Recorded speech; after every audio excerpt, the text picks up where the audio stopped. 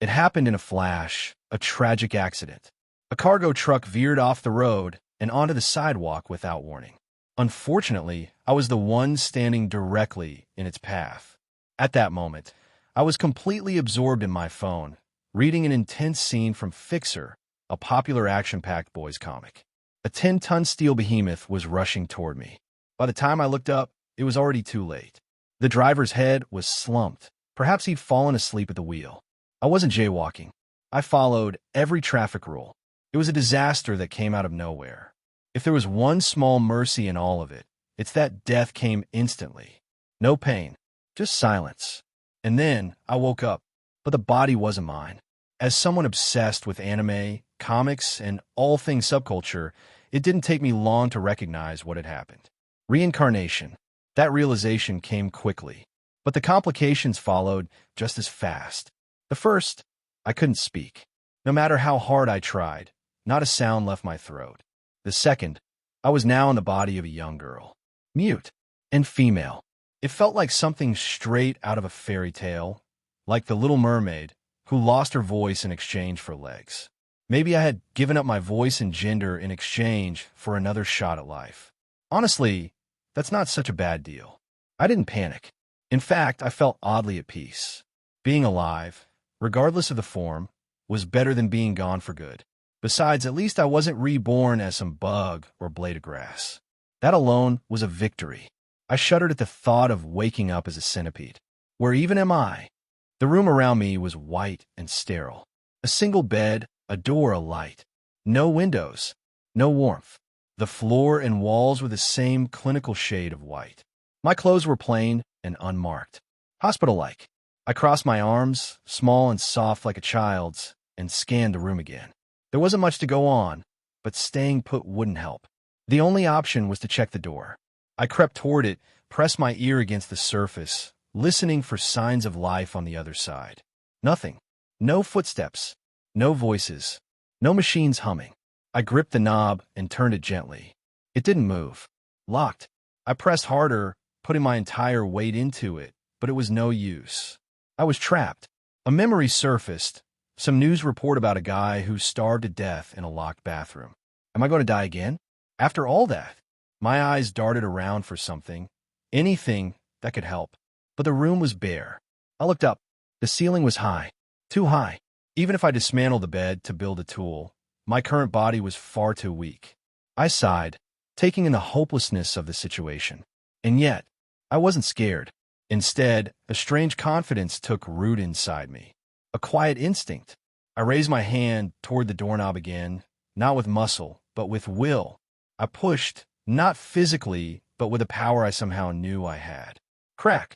The knob twisted unnaturally, the metal groaning under invisible pressure. It began to crumble like clay in a vise. I grabbed the base of the handle with my other hand and focused harder. The entire locking mechanism buckled and tore apart. Eventually, the door swung open with a reluctant creak. Freedom. I peeked through the warped frame and saw a hallway. White, pristine, and lifeless. No windows. No people. No cameras. Like a lab or containment facility. Sterile and cold. I didn't feel fear, just a lingering numbness. Keeping silent, I stepped into the hallway. Whoever kept me locked up here wouldn't be friendly, so I stayed alert. Even with my newfound telekinesis, I wasn't eager to pick a fight. I walked for what felt like hours, turning corners, climbing stairs, descending others. The corridors seemed endless, like a labyrinth meant to confuse intruders or captives. I began to suspect the truth. Is this place underground? It would explain the endless white halls and the lack of windows. And if it was underground, then there had to be ventilation. Eventually, I found a grate high up on the ceiling, about 3 meters high, out of reach for a kid like me. But that didn't matter. Telekinesis came to the rescue again. I pried the grate loose and climbed up using its frame as a makeshift ladder. Inside, the duct was cramped and dark, but a breeze tickled my cheek. Air. Fresh air. There had to be a way out. With careful effort and psychic pushes, I inched my way forward through the winding duct. Eventually, I reached a grate at the far end and gently nudged it open. Grass brushed my feet. Cool night air surrounded me. I had made it outside. But where exactly was I? A dark forest stretched around the facility, remote and hidden. And then I saw it. A towering skyscraper in the distance, glowing under the moonlight. At the top, an emblem, a symbol I recognized in an instant. A dragon. The mark of Night Haven, the world from Fixer. That comic I was reading just before the truck hit me. I've been reincarnated into a fictional world. Of all places, this one. I stood there, speechless, barefoot in the grass, staring up at the impossible. Was this fate? Coincidence? A blessing? A curse? I didn't know. All I could do was stare at the city's shining silhouette, knowing my life had just begun again in the most unimaginable way. That was the name of a popular boys' comic serialized in Halo magazine. A genre-blending hit combining fantasy, sci-fi, action, and comedy, set against the backdrop of a neon-lit futuristic world. The series was as stylish as it was gripping, with explosive action scenes drawn in a breathtaking art style. The premise was simple on the surface. One day, dragons, elves, orcs, and the very essence of magic poured into Earth through mysterious dimensional rifts. Predictably, their sudden appearance ignited cultural clashes and violent conflict between humans and these otherworlders.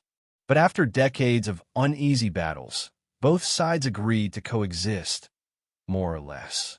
Metahuman cities were established around the globe, places where humans and otherworlders lived side by side.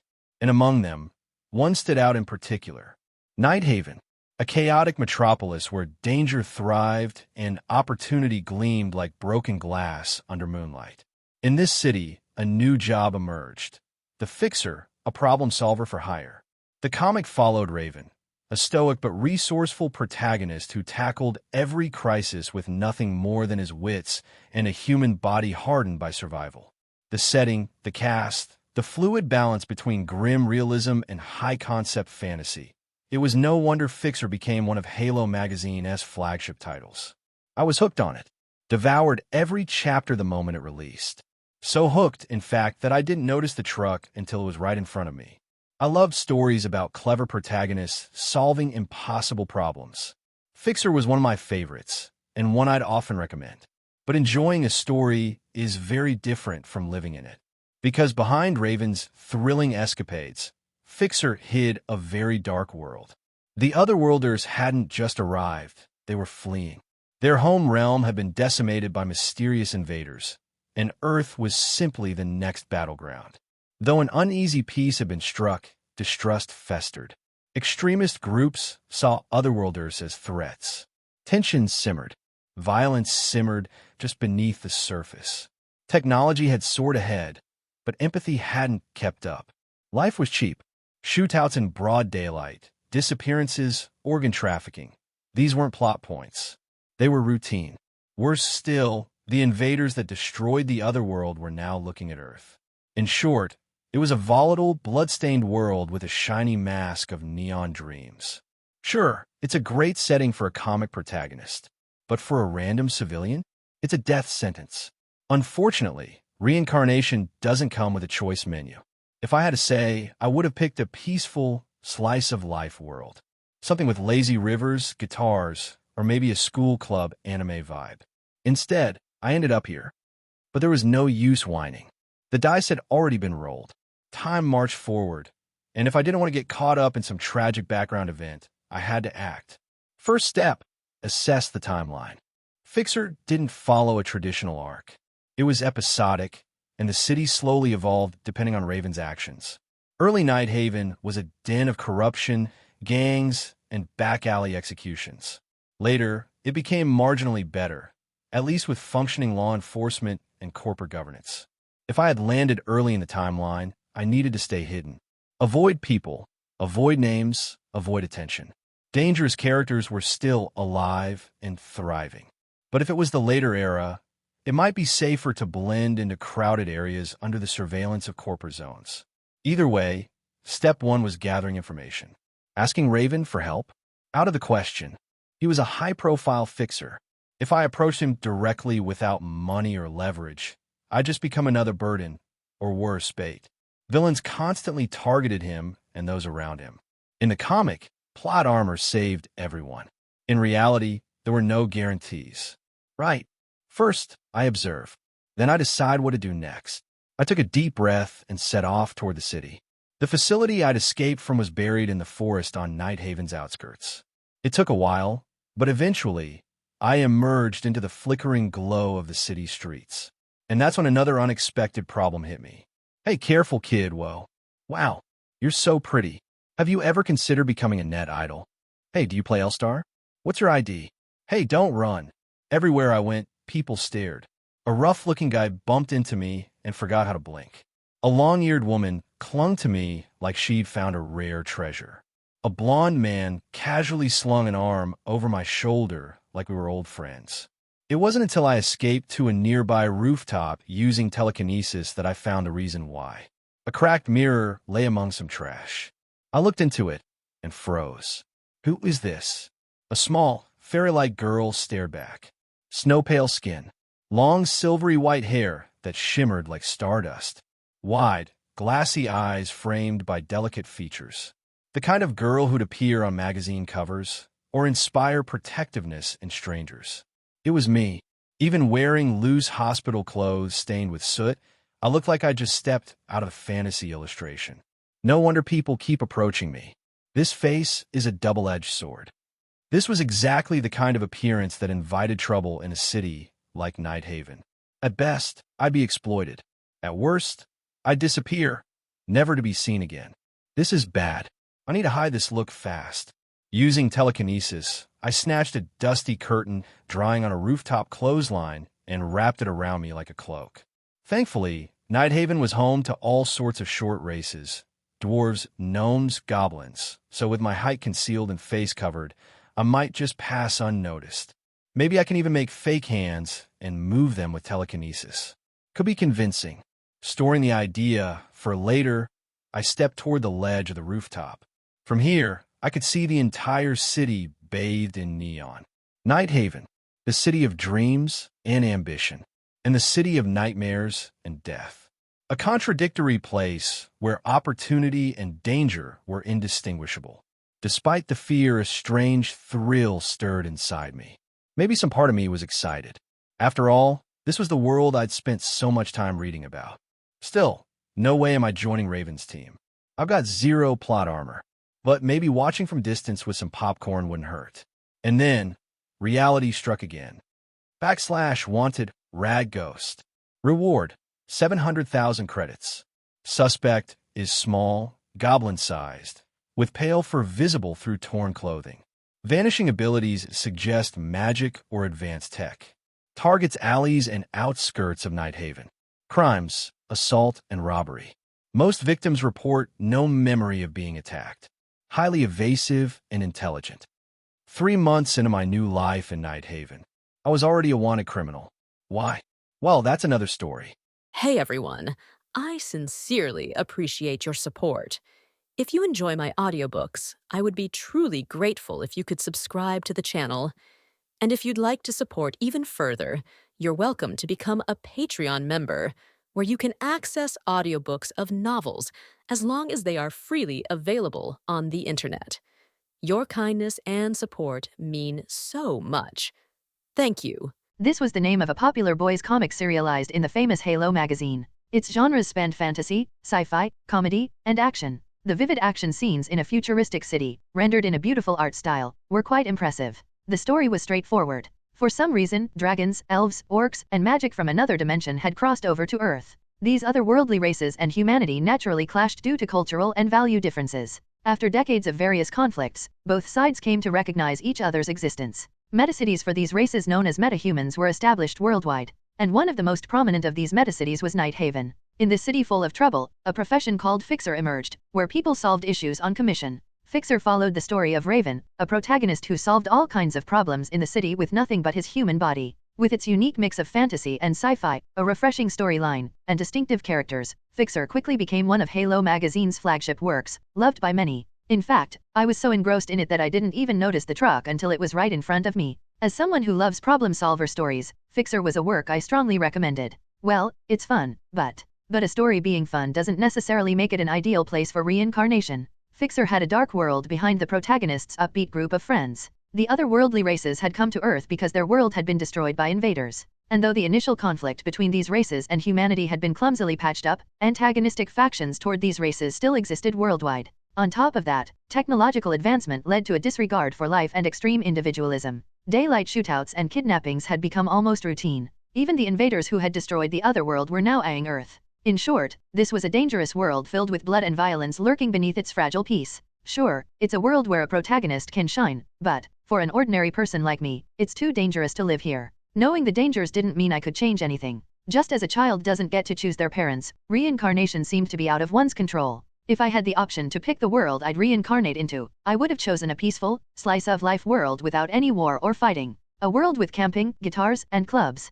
It was a sad reality. Still, I couldn't just mope around forever. The dice had already been cast, and time was moving forward. So, rather than being half-dazed, it was better to steel myself. In this place, letting my guard down might mean more than a loss, it could mean losing everything. I should gather information first. Whether this is before the original storyline or during it, my actions depend on that timeline. Fixer wasn't a straightforward narrative, it was structured like a slice-of-life series with various episodic events. But as the protagonist solved issues, it gradually improved the city's atmosphere. The city in the beginning and end of the original work were so different it was hard to believe they were the same place. Early Nighthaven was a hellhole of corrupt cops and violent gangs vying for control. Later Nighthaven had some semblance of order under the police and corporations, though it faced external threats. If it was the early timeline, it'd be safer to hide from dangerous characters that hadn't yet been eliminated. If it was the later timeline, it would be better to stay in well-populated, open areas. Since my strategy would completely change based on the timeline, identifying it was my top priority. Asking the protagonist Fixer for help, let's hold off on that.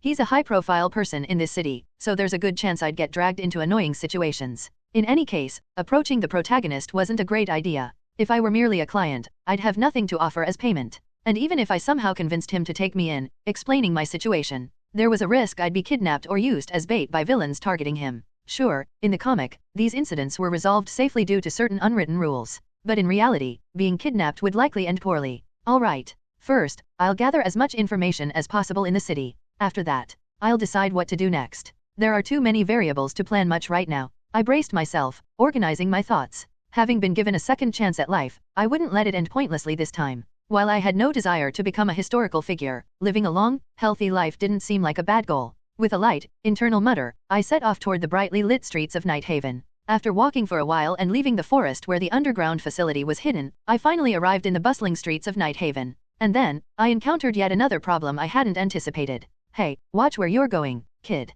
Huh. Oh my, have you ever considered the idol industry? You'd be a star in cyberspace. Hey there, do you play L-Star?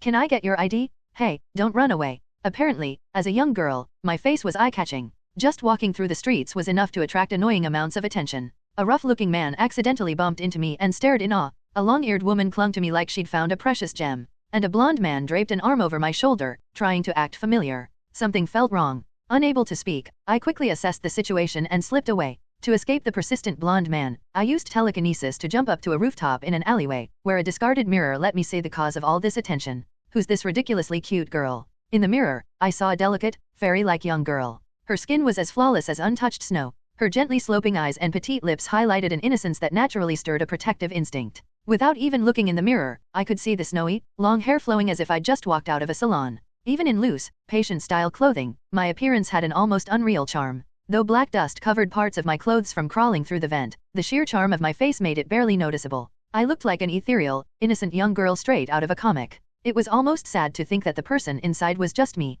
No wonder people keep bothering me. Ugh, this is a problem. If you asked if this face was my type, it was, without question, my ideal type. The only issue was that I looked like a child around late elementary school age, and no matter how hard I tried, my expression wouldn't move far from neutral. If this were a game, I'd start playing immediately without any customizations. This appearance was perfect. But in this world, a beautiful appearance was closer to a bad status effect. A piece of enticing bait would look delicious to anyone, after all. Especially in this city, where people would go to any lengths for what they wanted, this face was practically an invitation. It was clear I'd have to cover up. With a light sigh, I looked around, then used telekinesis to grab a large cloth from a nearby rooftop and draped it over myself. Nighthaven had plenty of small races like dwarves and goblins, so as long as I didn't reveal myself carelessly, no one might realize I was a young girl. Maybe I could even create fake hands and control them with telekinesis. Storing the idea somewhere in my mind, I approached the rooftop ledge. Perhaps because it was a tall building, I could see the entire city bathed in neon lights. The city of dreams and opportunities, Night Haven.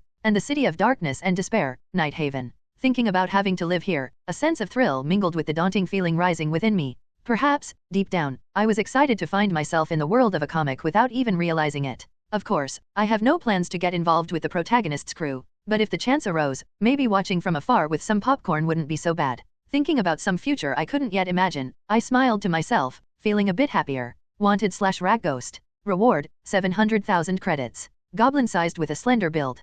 Possesses white fur visible through torn clothing. Known to vanish without a trace using magic. Primarily appears in the outskirts of the city's alleys. Main offenses, assault and robbery. Most victims are unaware of how they were attacked. Exhibits advanced intelligence, evading capture with ease. 3 months into my life in Night Haven, I found myself a wanted criminal. Why? Let's rewind to when I had just arrived in Night Haven. Wearing my tattered cloth cloak and running around the city, I managed to figure out one thing: this was the early stage of the original story. Certain indicators made it clear. The corrupt corporations and gangs that were supposed to be thoroughly dismantled early on in the story were still thriving. The idol group that gained popularity thanks to the protagonist's efforts hadn't even debuted yet. But it wasn't too far back in time either. The newly inaugurated Dragon Mayor was already making headlines on TV. That meant I had arrived at a time when the story had begun, but only a few episodes in.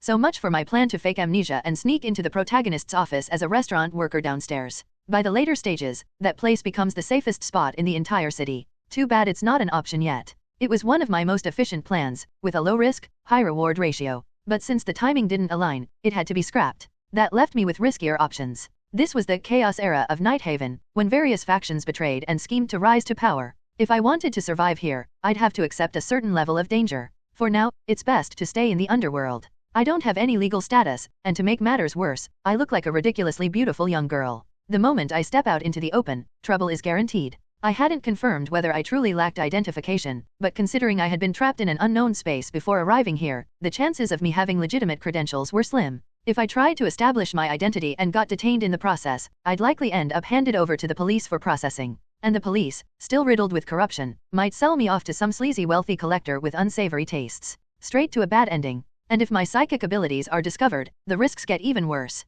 My abilities were another problem. This world of Fixer was essentially Earth but with fantasy races and magic spilling over from other dimensions. In this world, psychic abilities referred to a power separate from both science and magic. This kind of power often meant abilities wielded by the invaders who had destroyed the otherworldly civilizations, according to the story. Compared to the destructive power of those invaders, my telekinesis was little more than a child's party trick. But since my telekinesis didn't involve chanting spells or drawing runes, it would undoubtedly be classified as a psychic ability. Now that I think about it, this is way too dangerous. If I get caught, I'll be dissected as a lab rat for sure. Still, it was better than having no abilities at all. If I were just a pretty, powerless person, I'd be entirely reliant on others to survive a far more precarious position. So, while it was a double-edged sword, I couldn't deny it was lucky to have. My plan moving forward was simple. Hide in the underworld until the protagonist's group cleaned up the mess that was Night Haven. It could take months or years, but I was confident I could endure. Thinking of a peaceful future made the idea bearable. 1 month later. After a month of living in the underworld, I realized one thing: it was more livable than I'd expected.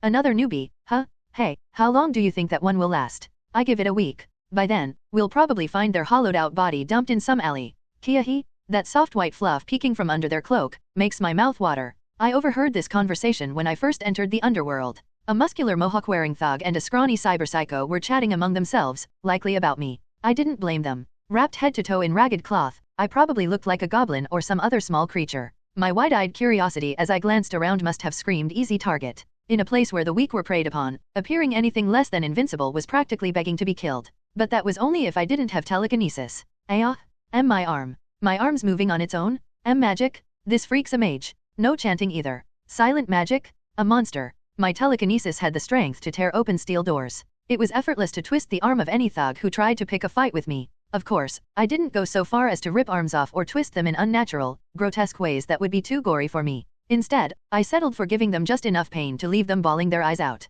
Just you wait. I'll get you for this. As I released the thug's arm, he scrambled to his feet and bolted down the alley, scurrying away like a cockroach. I didn't bother chasing him. While he had been writhing in pain, I had already used telekinesis to pick his pocket and snatch his wallet. Money practically walks into my hands. Maybe I'm a natural for the underworld. Most people in the outskirts of Night Haven were third-rate thugs, castaways from the city's cutthroat competition. They weren't enhanced with cutting-edge cybernetics or fortified by drugs and training. They weren't exotic races with extraordinary abilities. Nor were they magic users. With my telekinesis, I rarely needed to exert myself fully. A light squeeze or a mild pressure was enough to make them surrender and run for the hills. And since they were the ones picking fights with me, I could justify taking their wallets without guilt. Unfortunately, when I opened this particular wallet, it turned out to be nearly empty. Ugh, not even enough for a cheap sandwich. Disappointed, I tossed the wallet aside. The slimy, greasy texture of its exterior made it even more unappealing to keep. It seemed I'd need to hunt for a more worthwhile target today. After confirming no one was watching, I used my telekinesis to leap onto a nearby rooftop. My ragged cloth fluttered in the air but stayed securely wrapped around me thanks to my practiced control over my abilities. Now then, where's today's bad guy hiding? I quietly moved between rooftops, peering into alleys below. The outskirts of Nighthaven's underworld were sprawling, like a grotesque maze. It would take half a day to search every nook and cranny at this pace. But I didn't need to check every alley. In a place where fights broke out dozens of times a day, trouble would come to me soon enough. Kaya, found it. Hearing a woman's sharp scream, I immediately glided toward the source. The commotion wasn't far, so I didn't have to push my telekinesis to its limits to arrive. In a shadowy alley, I spotted a man and a woman. The man, dressed in a host's uniform, was smirking, while the half-dressed woman trembled, holding her shoe as a makeshift weapon. Don't come any closer. I said stay back. That's strange. You were fine just a moment ago. What changed? Their exchange was enough to help me piece together the situation. The woman was likely a prostitute working in the backstreets. The man was her client. But instead of a normal transaction, he had demanded something extreme like pulling out her fingers. When she refused and tried to flee, he cornered her in a dead-end alley. What a scumbag. To me, it was obvious who the bad guy was. No matter the circumstances, forcing someone to such an extreme was unacceptable. Alright, he's today's target. Time to lift his wallet. I didn't care about being some righteous hero like the protagonist. But stealing from the worst kinds of people? That was a cause I could get behind. Without hesitation, I vaulted over the rooftop railing and dropped silently between the two. What the? Huh? The sudden intrusion left both of them stunned. Wrapped in my cloak, I could feel their confused gazes on me. A cool one-liner would have been great here. Too bad I can't talk. Once again, my inability to speak felt like a missed opportunity. Nia, a mixed-blood elf working as a courtesan, was having an incredibly unlucky day. First, she had to cover a shift on her supposed day off due to a scheduling mishap. Then, a drunkard on the street ruined one of her best outfits. As if that wasn't enough, her favorite hair ornament was stolen by an insufferable coworker. Just one of these incidents could ruin her mood for the entire day, but they all happened back to back, leaving her nerves completely frayed. And the worst was yet to come. That night, as she prepared to wrap up her dreadful day, a good-looking customer walked into the establishment. Tall, with pale skin and a casual yet charming appearance, he had a boyish face that gave off an innocent vibe. Nia, who was particularly picky when it came to aesthetics partly due to her quarter-elf blood, decided he was barely attractive enough to pass. The man, noticing her elongated ears, seemed to recognize her as a half-elf and chose her without hesitation. At first, everything seemed fine, but things took a horrifying turn when he led her to a secluded alley and suddenly declared his intention to pull out her fingers. Nia was beyond distraught. She wanted to scream at the unfairness of the world, to question why this was happening to her. Didn't you say you'd do anything I wanted if I paid you? Then what's the problem with me taking a few fingers, huh? Why are you being so picky for a whore? In the dim, grimy alleyway, Nia's eyes filled with tears. Even in a place where a couple of corpses wouldn't raise suspicion, she didn't want to die. She didn't want to suffer. Please, let this be a dream. She prayed. Though she had never believed in gods, at that moment, she fervently wished for one to exist. As if in response to her desperate plea, something unexpected happened. Through her tear-blurred vision, she saw a dirty bundle of cloth appear in the alley. Huh? It was utterly bizarre. If it had fallen from above, there would have been a sound or a gust of air. If it had come from somewhere nearby, it would have had to pass through the man blocking the only path. Its appearance defied logic, as though she had just encountered a ghost. Wait, a ghost? Someone mentioned something like that recently, didn't they? The sheer absurdity of the situation momentarily suppressed her fear, allowing her to think clearly. Nia recalled a conversation she'd had with a previous customer. Huh? What's with the bruise on your forehead? I don't know. Excuse me. Was it yesterday? I was collecting dues as usual when some kids started pestering me. I decided to teach them a lesson, but suddenly, this ghost-like thing appeared out of nowhere. That's the last thing I remember. I woke up with this bruise. That customer had been quite strong. As a werewolf, he could crush an ordinary human with ease, even in his human form. Yet there he was, scratching his head in confusion with a fresh bruise. The memory made it clear to Nia that the so-called ghost was a dangerous entity. And now, seeing this strange bundle of cloth, she instinctively connected it to the ghost. What is this filthy thing? A kid? No, it doesn't look like one. A goblin? Or maybe it's that woman's pet. The man, however, showed no sign of feeling uneasy. If anything, he seemed annoyed at having his work interrupted. He tapped his foot impatiently, his expression twisted with irritation. Then again, given how his hand trembled slightly, he seemed to be holding back some sort of violent impulse. Those idiots swore nothing would get in here. Bah, forget it. I'll kill you both. The man, muttering to himself, finally lost his patience. When he looked up again, his eyes were blood red, glowing ominously. Nia, experienced as she was in dealing with different races, immediately understood what he was. A V-vampire. Vampires were considered particularly dangerous, even in Nighthaven. While the world's sparse mana made magic difficult to wield, vampires could circumvent that limitation by using blood as a medium. What he wanted wasn't her fingers, it was her blood, tainted as it might be.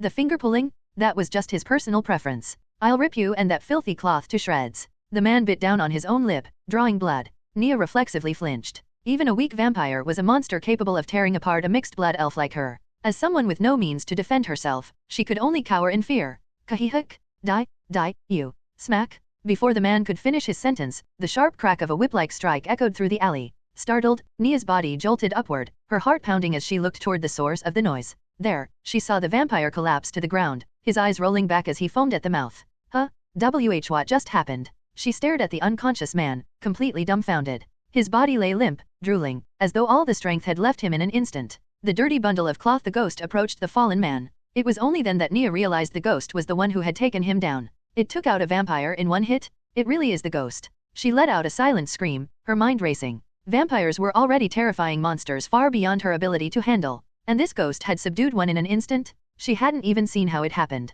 One moment, the vampire was shouting, the next, he was out cold. It was the same technique her werewolf customer had described, an attack so swift and silent, it couldn't be detected. I don't want to die. She trembled, certain that she would be next. As the ghost turned and approached her, she began imagining the worst. Its silent movements only amplified her fear as it drew closer, step by step, until it was right in front of her. Nia's mind went blank. But just as she was bracing for the end, a small, pale hand emerged from the folds of the cloth and held something out to her. Eek! It's my ring. It was the ring the vampire had taken from her just before threatening to pull her fingers off. The ghost must have retrieved it from his belongings. Still half out of her mind, Nia accepted the ring without question. Wah, the hand is so soft. For a moment, she found herself thinking about how oddly warm and plush the ghost's hand had felt. But when she looked up again, the ghost was gone. Was that a dream? Left alone with the unconscious vampire, Nia sat in the alley, her thoughts swirling in confusion. Though her life had been saved, she couldn't make sense of what had just happened. Far away, perched on a rooftop with a clear view of Nighthaven's skyline, I rifled through the unconscious man's wallet. Nothing worthwhile here, either. 2 disappointing hauls in a row. Maybe people weren't carrying cash around as much these days. He was trembling and had bloodshot eyes. Definitely a drug addict. Poor guy. Even if addiction wasn't entirely his fault, his actions had left him dangerous to others. It was better this way. I tossed the wallet aside, keeping only enough cash for a few pieces of bread. By the way, that was my first time seeing an elf. Her ears were so pointy, fascinating. The image of the trembling elf lingered in my mind. She had been shaking so much when I approached that I felt compelled to return her ring as a reassurance. I ended up showing my hand, but it should be fine. Hoping the pretty elf lady would stay out of trouble from now on, I turned my attention to the pile of rings I had taken from the man. If there's no cash, I'll just sell these. It seemed I'd need to make a trip to the pawn shop today. In the underworld of Nighthaven, all sorts of people crawl about. There were the inept dreamers with neither ability nor luck, clinging desperately to the city. The fools fleeing from laws and rules, living recklessly. And the failures who stretched themselves too thin, only to crumble into ruin. Naturally, no one in such a place could engage in productive work that created value.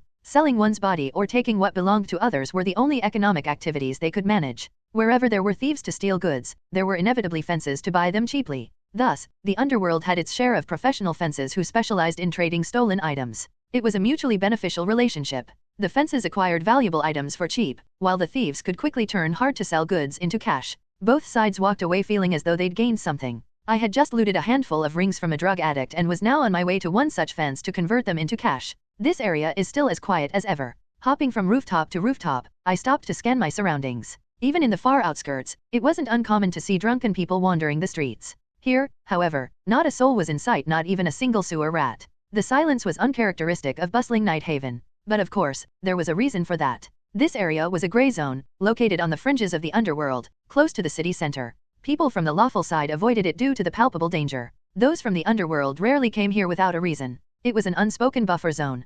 Causing trouble here could prompt corporations or the police to intervene in the underworld. Or worse, it might give rival criminal organizations an excuse to surface en masse. So, various factions kept their activities in check, maintaining a fragile peace. I like quiet places, so this suits me just fine. After confirming the coast was clear, I jumped down from the rooftop and landed softly in an alleyway. Emerging from the slightly damp, musty-smelling alley, I found myself on a neglected road overgrown with weeds. These weren't here a week ago. Clearly, the shopkeeper here wasn't concerned with upkeep. With a wry smile, I used telekinesis to pull up a few weeds and toss them into the drainage ditch. When the road seemed passable enough, I entered the unlit shop in front of me. At a glance, it looked like a closed-down business. But as soon as I stepped inside, the lights flickered on, and a voice greeted me. "You're here. Sit down." The shopkeeper was a massive orc, nearly twice my height. His name was Greg Visk, and his sheer presence was enough to set off every danger sensor in my body. But at least he wasn't the type to hit his customers, so there was no need to be overly tense. I quickly trotted over and sat in a chair meant for customers, while Greg settled opposite me at his desk.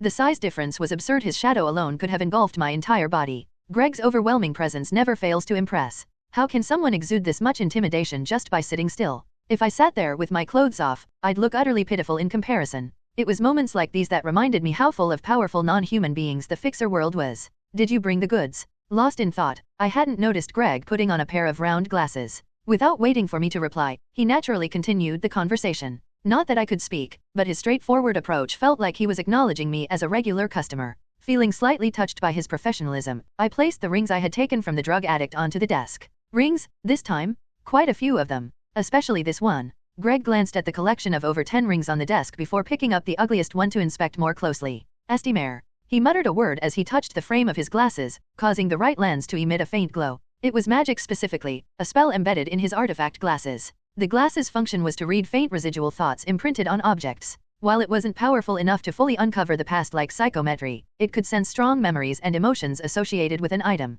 This allowed him to gauge whether an item was valuable or dangerous. Greg downplays them as cheap artifact glasses that just help him see things clearly, but, depending on how they were used, they could be a trump card to turn unfavorable situations around. They had even been pivotal in distinguishing a real bomb from a fake one in a life or death scenario. Artifacts with magical properties, regardless of their purpose, were not to be underestimated. At this point, you might wonder why I seemed to know so much about Greg. It was simple. Greg Visk was a character from the original story. Wait, didn't I vow to avoid anything involving the protagonist? And here I am, mingling with someone from the original story. If you're thinking that, let me explain, this was an exception. Among all the fences in the underworld, Greg was the most trustworthy. Many fences, despite their collaborative relationship with the underworld, were shady in their own right. They'd scam customers who didn't know market prices, sell out sellers' locations to the original owners for a bribe, or worse. After being burned by such schemes 3 times, I had learned my lesson. While I still intended to avoid the protagonist and their group, survival required me to work with a reliable fence. And Greg was as dependable as they came.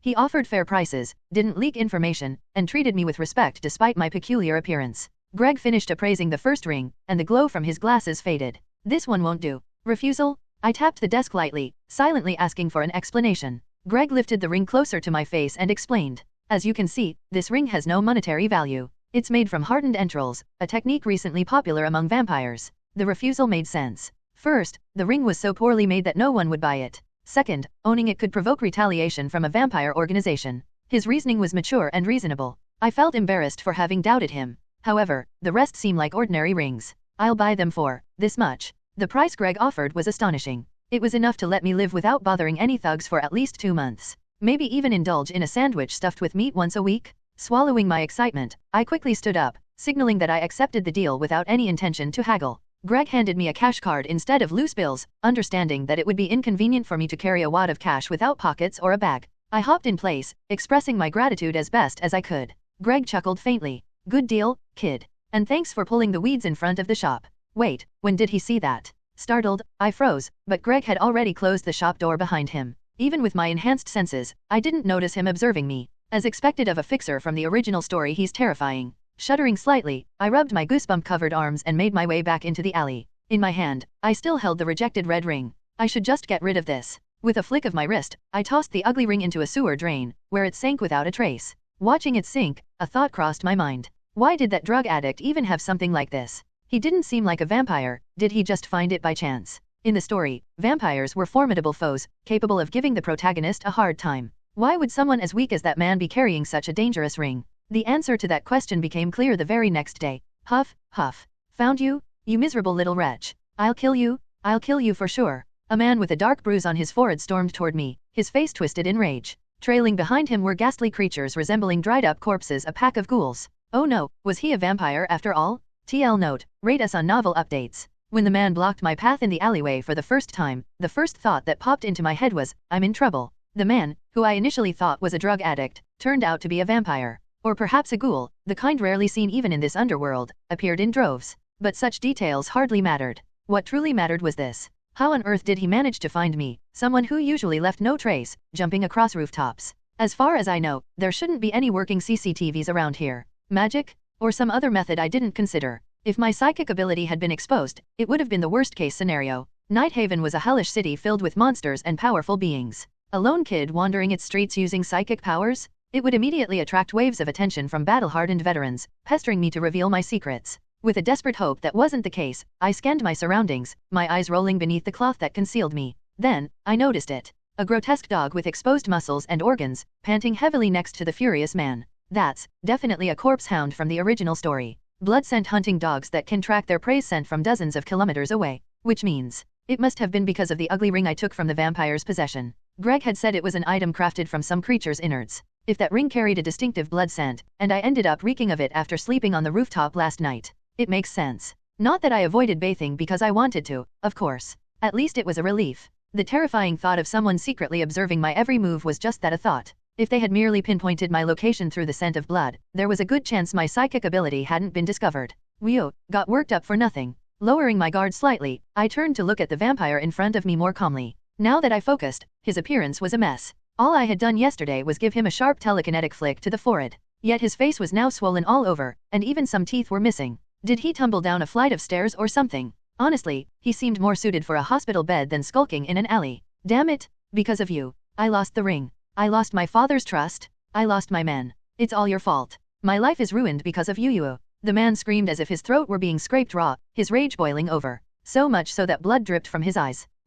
I didn't know the exact details, but it seemed like he'd been severely reprimanded by someone he referred to as his father after I beat him up and looted his possessions. That ring must have been pretty important. It looked like junk to me, but I guess it had its own significance to them. Even so, his sob story didn't resonate with me. Serves him right for not living a decent life. If you shoot someone, you should be prepared to be shot. Likewise, if you engage in crime, you can't complain when worse criminals mess you up. Who told him to live like that? Well, that aside, I was on my way to eat, and now look at this. I had been heading to grab a steak sandwich, but here he was, dragging a pack of ghouls along and ruining my appetite. I couldn't find a single thing to like about this guy, so, with a bit more personal satisfaction than usual, I focused my telekinesis on the air right in front of the screaming vampire's forehead. This is getting tedious. Let's finish this quickly. The sandwich shop is offering extra cheese today. Let me ask you something. Do you know why a flick to the forehead hurts? Even if you slap your palm with your fingers as hard as you can, it doesn't really hurt. That's because a flick concentrates force in one small point by pulling the thumb back and releasing it. Now imagine using telekinesis to grab two spots in the air, pulling them tightly apart, then releasing one. A telekinetic flick delivers a shock far beyond what simple telekinesis can achieve. Snap. Guac. The vampire let out a strangled cry, like a chicken being choked. The concentrated force slammed into the already bruised spot on his forehead like a thunderbolt. Thankfully, vampires are known to be much sturdier than regular humans, so this shouldn't be life-threatening. Probably. The ghouls and the corpse hound tilted their heads, confused. Their master had collapsed, foaming at the mouth. Without their controller, the mindless undead were clearly at a loss. If the man didn't wake up soon, they'd instinctively roam around in search of blood and flesh. While they weren't particularly strong, their numbers would undoubtedly cause chaos, leading to countless victims. That won't do. I've grown to like this area over the past month. After confirming that no one was around, I threw off the cloth covering my body. Even the faint sunlight filtering into the alley stung my eyes for a moment. Grr. Snarl. The ghouls and the hound immediately turned their attention to me. Among living humans, women and children were their favorite prey, and as an unguarded young girl, I must have seemed like an irresistible feast to them. They turned back into the alley, drooling eagerly. A foolish choice. If they'd fled instead, they might have had a slim chance of tasting fresh flesh before dying. Well, since they're undead, no need to hold back. Taking a deep breath, I unleashed my telekinesis, seizing control of the entire alley. This was my psychic power at maximum output, far stronger and more refined than when I first reincarnated a month ago. The ghouls, bewildered by their sudden immobility, flailed helplessly. But once caught in my grasp, there was no escape. One by one, the closest ghouls had their heads turned clockwise. Of course, bodies aren't made of Lego bricks. Their necks snapped, and heads began to tumble to the ground. Thud. Thud thud thud. When the last ghoul and hound were headless, I retracted my telekinesis, surveying the aftermath. After making sure there were no witnesses, I covered myself again and left. The vampire, now bound and tossed aside, would surely draw attention. Satisfied, I leapt back to the rooftops and headed for my sandwich. After all, my cheesesteak sandwich was waiting for me. The underworld of Nighthaven was vast, its size unmatched by anything before it. Those who tried to take too much, too greedily, would eventually falter. Thus, the various organizations that ruled the underworld had no choice but to divide its outer zones among themselves. The western outskirts bore the remnants of a time when Nighthaven pursued aggressive expansion. Buildings and structures were constructed haphazardly, with no regard for planning. Structures leaned so close together they nearly touched, and the chaos extended to roads, which were barely functional. This area of the western outskirts was also known as the Western Labyrinth, a veritable prison of concrete walls and tangled pathways. So, what happened? I heard vampires and ghouls showed up. I was so shocked I ditched my meeting and came straight here. Miss Wang Qian, the situation is... The Western Labyrinth was firmly under the control of the Huichu Association, a beast folk syndicate that had migrated from China. Two key figures of the association, a rabbit-eared beauty and a lizard beast folk, hurried into an alleyway. What is this? This is how we found it when we arrived. Wang Qian's gaze fell upon the gruesome scene of ghouls' corpses strewn across the alley. There was no sign of a struggle on the walls or ground. The ghouls' heads had been cleanly severed, their corpses lying in unervingly pristine condition. Wait a minute. I don't get it.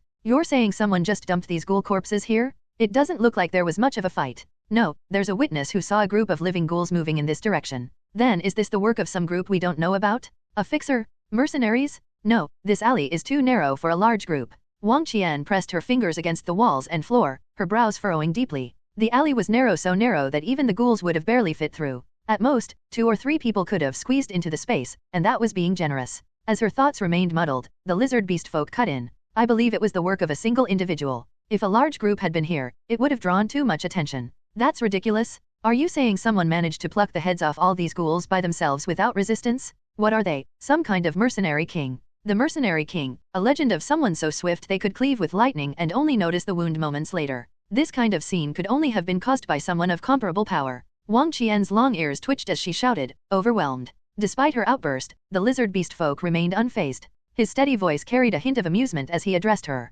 Miss, there's an old saying, once you've eliminated the impossible, whatever remains, no matter how improbable, must be the truth. Sigh. Even so, this is too much. Wang Qian buried her face in her hands. Ghouls, while seemingly weak, were relentless creatures that didn't feel pain and wouldn't stop unless decapitated. Even a skilled enforcer would struggle to take one down alone. The mere fact that dozens of ghouls had suddenly appeared was enough to induce a headache. But now, there was talk of a monster beyond comprehension wandering around. Her frustration was no longer just a headache, it made her want to cry. Perhaps sensing her distress, the lizard beast folk offered a bitter smile and spoke in a comforting tone. At least there's a vampire tied up next to the ghoul corpses. We can ask him for answers once he regains consciousness. Oh, great. So not only did they kill all these ghouls, but they also captured a vampire? Thanks. That really calms my nerves. Haha. Clearly, his words weren't comforting in the slightest. Tears glistened at the corners of Wang Qian's eyes as she muttered in despair. If ghouls were considered on par with elite enforcers, vampires, even the weakest ones, were akin to lieutenants.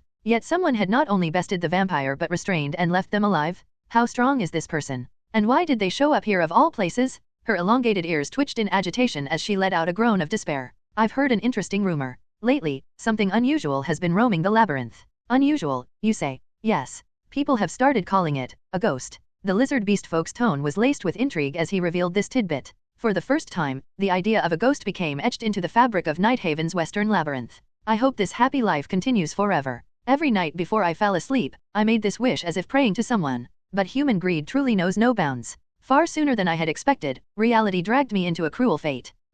Customer, this cash card doesn't have enough balance. It was roughly a month after I had met Greg. Was it because I had succumbed to the temptations of a decadent lifestyle? The money I had thought was more than sufficient for 2 months had vanished in the blink of an eye. If I'd known this would happen, I wouldn't have done something as reckless as having steak sandwiches for every meal. Feeling dejected by the shopkeeper's troubled voice, I had no choice but to put the chocolate croissant I had picked up back on the shelf. Ahem. Customer? Since you're a regular, I suppose I can let you have 1 chocolate croissant in the house. A saint, here in the underworld. Thanks to the shopkeeper's warm generosity, I was reunited with the chocolate croissant I had temporarily said goodbye to. Looks delicious. The chocolate croissant was warm, radiating a buttery aroma so rich that it seeped through even the fabric I had wrapped around myself. If I tore it open, its steaming, decadent chocolate filling would undoubtedly ooze out invitingly. Just imagining taking a bite and letting it melt in my mouth sent tingles up my spine. Cradling the chocolate croissant delicately in my arms, I bowed to the shopkeeper and happily left the store.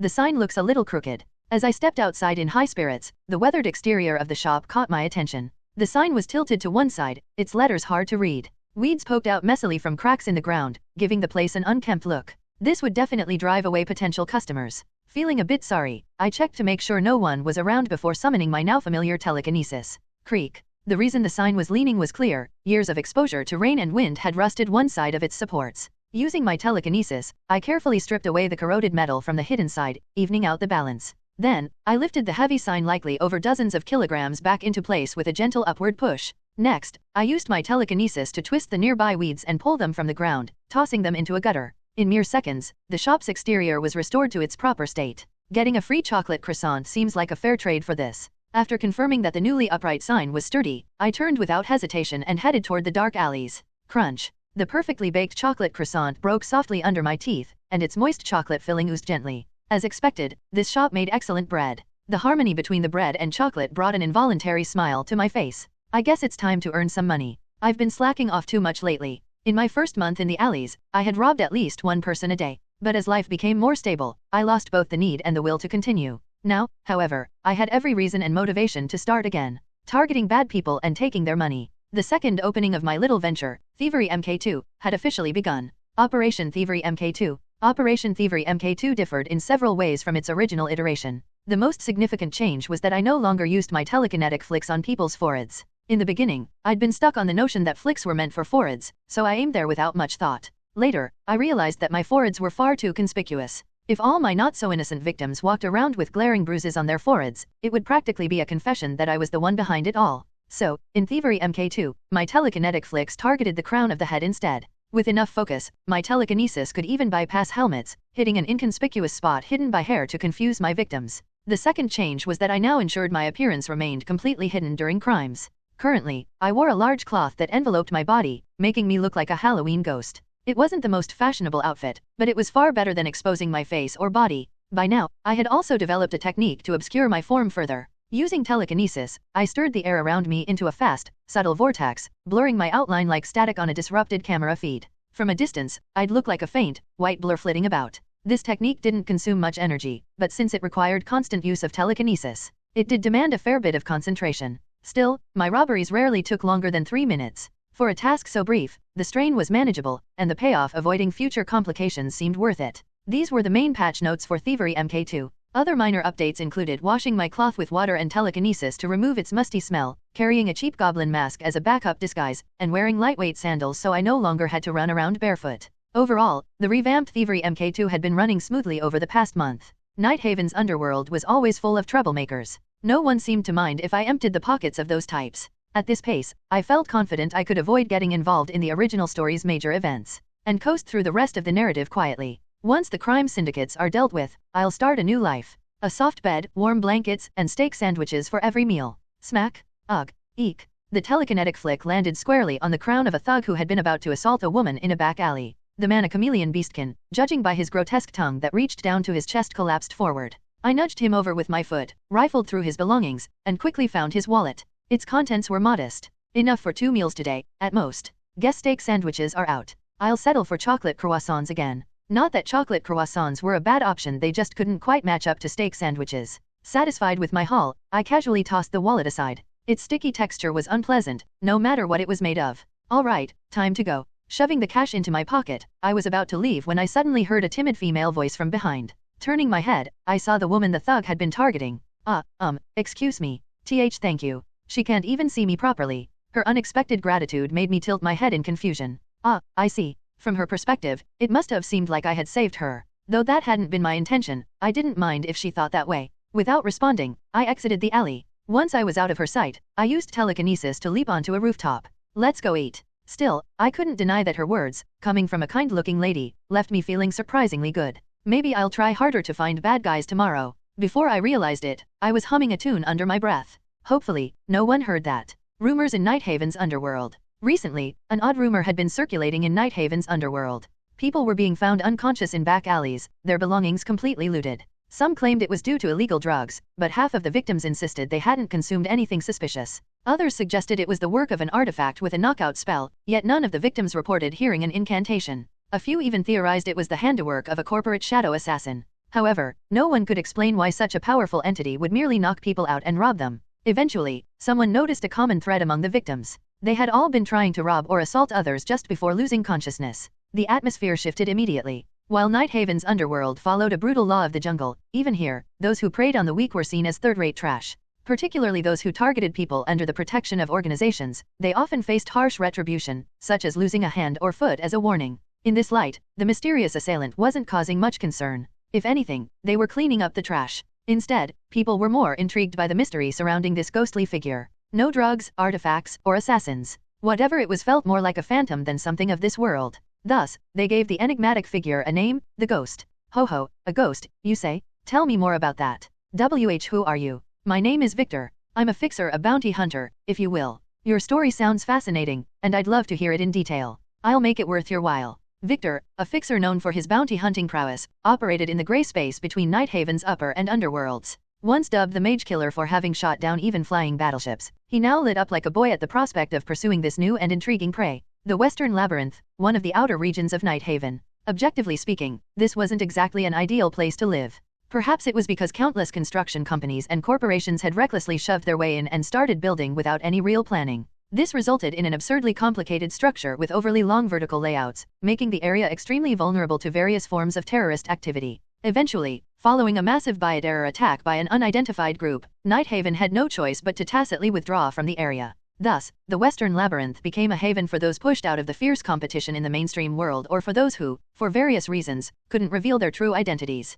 It had become part of the city's underworld. Most of the abandoned buildings, stripped of owners, were turned into strongholds for criminal organizations. Those that weren't chosen were occupied by the homeless or smaller factions. For outsiders, even finding a place to stay was an ordeal. To make matters worse, most of the residents here were beastfolk factions who found fists far more persuasive than laws. Compared to the outside, where corporations and police barely maintained order, this place was closer to lawlessness. If you didn't have a strong backer, you could be robbed of everything and end up enslaved, with no place to voice your grievances. However, circumstances and conditions always depend on the perspective. If your appearance stood out too much, if you had troublesome powers you couldn't afford to reveal, or if you were an illegal resident with no identification to speak of. From my standpoint, someone forced into the underworld for reasons like these, the Western Labyrinth's environment was more of a blessing than a curse. There were no CCTVs, meaning I could use my abilities secretly without fear of being caught. I could teach bad people a lesson, and no one would come after me. And beast folk, despite their rough ways, had surprisingly refined tastes, so the food here was generally better. It was like a puzzle piece perfectly fitting its place. The Western Labyrinth was naturally a place suited for me. Found some clean cardboard. If I spread this on the floor, it won't be as cold, right? With the cardboard I had picked up from the street, I returned to the hideout I had chosen recently. My hideout was an office in a high-rise building. Though spacious, it had clearly been abandoned for quite some time, with discarded desks and trash scattered around. Of course, I hadn't paid for it. I had just stumbled across it while wandering nearby. The place was shrouded in shadows, as sunlight couldn't reach it due to the surrounding buildings. There was no electricity, no running water, and no heating. To top it off, there was no elevator, so you had to climb a long flight of stairs to get there. Even the homeless and small-time groups seemed to consider it a lost cause. But these limitations didn't particularly bother me. I had no use for electricity, could wrap myself in fabric to keep warm, and could fly up the stairs using telekinesis. Compared to curling up like a shrimp on a rooftop to sleep, this was a significantly better environment. The local inns always felt unsafe, like I might be targeted at any moment, so I could never sleep soundly. Let's make a hole here, secure it with the wires. Done. I carefully placed the large piece of cardboard on the floor, pulling out some wires from underneath and securing it tightly.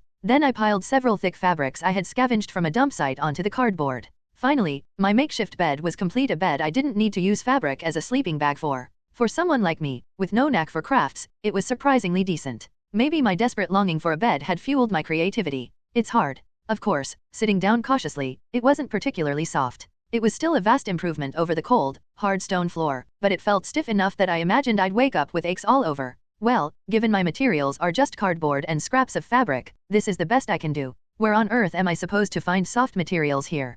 Clean items were scarce, and anything soft was expensive.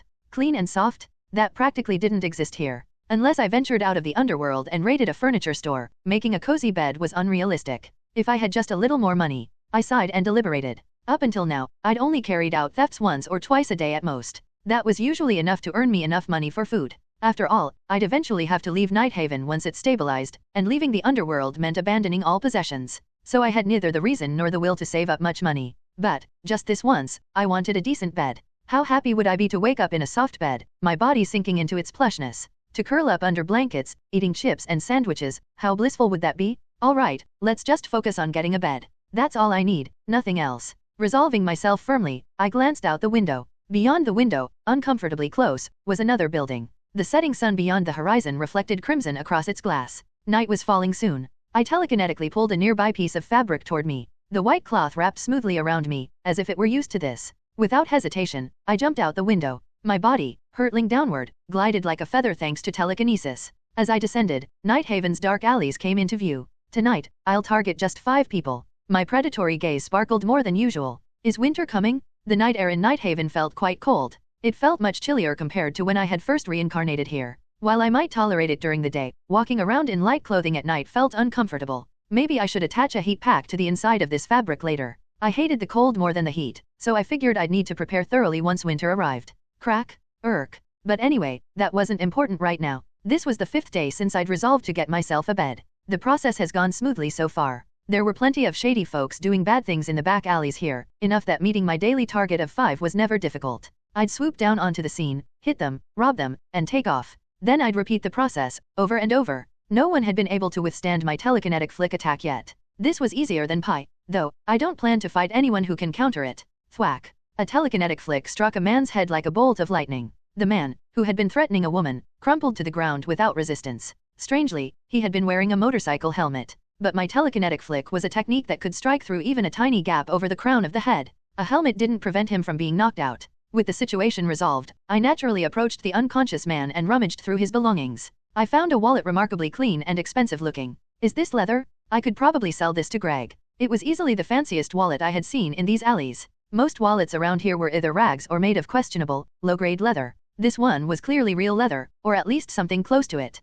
If I sold it, it'd definitely bring me closer to my dream of owning a bed. No, better not. It might leave a trail. Let's just take the cash and leave the wallet. I recall the past incident where I was chased by a vampire over a ring I'd taken. Sure, the chances of getting caught over just a wallet were slim, but small risks often lead to big problems. I decided to play it safe. Stuffing the cash into my pocket, I noticed the woman I'd saved had disappeared. This happened often. About half of those I helped expressed gratitude, but the other half bolted while I was preoccupied. I didn't mind. Whether they thanked me or not, my main concern was the wallets on the ground. Time to move. I prepared to leave the scene quickly, wary of attracting unnecessary attention. But just then, I heard someone approaching the alley at an astonishing speed. Where is it? Where are you, ghost? Thud, thud, thud thud. Whoosh, there you are. Finally.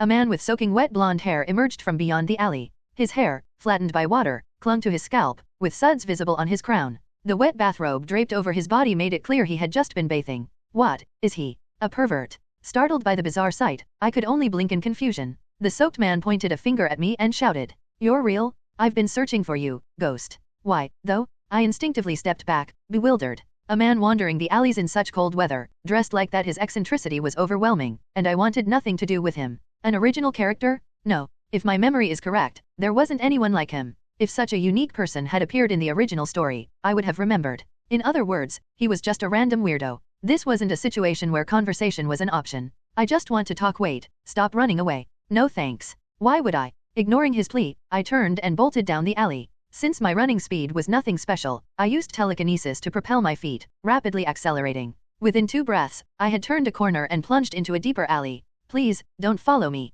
I earnestly hoped the man wouldn't chase after me. It wasn't just that I didn't want to attack someone who hadn't done anything wrong. But no matter how I looked at it, avoiding a weirdo wandering around back alleys in nothing but a bathrobe seemed like the best decision. After all, wise people avoid unnecessary fights. Not that I'm calling myself particularly wise or anything. Ah, she's gone. Victor, a bounty hunter and fixer with foam still clinging to his hair, scratched his head awkwardly as he watched the ghost disappear in an instant. What were the odds that word of the ghost would reach him in the middle of a relaxing bath? That was why he'd rushed out in a panic, now left standing there in nothing but his bathrobe, with no equipment at all. A gun. Well, he hadn't planned on using one against the ghost. But at the very least, he should have brought his grappling gun for mobility. Could he even keep up with the ghost like this? He let out a sigh. Mr. Victor, your trademark spiked hair is gone. Without it, you look much greasier than usual. Oh, assistant. Sorry about that. I asked you to act as bait, and now I've gone and lost her. It's fine. It wasn't difficult or anything. Behind him, a tall, lanky woman approached and spoke up. She was Victor's assistant.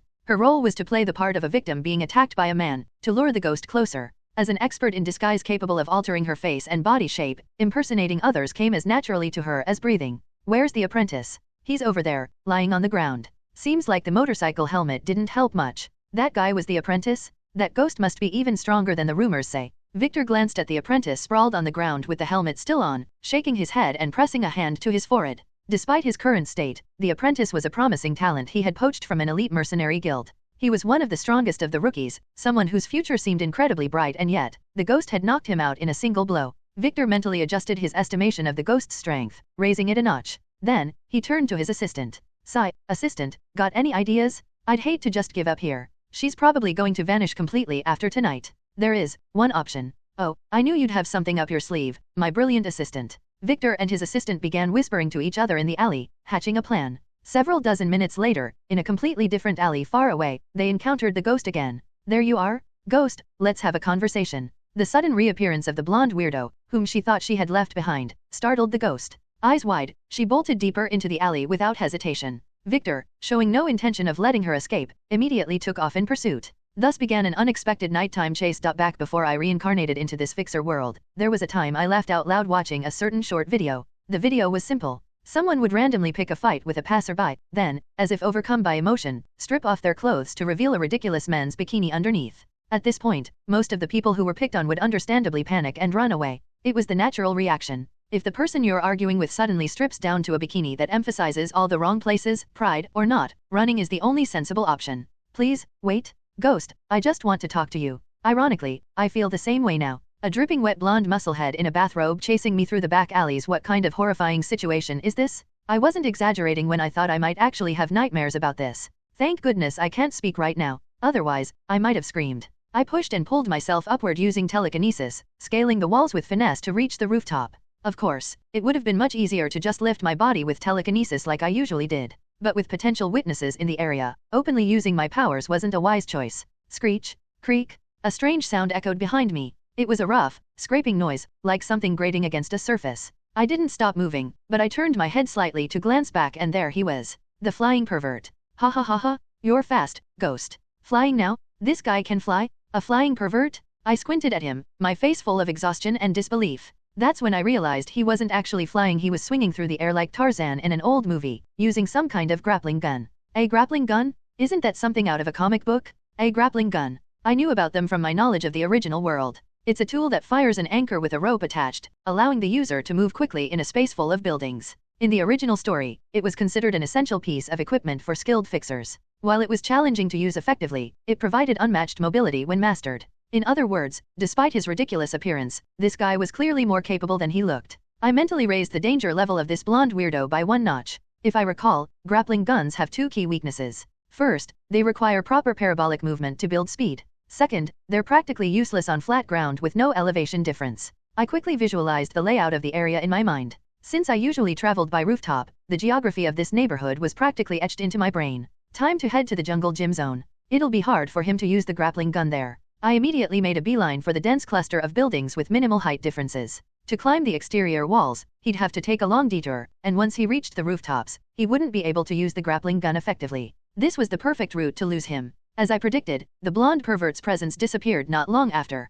Finally, he was gone. Relieved, I gradually slowed down and came to a stop. After briefly scanning my surroundings, I gracefully leapt down into an alley below. That should do it. What a terrifying person. A dripping blonde musclehead in a bathrobe, swinging around with a grappling gun, absolutely horrifying. I shook my head firmly and began walking out of the alley. Or at least, I tried to until I heard that all too familiar sound again, getting closer. Screech, creak, screech, creak. There you are, ghost. Ha ha ha ha, let's talk. I hate this guy. Why is he so obsessed with talking to me? He was even wetter than before, probably from sweating, and his bathrobe was now so soaked that his skin showed faintly through it, a disgusting sight that made my eyes want to rot. Without hesitation, I turned and bolted down the alley again, all while confirming a suspicion I'd had earlier. This guy knows my exact location. Since when? How? The second encounter could have been chalked up to coincidence. But 3 times in a row? That was no accident. It was clear that he had some method of tracking me. The only question is, why isn't he hiding that fact? If he waited until I returned to my hideout and ambushed me when I let my guard down, it'd be far more effective.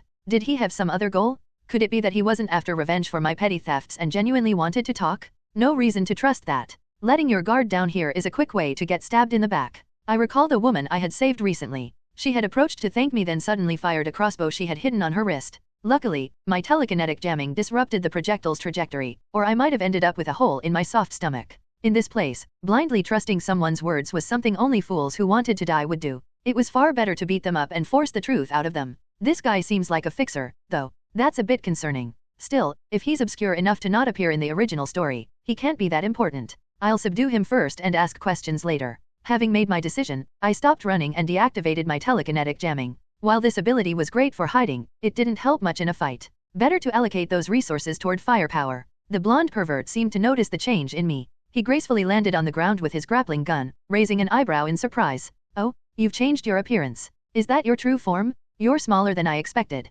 Ah, did I touch a nerve? My apologies. I never imagined the ghost would be so petite. Touch a nerve? Not at all. It's true that I'm small and compact. In fact, it's incredibly efficient. Less food to eat means lower living expenses. Here, that's more of a strength than a weakness. Plus, I've got a pretty face, psychic powers, and no real complaints aside from being unable to talk. Really, no complaints at all. Anyway, whether it bothers me or not, you're getting hit. I clenched my teeth and used telekinesis to grip the air in front of the blonde pervert's forehead. Then, pouring more emotion into it than usual, I delivered a full-force telekinetic flick.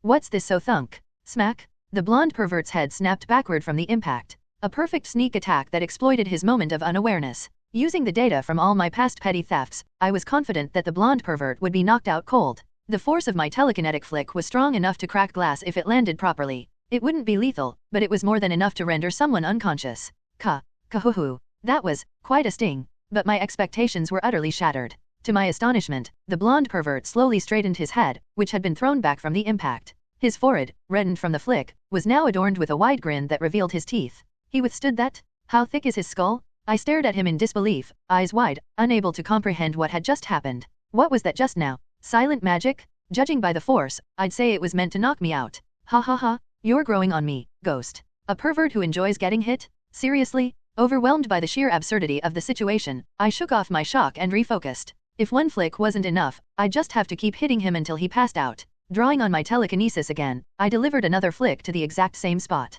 HRMP. However, as if anticipating it, the blonde pervert stepped back at the perfect moment, just before the flick landed. The telekinetic blow, having lost its target, harmlessly sliced through the empty air. If I had acted even a fraction faster, I could have readjusted the flick's trajectory. If I'd been any slower, he wouldn't have avoided it at all. It was the absolute perfect timing for an evasion. Only 2 flicks in, and my most reliable technique had been effortlessly countered. My eyebrow twitched in frustration at how futile it had all been. As I thought, there's a subtle shift in sound just before the attack. You're manipulating air, aren't you? Disappearing, moving like you're flying. It's all applications of the same magic. What? What did he just say? With only 2 instances of my telekinetic flick, he had deduced the fundamentals of my ability with eerie accuracy. I gaped at him, stunned by his absurd reasoning skills. Could this actually be the average level of a Night Haven fixer? For a moment, I felt a wave of relief that I'd been so cautious about hiding my telekinesis. That being said, this is bad. The telekinetic flick is the strongest technique I can use without revealing my powers outright. If that doesn't work,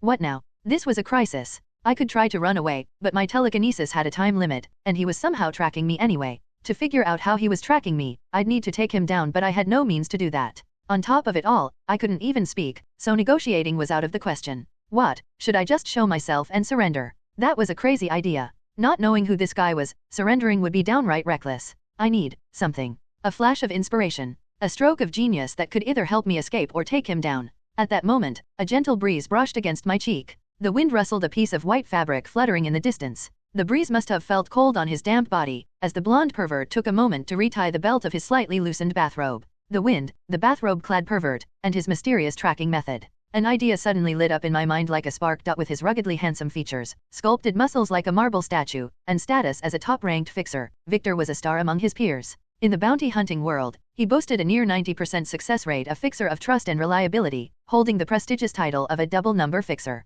In the past, his reputation as the mage killer stemmed from his ability to eliminate dangerous spellcasters who could tilt the tide of battle. Now, however, drenched from head to toe and wearing only a bathrobe, he found himself reduced to being mistaken as a weirdo. Victor forced a grin, enduring the throbbing pain in his forehead as he thought. That attack. A few more of those, and my skull might actually crack like a watermelon. Being able to unleash magic like that without an incantation? She's a ridiculous monster. The sheer power hidden within the ghost made even someone like him feel uneasy. True, Victor had rushed out mid-bath, armed with nothing but a borrowed grappling gun. But even so, as an enhanced human, his body surpassed ordinary humans in every way: nerves, muscles, and bones. He could shrug off bullets with mere scratches and lift cars with his bare hands. And yet, the ghost was firing off magic so powerful it made even him feel vulnerable. If she had a capable bodyguard backing her up, her potential would be overwhelming. It seemed like a waste for someone like her to remain hidden in the underworld. I like you even more, ghost. You want to show me your strength? Fine, I'll take you down with everything I've got. Victor's muscles pulsed, their definition becoming more prominent as his body surged with power.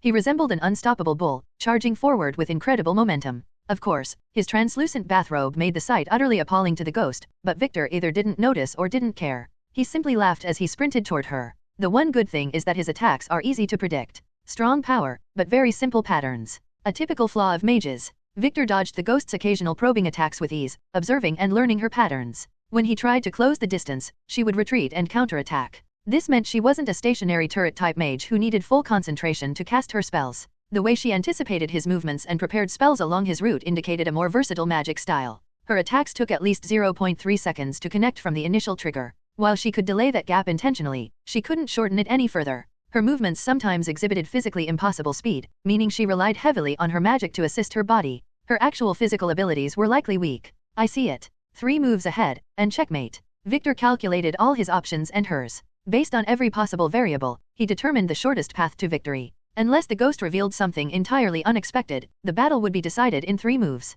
This ability to predict and counter every conceivable outcome was why Victor earned the moniker of Mage Killer. Move 1. The ghost leapt off the ground, scaling the building's exterior wall to reach the rooftop. Victor followed instantly, hooking his grappling gun onto the wall and pulling himself up after her. Move 2. On the rooftop, the ghost positioned herself with a ventilation unit behind her, facing Victor. Victor, now on the roof as well, charged at her with enough force to crack the ground beneath him. Move 3. The ghost stood still, not making any moves as Victor closed the 7-step gap between them. Confident in his victory, Victor lunged forward.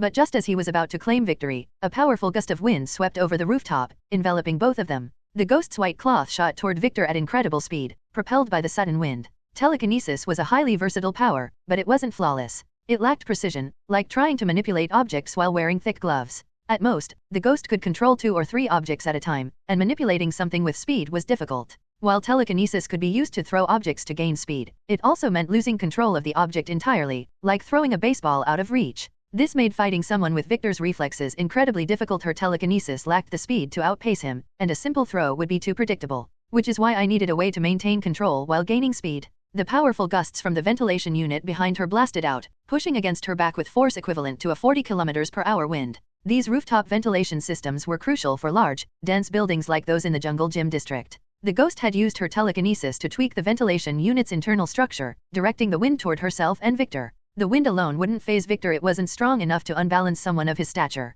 But the ghost wasn't relying on the wind to harm him. As Victor charged forward, the ghost slipped out of her white cloth and flung it directly into the wind. The lightweight fabric flew at the same speed as the wind, making it almost impossible for Victor to dodge. As expected, Victor's incredible reflexes allowed him to realize there was no body beneath the cloth in mere moments. He began adjusting his movements to change course. But the ghost had anticipated even this. The cloth is still within my telekinetic range. The trajectory of the white cloth suddenly veered sharply, defying the wind's natural direction. Telekinesis added its own force, wrapping the fabric tightly around Victor's head. Caught off guard, Victor struggled to tear the cloth away, but the ghost's telekinesis made it impossible to remove. At the same time, the ghost retrieved something from her pocket and scattered it into the air. The scattered object was paper bills. The ghost's entire earnings from the day, enough to survive for at least 2 days. If he's tracking me, the method must involve either the cloth or the money. Unsure of which one was the culprit, the ghost decided to discard both at once. Between a few scraps of cash and her safety, the choice was obvious. Riding the wind, the shredded bills spun toward Victor with telekinetic force, turning them into razor-sharp projectiles. Ugh!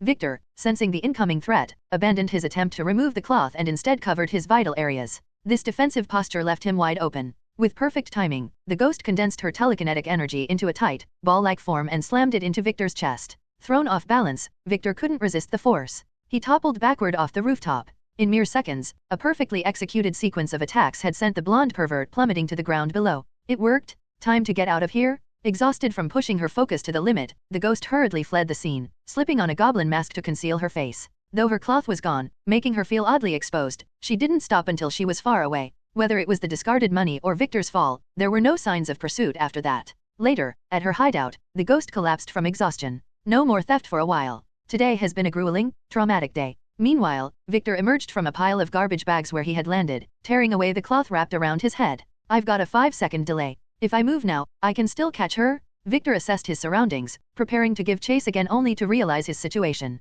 Wait, my clothes. The bathrobe, already barely functional, had been reduced to strips. The absence of anything covering his lower half was troubling. The final attack, was it to steal my clothes? Victor's face reddened as he looked around for anything to cover himself. But there was nothing nearby that could even pretend to be clothing. Victor imagined the headlines. Double number fixer runs across rooftops naked in the dead of night. He shuddered at the thought. Ha ha ha ha, if I keep running around like this, I'll end up arrested instead of catching the ghost. I've lost. What an absurd opponent. Victor admitted defeat with surprising grace. Despite his loss, he couldn't help but marvel at the creativity of the ghost's tactics. As he reflected, however, something nagged at him. When the ghost had thrown off her cloth, there had been a brief glimpse of her underneath. Victor's memory was sharp, and he was certain of what he had seen. She looked like a child. Don't tell me, another victim of the city's darkness. Victor's expression grew somber as he gazed at the night sky, lost in thought. When Victor, having lost the ghost, sat lost in rare deep thought, the sound of footsteps clicking against the pavement outside the alley suddenly caught his attention. It was the familiar sound of high heels. As he lifted his head, he saw his assistant standing there with a look of utter disdain in her eyes. Mr. Victor, or should I say, pervert. What on earth is that look? Assistant. Would you happen to have brought some clothes for me? As you can see, I got hit harder than I expected. I thought this might happen, so I did bring something, but I don't think you'll need full combat gear. The assistant handed Victor a thick coat, though she couldn't completely hide her astonishment. Even though the ghost had disappeared, Victor hadn't given up the chase. Scattered bills littered the ground around him, an undeniable clue to what had transpired. Was the operation a failure? As the weight of the situation settled in, the woman's sharp eyes narrowed in frustration. A disappointing outcome. If we had more time with the tracker, we wouldn't have needed to rush after it so desperately. Well, you can't expect a film device to have a long duration. If its appearance were more conspicuous, the ghost would have noticed right away. Victor shook his head lightly, as if to comfort his disheartened assistant. Their method for pinpointing the ghost's location had been simple. When the ghost attacked the apprentice earlier, Victor had slipped a counterfeit bill with a film-shaped tracker attached into the apprentice's wallet. The tracker, however, had its limitations. It couldn't house a battery, which meant they could only track the ghost for 4 hours. If the tracker lost its signal unexpectedly during that time, they'd have no choice but to wait endlessly in the alleys for another opportunity to encounter the ghost. Because of this urgency, Victor had been forced to chase the ghost, clad only in his bathrobe, determined to finish the mission. So, how do you plan to explain this to the client, Mr. Pervert? The request was to either capture the ghost or uncover its identity. You've failed on both fronts. That is a problem. Could I blame it on an unexpectedly formidable opponent? Or perhaps just bad luck? None of this would have happened if someone hadn't decided to take a bath right before the operation. Ugh, don't press on my forehead like that. It hurts. Victor avoided the assistant's pressing gaze, though the situation was clear. If he hadn't been in a robe at least wearing proper clothes, he wouldn't have been outmaneuvered so easily by the ghost. For someone with a 90% success rate in his assignments, this failure wasn't just embarrassing, it was a significant blow to his reputation.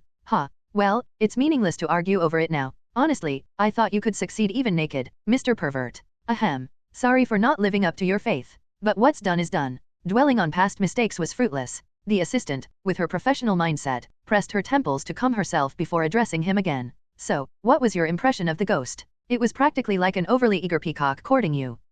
Their every move was commendable. A rare gem in this city, I'd say. From just a brief encounter, I could tell they possessed exceptional skill, unwavering conviction, and formidable mental strength. That sounds impressive. Were they really that highly skilled? Oh, absolutely. I wish our apprentice could emulate even half of what that ghost is. I'd love to collaborate with them, if only I had the chance. Victor's praise for the ghost was entirely genuine, stemming from several observations. Despite operating in the underworld, a place steeped in selfishness, the ghost helped others without expecting anything in return, only to vanish immediately afterward. The ghost also displayed outstanding abilities. Whether the opponent was a mere thug or a dangerous vampire, they only subdued them, never overstepping bounds. Even at the very last moment, when Victor fell from the rooftop, he landed in a garbage heap filled with soft trash bags, as if the ghost had calculated his safety. Their nature, much closer to the outside world than the underworld, made it impossible for Victor not to admire them.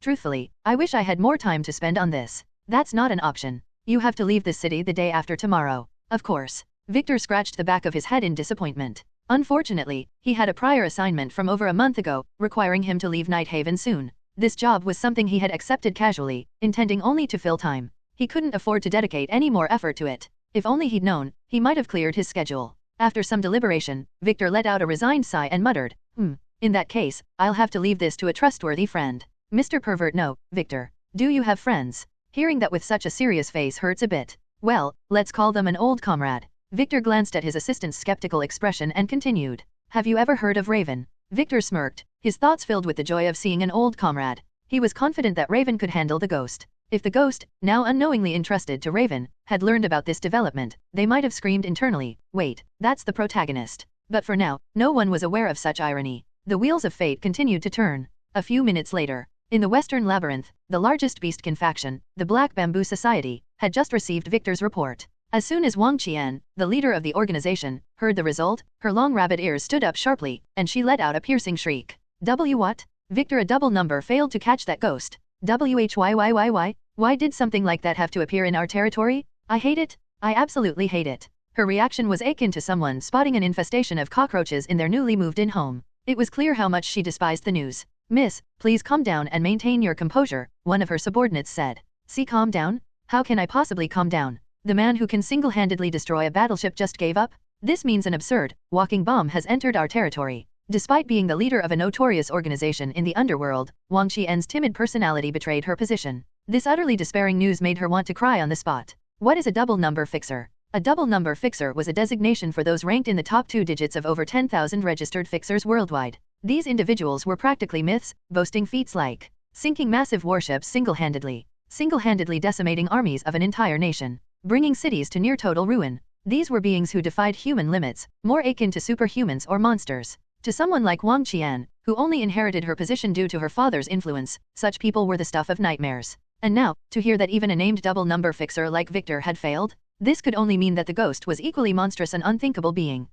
How? What do I do now, miss? But Victor failed? What are we supposed to do? We're all going to die. The ghost is going to rip us apart and suck out our guts. Miss, please. The scene was a disgraceful one, far from what one would expect of a leader. Her subordinate, a lizardman beastkin, sighed before grabbing Wang Qian's long ears and pulling hard from behind. Ow, ow. I'm sorry, I'll pull myself together. I promise. Please listen carefully. According to Victor, the ghost seems to have a relatively moderate disposition. Most of the victims so far were low-grade thugs or vampires. Victor also estimates the ghost to be roughly at the level of a triple number fixer. Ugh, even if it's just a triple number, they're still dangerous. Yes, but there's a significant gap between double and triple numbers. The ghost is unlikely to be as dangerous as you fear. The lizardman subordinate calmly assessed the situation. The ghost hadn't exhibited excessively destructive tendencies so far. In 3 months of activity, no one had suffered injuries beyond unconsciousness. Even then, those affected were low-life thugs or petty vampires known for bullying others. While a double number fixer was akin to a walking missile or a tactical weapon, a triple number fixer was more manageable.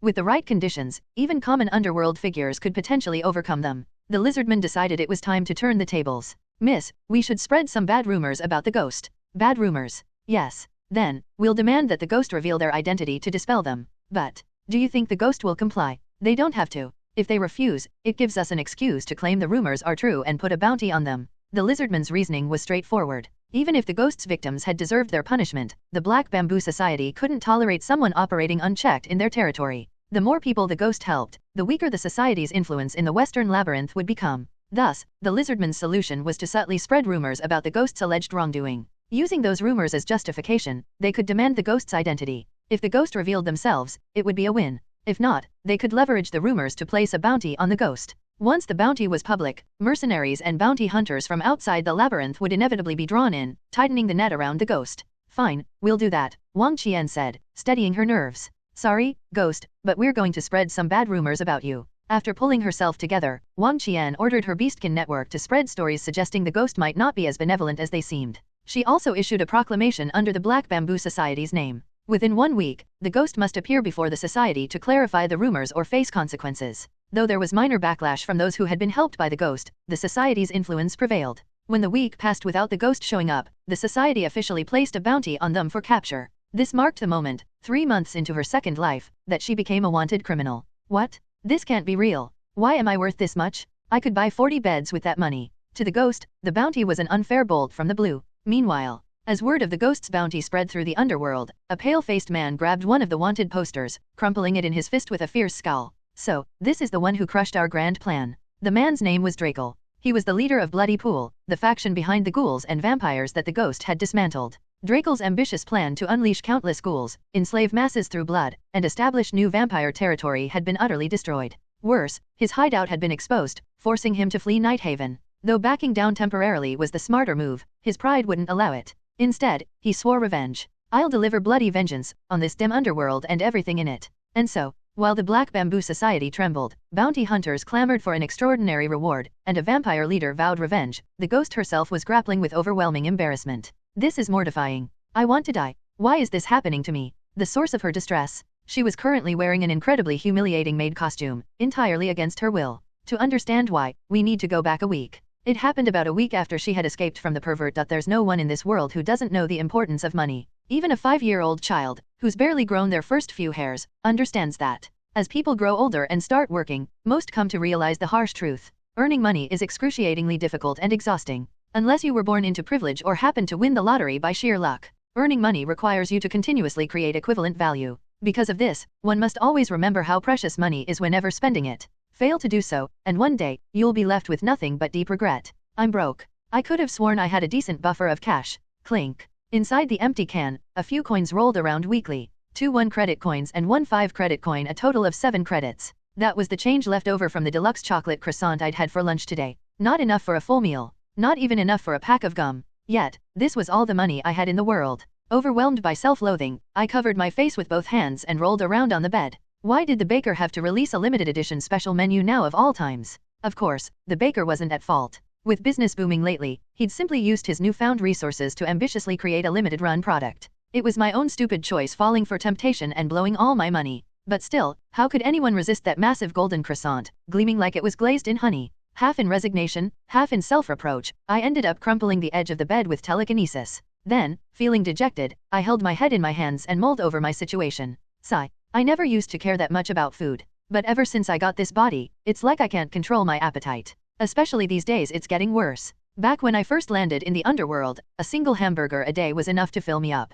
But the more I used my telekinesis, the hungrier I seemed to get. Over time, my meals quickly grew from 1 a day to 2, then from 2 to 3. It all happened in the blink of an eye. At this rate, I'd end up becoming a pig with a big round belly. Ugh, well, I guess eating well is good for me. Maybe this tiny body of mine will finally grow taller. But more importantly, I've spent all the money I saved up. That's the real problem. I glanced up at the dirty calendar hanging on the wall. Today marked 1 week since the nighttime chase with that blonde pervert. For the past week, I've minimized my time outside. If I ran into that creep again in the back alleys, I wasn't confident I'd be able to lose him this time. Naturally, I'd also put a complete stop to my one source of income, stealing bits and pieces here and there. With nothing coming in, I'd spent my days doing nothing but burning through my funds. Thankfully, I had saved up a bit of money to buy a bed, so I hadn't starved right away. But it seemed that even that buffer had now reached its limit. I had to do something. Anything. Maybe, just today. Just for a little while, I could try picking a few pockets again. The thought crept into my mind cautiously. After all, finding work outside seemed nearly impossible for me. I'd have to hide my body or at least cover my face to do any kind of job. In a city like this, my appearance drew too much attention. But what employer would hire someone who kept their identity completely hidden? And if that someone couldn't even speak and didn't know the first thing about the world, I'd kick myself out in a heartbeat. On top of that, I was a walking empty can, useless without my telekinesis. Yet, using my powers openly came with too many risks. In the end, no matter how I turned it over in my mind, the only viable option was petty theft. Oh, why not just outright steal goods or rob every person you come across, you ask? Unfortunately, that would be the absolute worst decision. In this city, there were countless people stronger than me. Why hand them a reason to beat me senseless? Honestly, my chances of surviving a bungee jump off a skyscraper without a cord were probably higher. Sigh. If only I could speak. There'd be so much more I could do. I never realized how frustrating it is to be mute. Ultimately, no matter how I turned it over in my mind, I always circled back to the same conclusion. Petty theft was my only option. I suppressed the creeping sense of unease and tried to calm myself. But it had already been a week. Surely the blonde pervert wasn't still lurking around. And even if I did run into him again, there was nothing I could do about it. After all, starving to death wasn't exactly an option. With those thoughts, I pushed down my rising fear. Wrapping myself in the new fabric I had found, I leaped lightly across the western labyrinth's night skyline. Kaya. Found you. A bad person. The underworld of Nighthaven hadn't changed at all in my absence. As usual, it didn't take long to find a bad person ripe for some light pickpocketing. I silently descended into the back alley, and with my telekinesis, I easily subdued the bad guy with a gentle tap. As he collapsed to the ground, I moved to pull the wallet from his pocket. But before I could even touch it, I heard the sound of multiple footsteps rushing toward me. Found it? It's the real ghost. Kahiha, we've gotta catch it alive. Woohoo, the 700,000 credit bounty is mine. What the? I instinctively took a step back when I saw the group charging toward me. They looked like something out of a post-apocalyptic movie, with mohawks and suspicious grins. And it wasn't just a couple of them. The alley was packed with people. I didn't even have time to grab the fallen man's wallet. Instead, I turned and fled as fast as I could. Thankfully, none of them were as skilled as the blonde pervert, so I managed to shake them off quickly. But something was definitely wrong. What's going on? Flustered, I paused my pickpocketing spree and watched the alleys from a rooftop. Kaya. Is it the ghost? Damn it, no, it's not. Who the hell dumped a helltoad in the back alleys? Those guys with the spiked hair spotted it earlier? The ghost must be real. 700,000 credits, where are you? Kihihiha. The back alleys were crawling with an unusually large number of different species. An alligator-like humanoid with a sword, a dwarf with spiky Hihachi-style hair, and even a fishman wearing a fishbowl helmet. They were so diverse that I couldn't even tell what they had in common. These bounty hunters would respond instantly to screams or noise, rushing en masse to wherever it came from. Listening to their conversations, I quickly realized what was going on. They were bounty hunters. And there was a 700,000 credit bounty on me. 700,000 credits. That kind of money was enough to live comfortably for a whole year without lifting a finger. Judging by their frenzied reactions, it was no wonder the bounty hunters were going wild. There's no way I can pickpocket like this. To be honest, none of the bounty hunters seemed particularly strong. From the way they fought with the back alley thugs, they were only slightly tougher than the average person. But their sheer numbers. There were just too many of them. How bad was it? So bad that by the time I found a bad person to steal from, the bounty hunters had already dealt with them first. I couldn't even wander around at night safely, let alone pickpocket. Ugh, this is bad. I didn't see this coming at all. This was entirely beyond my expectations. Even if I had predicted trouble, I would have expected the blonde pervert to still be stalking around. Who could have imagined the back alleys would be overflowing with bounty hunters? My grand plan to earn money through pickpocketing was now in shambles. What do I do now? Growl. Apparently, my tiny stomach didn't care about my worries and demanded food instead. Of course, it couldn't have been a better time. Feeling despondent, I trudged aimlessly through the labyrinth with my shoulders slumped. How did I end up here? Eventually, I realized I had wandered near Greg's general store. Perhaps it was because this area was relatively quiet and seldom visited by bounty hunters. Subconsciously, my steps had led me here. Quiet was nice, but I didn't have anything to sell right now, and I didn't want to risk getting too involved with a main character like Greg unnecessarily. Making up my mind, I turned to leave without hesitation. That is, until a certain scent stopped me in my tracks. Ugh, this smell. Barbecue. It was a form of violence. To someone as hungry as me, it was like being leashed by the neck, a brutal assault of fragrant, meaty aroma. The savory, tantalizing scent was so overwhelming that it made me drool uncontrollably. No. Greg is just a trustworthy trading partner. I can't risk creating unnecessary ties like this. Is that the ghost? Have you come to trade? By the time I came to my senses, I was no longer on the rooftop. Instead, I found myself standing at Greg's shop door, which was half open. I couldn't believe myself. I'd actually caved to the smell of meat. Overwhelmed by shame and self-reproach, I clenched my eyes shut and lowered my head. Greg, noticing my sudden appearance, walked over with a puzzled expression. Growl? Suddenly, a thunderous rumble echoed from my stomach. The sound was so loud that I felt like my entire body had been drained of blood, leaving me trembling with embarrassment. Would you like to eat something? Greg, seeming to understand my condition, offered cautiously. An orc sharing their food. It was so gentlemanly that it nearly brought me to tears. Greg Visk. He was, in many ways, an anomaly among orcs. What were orcs usually known for? They were dirty, savage, and incomparably ignorant. They were ridiculously strong, with tempers that flared at the drop of a hat. In fact, statistics showed that about 30% of crimes committed by non-human species were by orcs. But Greg had been different from other orcs since birth. He loathed filth, preferred books over clubs, and enjoyed quiet cafes far more than raucous banquets. So, it was no surprise that he left orc society without a shred of hesitation as soon as he came of age. Why you reapplying to our company? Yes. But, you're an orc. Unfortunately, being born an orc created enormous obstacles for him. Perhaps it was because he was the son of an orc warlord. Greg stood over 2 meters tall, weighed in the triple digits, and had an imposing frame. Though his mother, a beauty by orc standards, had softened his facial features. His green-tinted skin and protruding tusks still screamed orc. No matter how capable or composed Greg was, people who harbored prejudice against orcs flatly refused to hire him. Living in the city isn't easy. How long have I been stuck in the same place? Hey, you there? Green pig, hand over everything you've got. Oh, is this a robbery? What happens if I don't comply? Then I'll use this knife to turn your guts into dog food, you ack.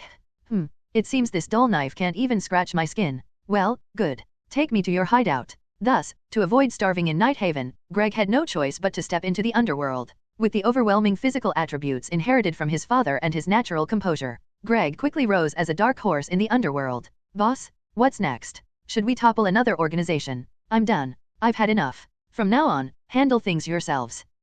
Boss?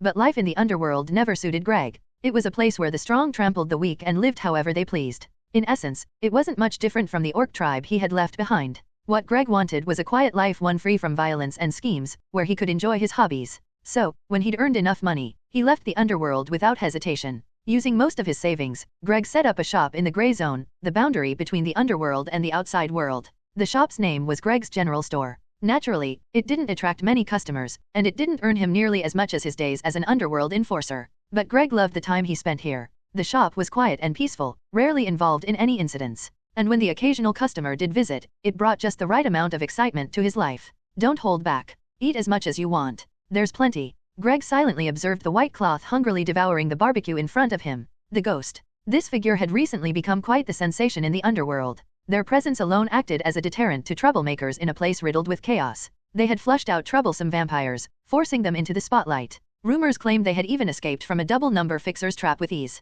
With their unique appearance and dramatic exploits, it was no wonder they had gained such notoriety. Lately, however, more malicious rumors had surfaced. Stories of the ghost nearly killing innocent bystanders, trading dangerous drugs, or dealing in illegal enhancement substances. These rumors prompted the Black Bamboo Society to place a bounty of 700,000 credits for their live capture. Now, the ghost was the hottest topic in the underworld, a ticking time bomb, so to speak. Doesn't match the character I know. Greg, having had prior dealings with the ghost, didn't believe the recent bad rumors. If they were the type to harm innocents or deal in drugs, the underworld would have been buzzing with such stories long ago. What troubled Greg even more was the timing. The spread of bad rumors about the ghost coincided suspiciously with the story of them escaping a double-number fixer. It felt orchestrated, as though someone was intentionally driving this narrative. Greg's experience told him exactly where to look for the culprit. The Black Bamboo Society, or more specifically, that scheming lizard underling, not the cowardly rabbit leader. They're trying to suppress the ghost's influence. It made sense. The Black Bamboo Society was a fledgling organization, barely 5 years old in the Western Labyrinth.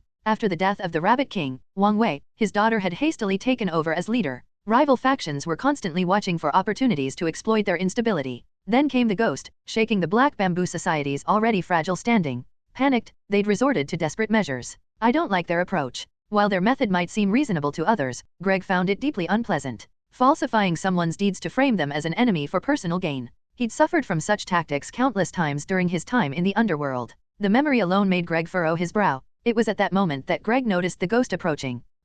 What is it? The ghost rummaged through their belongings before suddenly extending a thin, delicate arm from beneath the white cloth. It seemed as though they wanted Greg to take something. When Greg reached out with his broad, thick hand, a small piece of paper fell into his palm. This is a bread coupon. You're giving this as a gift? I didn't expect any repayment, but, thank you. A bread coupon. Greg couldn't help but chuckle at the ghost's unexpectedly trivial gesture. The coupon, which looked like it might blow away in the wind, was perfectly crisp and unwrinkled, as though it had been carefully preserved. Its lingering warmth suggested they had been holding it close just moments ago. The sight brought an odd sense of delight to Greg. Studying the coupon for a moment, Greg looked back at the ghost with a serious expression. Ghost, the bounty on your head is 700,000 credits, right? That must be quite troublesome. Calm down. I'm not planning to turn you in. Startled by the mention of the bounty, the ghost leapt slightly into the air, but Greg quickly clarified to ease her nerves. You don't look like you've been eating properly. Is that right? If you help out around here, I'll let you stay hidden until things cool down. The bounty hunters rarely come this way, so it should be a good place to lay low. And why would I do this? Well, let's just say I don't particularly like the Black Bamboo Society. The ghost tilted her head curiously, as if to ask what he meant, or nodded in tentative agreement. Finally, she seemed to ponder his proposal deeply. Surprisingly transparent for someone in the underworld. Greg couldn't help but be fascinated. Even though the ghost's face and body were entirely obscured, her emotions were plain to see. In a place like the underworld, where one had to hide daggers behind smiles to survive, such openness was a rarity. Eventually, the ghost made her decision. She began hopping up and down, signaling her acceptance of Greg's offer. Considering the labyrinth was swarming with bounty hunters, the ghost likely saw this as her best option. With their agreement finalized, Greg, now her employer, wasted no time assigning her first task. Well then, you should take off that cloth. Wearing it is basically advertising that you're the ghost. The ghost froze in place as though she had turned to stone, clearly shocked by his suggestion. After a few moments of hesitation, she seemed to acknowledge the logic in his words. Slowly, she began to remove the white cloth she'd been wrapped in. When the ghost finally unveiled herself, Greg's eyebrows furrowed in surprise. The ghost is a young girl. Her hair, long and silken, flowed like white threads down to her waist. Her skin was soft and pale, with dainty arms and legs. The shoulder that peeked out from her clothes was so slender it looked almost frail. Though her face was hidden beneath a goblin mask, her overall proportions were strikingly delicate and undeniably those of a young girl. Greg stroked his chin thoughtfully before speaking. This could bring in some money. No, that's not what I meant. It's just that people often avoid my store because it's run by an orc. Having you around might help with that. Greg hurriedly clarified, waving his hands in a panic as the ghost instinctively covered herself with both arms. The scene could have easily been mistaken for something far more sinister, but fortunately, the ghost didn't seem to misunderstand. She simply nodded as if to say she understood. The clothes you're wearing, are those pajamas? You'll need something else to wear while you're working. No other clothes? Wait a moment. Greg stood and walked over to the ghost, briefly measuring her height with his hand before heading into the back of the store. After a short while, Greg returned carrying a pile of clothes in his arms. A while back, an eccentric old scientist came by. He said he wanted to dress up a beautiful android he was building. But after a while, he decided the parts weren't good enough and left this behind. I don't have a hobby of collecting clothes like this, so don't get the wrong idea. The ghost tilted her head in confusion but accepted the clothes from the sheepish Greg. As a general store that sold a little of everything, it wasn't odd to have clothing in stock. She seemed to be mulling this over, though she wasn't overly suspicious. But when she unfolded the clothes and saw what they were, the ghost froze like a statue. The outfit was unmistakable. It was a casual maid uniform, the kind you'd expect to see in a maid cafe. What is this? You want me to wear this? The ghost looked at Greg, her eyes filled with confusion and disbelief. In truth, even though I had reincarnated as an extraordinary beauty, I had yet to fully grasp the reality of it. Sure, on my first day in this world, I'd received all sorts of flirtatious glances in the city.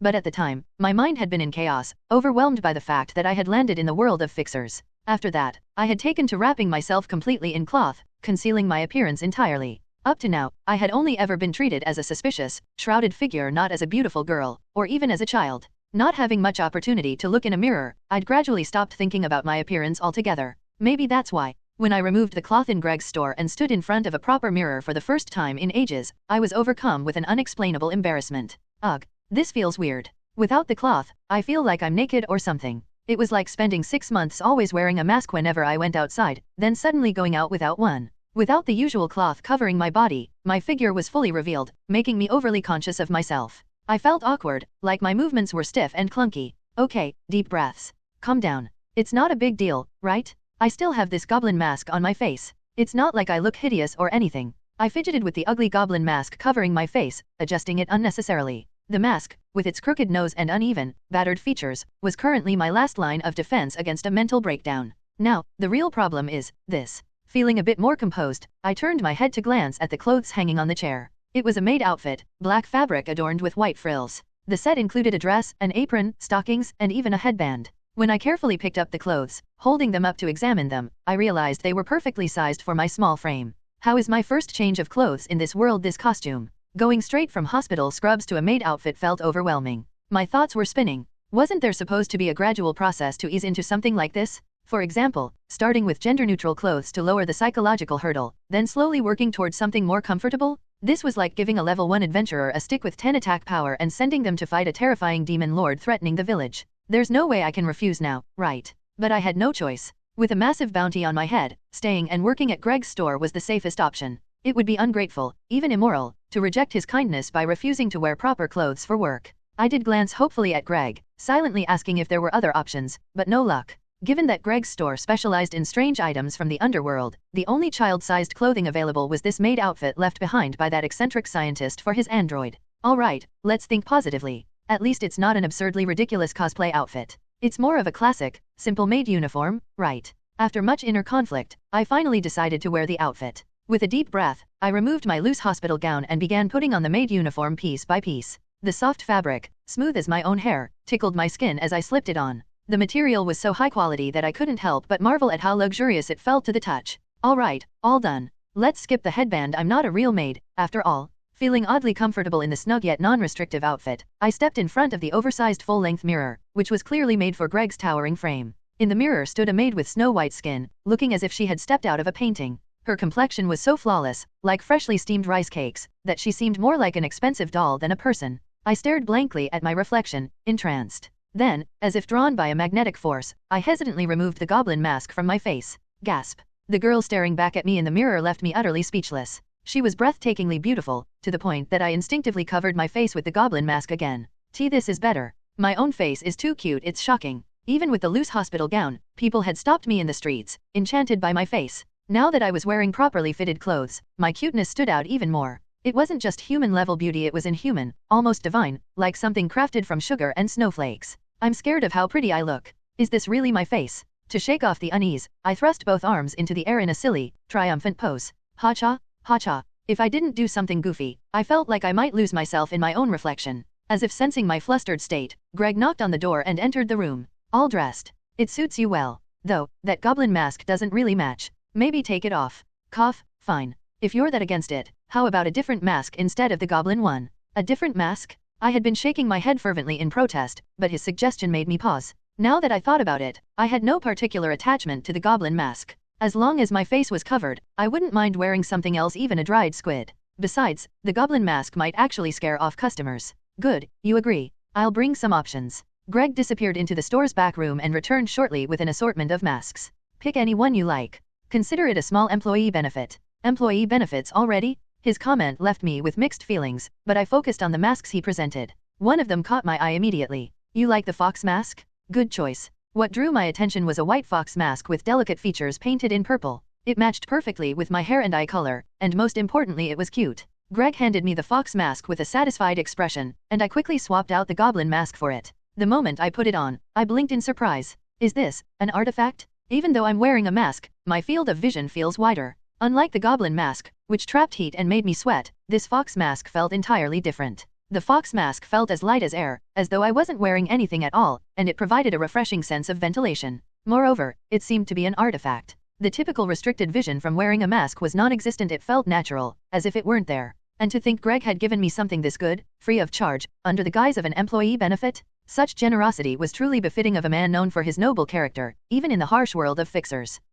It seems you like it, Greg commented. No need for thanks. If you're not too busy, you can start working today. Start today? Of course. Fueled with enthusiasm, I eagerly followed Greg outside, practically skipping after him. The ghost who once roamed the back alleys as a petty pickpocket was no more. From today onward, I was officially the fox-masked employee of Greg's general store. I made a firm resolve. I would pour my heart and soul into this job. After all, starving to death before I could enjoy this peace would be, well, quite unfortunate. 5 days passed quickly after I started working at Greg's store. During this time, I had completely stopped my activities as the ghost. Perhaps because of that, the bounty hunting frenzy in the underworld began to simmer down. Sure, I'd occasionally spot bounty hunters prowling the streets late at night, their eyes glinting with the greed of the 700,000 credit reward. But the more aggressive hunters, the ones who would tear through back alleys at the slightest scream, seemed to have significantly decreased in number. It made sense. Enough time had passed since my last appearance. Those who found the hunt unprofitable or a waste of time were bound to give up eventually. It wasn't necessarily a good or bad thing, it was just something I didn't need to worry about anymore. For now, the ghost incident remained ongoing but less intense. As for me, working at Greg's store meant I had cleared one major hurdle. In just these 5 days, the revenue we've made matches what I earned in a month before hiring you. I guess the problem really was my face. No, I'm not blaming you. I just feel a bit self-conscious about my lackluster business skills. Honestly, I'm thrilled. In just 5 days of working, I had helped Greg surpass his usual monthly income. Not that I'd done anything extraordinary. All I did was sit silently at the staff desk near the entrance, swinging my legs and greeting customers. But perhaps my mere presence acted as a buffer. Customers who might have run away in shock at the sight of Greg, a towering orc, now stayed long enough to shop. Naturally, the store's profits saw a significant boost. That means, what do you think about signing a formal contract? If you agree, I'll ensure your wages are more than fair. A full-time offer? I pretended to hesitate for a moment before nodding with a reluctant expression. In reality, the offer was a no-brainer. With nowhere else to go, staying at Greg's store until the bounty frenzy cooled was my best option. But showing my eagerness outright would have been amateurish. A proper member of society knows how to balance their response, not overly excited, but not overly indifferent either. Good. I'll get the paperwork. Wait here. Greg watched my reaction carefully before heading back inside the store to retrieve the contract. Finally, I had a stable job. Feeling lighthearted, I swung my legs happily while perched on the chair. Compared to freezing in the dark alleys, scraping by stealing from thugs, working in a warm store and getting free meals was an immeasurable improvement. For the first time since reincarnating, I was experiencing physical and emotional warmth. It was beyond satisfying. I guess it's almost time to close. Should I get things ready before Greg gets back? What I hadn't realized, however, was that even if Greg was trustworthy, the world itself wasn't a place where you could let your guard down. Perhaps it was because I'd allowed myself to relax for the first time in so long. When you lower your defenses, that's when fate tends to strike. Greg, are you here? I need to ask you something. Jingle. The door opened as someone entered the store with deliberate steps. As I turned toward the door, I found myself face to face with the newcomer, and froze. No way. Standing before me was a stunningly beautiful woman. Her hair was a shade of pink so soft, it was as if cherry blossoms had been woven into her locks. She wore a Japanese-style kimono with one leg provocatively exposed, a rare sight in Night Haven. Between her lips she held a wooden stick, and her long hair was tied up with 3 ornate hairpins. On her waist hung 2 swords, which clinked gently as they brushed against each other with every step she took. I knew this woman. How could I not? She was none other than one of the key characters in the world of Fixers, a heroine who served as one of the protagonist's companions. I've met her. Gulp. I swallowed hard, my mind caught in a whirlwind of conflicting emotions. On one hand, there was the thrill of meeting one of the protagonist's party members in real life. On the other hand, there was the gut-wrenching fear of getting entangled with someone so dangerous. The two extremes clashed violently in my head until it felt like my brain was going to explode. What was I supposed to do now? This situation was beyond confusing. The sudden appearance of an original character, one of the protagonist's party members, no less, had caught me completely off guard. For a moment, I was frozen in shock, but I quickly forced myself to suppress the whirlwind of emotions and collect my thoughts. Sure, I enjoyed the Fixer series. And yes, I devoured anything in the problem-solver genre regardless of medium. But I wasn't a superfan so obsessed that I lost myself when confronted with the characters. It was more like meeting a celebrity you liked, exciting and surprising, but not enough to drop everything and start screaming. Okay, calm down. Overreacting will only make me stand out. I just need to stay composed and act like I'm greeting any other customer. Taking a slow, deep breath to steady my nerves, I turned my attention to the pink-haired woman before me, recalling what I knew from the original story. This must be Sakuragi Alice. If my eyes and memory weren't playing tricks on me, the person standing there was indeed Sakuragi Alice, the combat specialist and the only female member of the main trio. After all, how many pink-haired beauties wearing a slit kimono and carrying 2 swords at their waist could exist in Nighthaven? Given that, this situation wasn't entirely unexpected. Greg occasionally served as an appraiser for the protagonist's party. Since I now worked at his store, it was inevitable that I would eventually cross paths with them. Judging from what she said when she came in, her business is with Greg. That means all I have to do is quietly fade into the background and stay out of sight. Satisfied with my reasoning, I regained my composure. I began to step backward, planning to slip away and call for Greg. But before I could retreat, Alice's eyes sparkled, and she closed the distance between us in an instant. Hey, are you the new employee here? Oh my, you're so cute. Your hands and arms, they're like a doll's. Greg should have told me he hired someone this adorable. Want a piece of candy? Whoosh. Alice leaned so close that I could smell her sweet, peach-like scent. But I had no time to process that. Startled by her sudden proximity, I instinctively stepped back to put some space between us. Her flawless, TV-worthy beauty, combined with how close she was, made it impossible for me to stay calm. Why was she getting so close? As my mind scrambled for answers, a detail about Alice from the original story flashed through my memory. Right, this person. She's a cuteness enthusiast. That's right, a cuteness enthusiast. Normally, Alice was logical and dependable. But when it came to anything remotely cute, she would completely lose her composure. Her obsession was so extreme it was classified as a hazardous level cuteness addiction in the story. If her enemy were a cute plush toy, she wouldn't be able to counterattack, no matter how much it attacked her. Taking stock of my current appearance, I was wearing a fox mask, cute and mysterious. I had white hair, stood short, and was dressed in a maid outfit carefully designed by an eccentric scientist to maximize charm. The outfit minimized exposure while emphasizing the wearer's cuteness and unique traits. The fox mask added an air of mystique, amplifying the overall effect. I didn't foresee this. Sweat formed on my brow as I instinctively realized Alice's gaze had turned predatory, like a beast eyeing its prey. Of course, Alice wasn't the kind of person to act out of line. At worst, she'd hug me or sniff the top of my head. She wasn't some dangerous deviant, just someone with an overwhelming love for cute things. But even that was a problem for me. Being face to face with someone in such close quarters was already nerve-wracking. If she started hugging me or anything of the sort, I might just explode from embarrassment.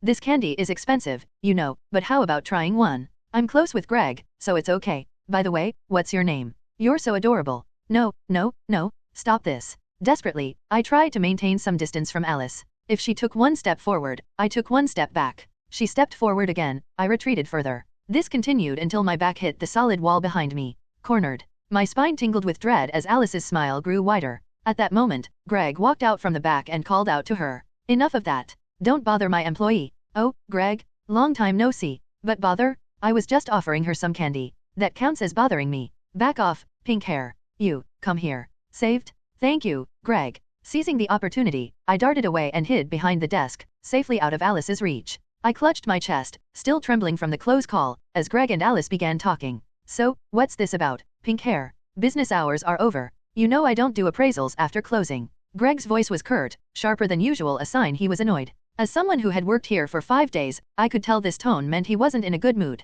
I couldn't blame him. Customers showing up after hours were a universal frustration for anyone with a job. Alice seemed to pick up on his mood and bowed apologetically. Haha, sorry about that. But I'm not here for an appraisal today. I wanted to ask you about a rumor circulating in the Western Labyrinth. A rumor? Yes. Have you heard of the ghost? What? My ears perked up at the mention of my alias. I hadn't expected Alice to bring me up, not even as a possibility. My heart raced as I strained to listen, nerves tightening like a coiled spring. I've heard of it. The ghost is famous these days, who hasn't? Oh, I thought so. Actually, our office is looking for the ghost. I was wondering if you might have any information. Looking for me? Why? Alice's words sent a jolt of panic through me. Peeking out cautiously, I made eye contact with Greg, who had noticed my reaction. His gaze seemed to ask for my decision, and I quickly shook my head, signaling my refusal. I wouldn't know. The ghost tends to appear in the deep back alleys, and I'm not familiar with that area. Oh, I see. Sorry for bothering you so late. I'll make it up to you with an appraisal request next time. I let out a quiet sigh of relief at Greg's natural response. As expected of the boss, he truly knows how to protect his employees. I still had no clue why Alice was looking for the ghost, but since she'd missed her chance here, I doubted I'd find myself in her crosshairs again anytime soon. Feeling reassured, I calmed my nerves and watched Alice as she seemed to prepare to leave the store. If that was all she wanted, then it looked like I had successfully weathered this storm. From now on, let's just maintain a simple employee and customer relationship, shall we? Peeking out from under the desk, I waved goodbye to Alice as she headed toward the door. Bye, see you next time. Hoo, so cute. Oh, by the way, Greg. What's her name? She seems a little shy, Alice suddenly asked, her words cutting through the air like a blade. Both Greg and I froze. A name? Oh, right. I didn't actually have one. Greg usually just called me Ghost or you. And since I'd never really needed a name, I hadn't thought to pick one for myself. But since Greg had already distanced me from the ghost identity, what was I supposed to go by now?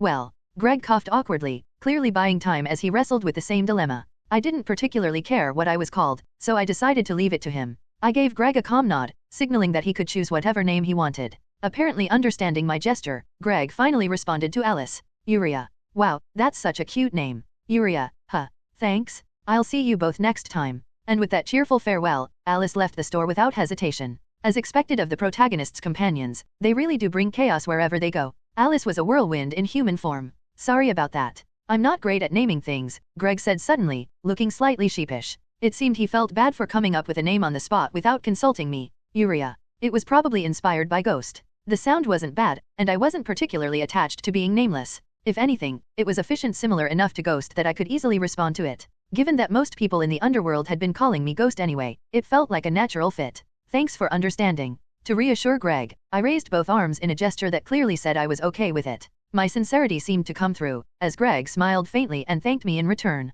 This is the contract I mentioned earlier. Take your time reading through it and filling it out. You're smart enough to handle it on your own, right? Greg handed me the contract and retreated to the back of the store, looking slightly self-conscious after the naming situation. For someone as big and imposing as an orc, Greg sure had a surprisingly thoughtful side. I chuckled to myself as I took the contract and settled onto the sofa. As I began reading through it, a thought crossed my mind. Why was Alice looking for the ghost in the first place? Was she hired as a fixer, like that blonde pervert? The ghost's reputation in the underworld wasn't exactly stellar at the moment. Some viewed me positively, those I had helped or those impressed by my strength. But others had latched on to the malicious rumors spreading about me, seeing the ghost as a criminal who needed to be dealt with. The influx of bounty hunters over the past few weeks had thrown the back alleys into chaos. Overall, the prevailing sentiment about the ghost wasn't great. It wasn't a stretch to think that Alice might be associated with the bounty hunters in some way. Well, as long as I stay quietly hidden here, I should be safe from trouble. Still, I'll need to be extra cautious not to get involved with her. Resolving to tread carefully, I finished reading the contract and was about to sign it with my new name, Yuria, when a man's scream suddenly rang out from not far away. For something this noisy to happen in the gray zone, where incidents were rare, I frowned, rising from my seat, a question mark practically floating over my head. It seemed like something was stirring outside. When I glanced outside the store after sensing an ominous tension, I saw strange shapes moving like bamboo shoots sprouting after the rain. What was that? I blinked and focused on the figures approaching the store. Soon, their forms became clear through the large glass window. Grrrr, kick, keek. Corpses dripping with a sticky, slimy substance as they moved. In this world, they were often considered an inferior version of ghouls, zombies. And there weren't just one or two. The number was in the dozens, enough to fill the streets to the brim. Such an overwhelming number was dangerous enough to catch even a seasoned fixer off guard. What the? After all my hard work cleaning the street, they go and dirty it like this. But I didn't have time to care about that right now. The sight of the street I had cleaned for visiting customers being defiled by dripping corpse sludge in an instant drove me mad. At that moment, I turned my focus on every zombie in sight, grabbed their necks with telekinesis, and crushed them like overripe tomatoes. Crack! The necks of the zombies filling the street snapped simultaneously, and dozens of corpses collapsed to the ground in a flash. Though ghoul skin was nearly as tough as rock and required repeated twisting to break, zombies made from decayed bodies were softer than even a regular human body. This made it possible. Phew. What on earth is happening out there? Should I go check? I clutched my head, dizzy from overexerting my telekinesis, and dashed out of the store to assess the situation. The sight that greeted me was utter chaos. The streets were teeming with an overwhelming number of zombies and the people fleeing from them. The sheer number of zombies made sense once I noticed where they had come from. It seemed they had emerged from an alley, following the people running out of it. Should I just clear everything I can see? How annoying. Telekinesis was more effective against multiple weaker enemies than a single strong opponent. Although it had its output limits, its short attack intervals within range made it highly efficient. Moreover, zombies were not living beings but controlled corpses, a form of necromancy. In this case, precise force control wasn't particularly necessary. Crunch, crack. As a result, it took mere seconds for every zombie on the street to become a pile of lifeless bodies. Zombies are. What just happened? We're saved. The people who had been fleeing from the zombies, or resisting them desperately, now looked at the sudden collapse of their enemies in confusion. Since telekinesis didn't leave traces, it must have looked as though the zombies' necks had just popped on their own. Well, as long as no one figured out I was the one responsible, it wasn't something I needed to worry about. Besides, there was something else bothering me far more. Ignoring the various reactions around me, I squatted down and examined one of the zombie corpses closely. One thing had felt off. The zombies looked strange. Monsters that should have been dropping intestines and organs were instead leaving behind nothing but black, slimy liquid. Carefully inspecting the severed neck of one, I found its insides were filled not with flesh or bones but with sticky black material. I knew it. These aren't real corpses. No wonder there were so many. This meant someone had deliberately created fake zombies and released them throughout the Western Labyrinth. There was something like this in Fixer. The Blood Night incident. Wasn't the culprit a vampire named Drakel? A guess began to form in my mind. The Blood Night incident, an event led by a vampire named Drakel, who aimed to turn part of the underworld into a vampire's autonomous zone. Unleashing a massive army of zombies, ghouls, and elite vampires, they indiscriminately attacked the underworld's residents. Of course, they were eventually wiped out by the protagonist's party. But something felt off. For the Blood Night incident to occur, a few preceding episodes should have taken place first. I haven't even heard of Aisha, the idol of Kodria yet. Aisha, the first client of the fully assembled protagonist's party, was a rising idol. Her meteoric rise from obscurity to stardom was so dramatic that her name should have been heard even in the underworld. Yet, there was no mention of her, and suddenly, the Blood Night incident was unfolding. Something had clearly diverged from the original story. Could it be because of me? Thinking back, about 2 months ago, a vampire had persistently tracked me down, drawn by the scent of blood. I had dismissed them as too weak and forgotten about their existence, but if that vampire and their ghouls were connected to Drakel, and if my actions had disrupted something in their plans, it wasn't impossible that the Blood Night incident had been triggered earlier than it should have been. This might be a bit of a problem. In the original story, Drakel was impaled by the protagonist, Raven, and then beheaded by Alice. In other words, as long as the protagonist's party got involved, it would be resolved one way or another. But what if the protagonist's party didn't encounter Drakel at all? In the original, the connection was made through a client who lost their family to vampires. But with the timeline moved up, that link might not exist now. If my suspicions were correct, the situation might not be resolved until a double number level fixer intervened to bring order. Until then, the zombies would keep pouring out from somewhere, forcing people to endlessly fend them off without finding the mastermind. And that wasn't good. Who gave them permission to mess with the Western Labyrinth? It wasn't particularly precious to me, but I had grown fond of the place over the past few weeks. There were people who thanked me, cheered me on. And especially, I couldn't forgive anyone who messed with the bakery owner. Resolving myself, I prepared to head toward the Western Labyrinth where the incident was unfolding until I realized I was still wearing my maid uniform without my usual cloak. Ugh, I can't go like this. I need to grab my cloak first. Looking for this. Whoosh. Something white was tossed toward me. Instinctively catching it, I found it was my usual white cloak. When I turned, I saw Greg standing by the store's entrance. He must have deduced, just from my appearance, that I was on my way to fetch it. How did he know? Flustered, I darted my eyes around, but Greg casually replied as if it were the most natural thing. You're worried about the inner area, aren't you? Go on quickly. I'll take care of the store. As expected of an appraiser, his keen observation was unnerving. It was terrifying how accurately he read me, but it was also convenient. Bowing slightly in gratitude, I clutched the cloak and dashed into the back alleys. When the streets grew quieter, and zombies began appearing again, I wrapped the cloak around myself and leapt onto a rooftop, crushing a zombie's head beneath my foot. The ghost had returned. Jumping from rooftop to rooftop across the darkened buildings of the Western Labyrinth, I began to grasp the overall situation. This is utter chaos. There isn't a single alley without zombies. The usually quiet back alleys were now swarming with them. No, swarming was an understatement. This was more like a tidal wave of zombies. Their sheer number was so overwhelming that just looking at them from above made my head spin. Damn it! What the hell is going on? Where are all these zombies coming from? These rotten corpses? Die, all of you. The only relief in this mess was the presence of bounty hunters in nearly every alley, hunting me down. Perhaps it was thanks to them that this absurd flood of zombies was somewhat under control. Maybe they had enough skill to protect themselves, or perhaps these fake corpses were weaker than regular zombies. Either way, the bounty hunters were minimizing civilian casualties.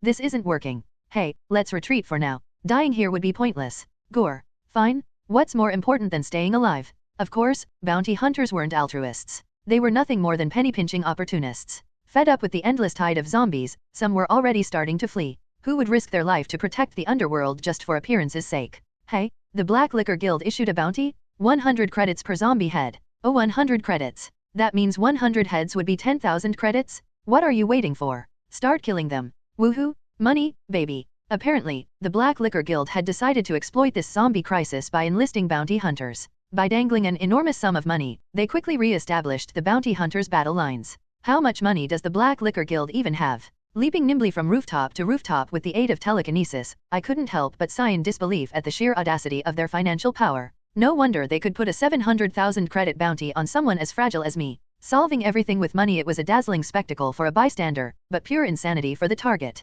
At least now, as long as the bounty hunters held the line, I didn't have to worry too much about the zombies. Relieved, I recklessly dashed through the western labyrinth in search of the vampire responsible, until I suddenly came to a stop near a particular building. Before I could think, I jumped down from the rooftop and landed in front of the building. Raising my head, I found myself staring at the ruined remains of my regular bakery. Not the bakery? Urgently, I used telekinesis to lift and clear the fallen debris. I cleared, and cleared again until the entrance, blocked by rubble, was fully revealed. Inside, I found the bakery owner pinned beneath the wreckage. I hurried over, tossed the debris aside, and checked his condition. Thankfully, aside from some minor bleeding, his injuries weren't life-threatening. Ugh.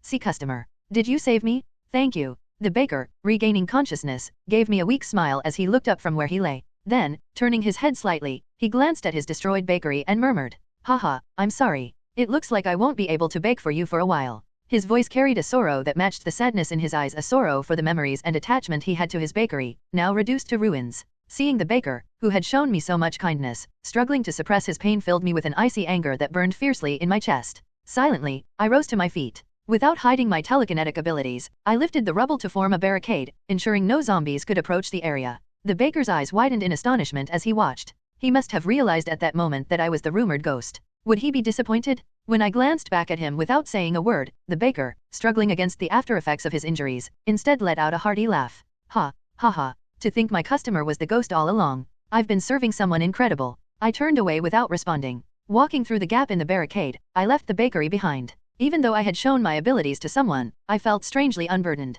I'm the ghost for now. So what if I go wild? Truthfully, keeping my telekinesis a secret until now had been a perfectly rational decision for my own safety. In a world where science and magic were the norms, my power, which belonged to neither, was like carrying a ticking bomb. Just its existence could put my life in jeopardy. So logically, the best course of action was to stay out of this situation entirely, keep my head down, and remain hidden. Nighthaven was a labyrinth where people like me were as common as pebbles. This crisis would eventually resolve itself without me having to step in. And if I recklessly revealed my telekinesis and word got out, the vampires might shift their target to me instead. Yes, it was best to think rationally. For the sake of the future. No. Why should I hold back? Unfortunately, I wasn't the type to endure quietly. If I wanted something, like a delicious deluxe chocolate cream bun, I had to have it. And if someone did something bad, they deserved to be punished appropriately. More importantly, while I stayed silent for the future's sake, I couldn't bear to watch the people I knew suffer. Good grief. Despite being a scaredy cat, I could also be impulsive at times. Even I had to admit that my personality was frustratingly foolish.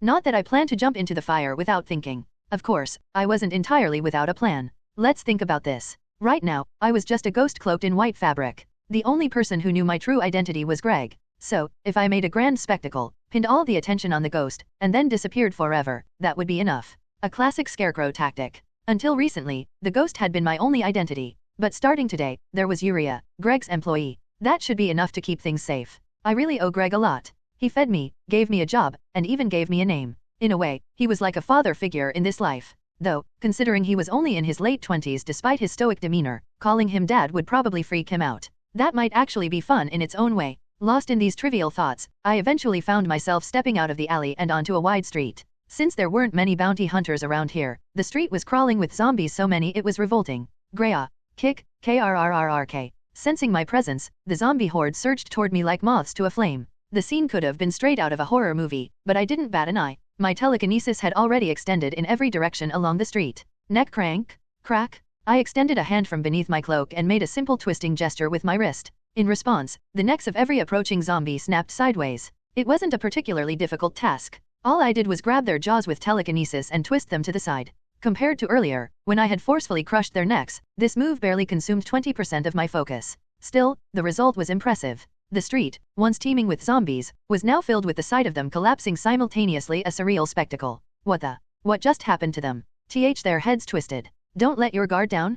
Double check they're dead. Zombies can still move like this. Of course, zombies didn't die just from having their necks snapped. You had to destroy their heads or sever them entirely. The bounty hunters, though startled by the fallen zombies, didn't relax. They quickly moved in to crush the heads or slice the necks of the downed creatures. They didn't need to, though. Hey, you don't have to destroy their heads. These ones aren't moving anymore. What? These fake zombies, filled with mysterious black material instead of flesh and bones, had a different mechanism. To keep it simple, they had magical circuits concentrated in their necks. Twist the necks enough, and the circuits would break, rendering them non-functional. In other words, when it came to these fake zombies with clear weaknesses, I had a significant advantage thanks to my ability to target multiple foes at once. Maybe I should make some noise and draw the mastermind's attention. Taking a deep breath, I propelled myself forward with telekinesis, speeding down the street. As I went, I snapped the jaws of zombies in my path, leaving a trail of incapacitated bodies piled like mountains. It was a stark contrast to the bounty hunters, who were painstakingly fighting one zombie at a time. My rampage was more like a sports car tearing through a narrow alley.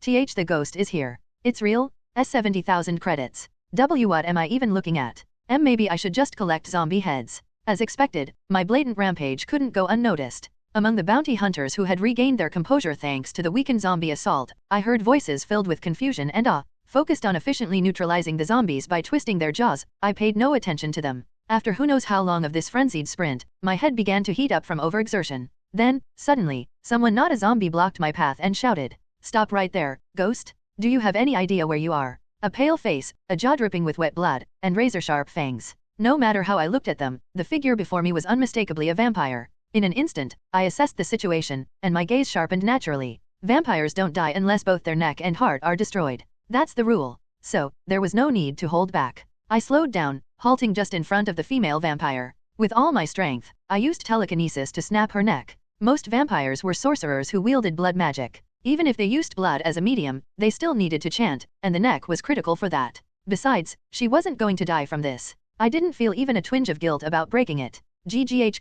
Cack. As the vampire writhed in pain, clutching her neck, I hurled her into a wall with telekinesis. Then, I tore off a thin iron frame from the wall and drove it through her limbs, pinning her firmly in place. The metal embedded in her arms and legs would interfere with her regeneration, and unless someone came to help, she wouldn't be able to escape on her own. With her completely neutralized, I immediately lost interest and dashed through the streets of the Western Labyrinth again. Zombies, ghouls, vampires, and more zombies. How long had I been rampaging like this? As I sprinted through the chaotic streets, my instinct suddenly screamed of danger. A sharp killing intent pierced through me, like needles stabbing deep into my skin. I hastily retreated and enveloped myself in telekinesis to shield my body. Just as I completed the protective barrier, a blood-red spike shot toward me at incredible speed, rattling me violently. This is... Thankfully, my hasty telekinetic shield managed to deflect the spike to the side. When it clattered to the ground, I realized it was formed entirely of coagulated blood. Blood magic. There was no need to guess who the culprit was. Good reaction. You're not just some nobody, it seems.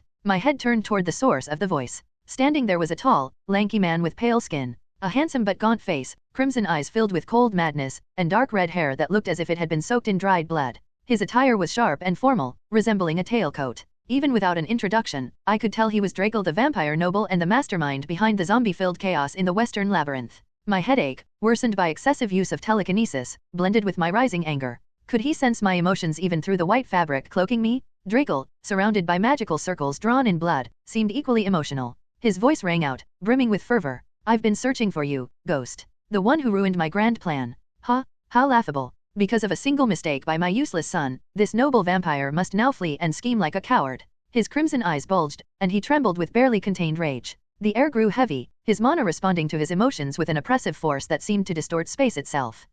So the vampire I had incapacitated before must have been Drakel's son. That explained the fury radiating from him. Drakel wasn't just any vampire, he was a noble among their kind. Although his power had waned compared to his prime, his bloodline still placed him among the most dangerous entities in the world. From what I could piece together, someone must have investigated Drakel's son and discovered the noble vampire's existence through his body. Relentless pursuit had then exposed the preparations Draco was quietly making for the Blood Night incident. Once uncovered, all his plans had fallen apart in an instant. All ambushes fail the moment they're detected. Draco's schemes must have shattered completely, leaving him with no choice but to target me in his anger. Well, whose fault is that? He should have kept a better eye on his son. Serves him right, idiot. Draco had no one but himself to blame. Even if I hadn't interfered, the protagonist's party would have crushed his plans. And if he had succeeded, the factions of Nighthaven would have swiftly banded together to annihilate him. There was no way a washed-up vampire like Draco could withstand that kind of assault. The Blood Night incident was doomed to fail from the start, a fundamentally flawed plan. But oblivious to that, Draco clenched his fist as if gripping my neck and shouted with manic laughter, "I'll kill you, turn you into a ghoul, and leave this city? A vampire's life is eternal, after all. Even if not now, one day I will fulfill my ambition. So die, ghost." The veins beneath his pale skin pulsed visibly, a sign of his boiling rage. Vampires were known for their literal blood running hot when overcome with emotion. All around him, blood magic circles began to form. Each one radiated power equivalent to the earlier attack, lethal enough that even my telekinesis would struggle to block them all. As expected of a monster that had once managed to defeat the protagonist. Against a foe like this, my telekinesis, optimized for overwhelming weaker enemies, seemed insufficient. Victory appeared out of reach. Not for me, though. I wasn't unsure of winning, I was unsure of losing. Well, if I thought I couldn't win, I wouldn't have come this far in the first place. Closing my eyes briefly, I sifted through the original story in my memory. Draco's weaknesses, the environment of the Western Labyrinth, and the unique aspects of my abilities one by one, I put the pieces together. In my mind, a strategy for victory began to take shape. According to the original story of Fixer, when various otherworldly races first arrived on Earth, most were bewildered by its environment. The reason was simple. Unlike their worlds, Earth's atmosphere had an extremely low mana concentration. It was like ascending to a high-altitude area and suffering from altitude sickness due to oxygen deprivation. For beings who were accustomed to an abundance of mana, Earth's environment was inherently difficult to adapt to. However, not all races faced the same challenges. Some races didn't rely heavily on atmospheric mana. For instance, beast folk, orcs, and goblins who were inherently poor at using mana, or dwarves and halflings, who benefited from mana but didn't depend on it for survival. And then there were dragons, living generators whose very hearts produced mana. For them, mana deficiency wasn't much of an issue. The vampires, however, were unique in how they adapted. These were beings who used blood as a medium for their magic. While others struggled, vampires resolved the problem of mana scarcity with sheer quantities of blood. As a result, while most otherworldly beings had their powers greatly diminished on Earth, vampires retained their terrifying strength. In fact, two of the so-called 7 great evils, the most infamous criminals in the world, were vampires. It wasn't an exaggeration to say they were among the strongest and most dangerous races.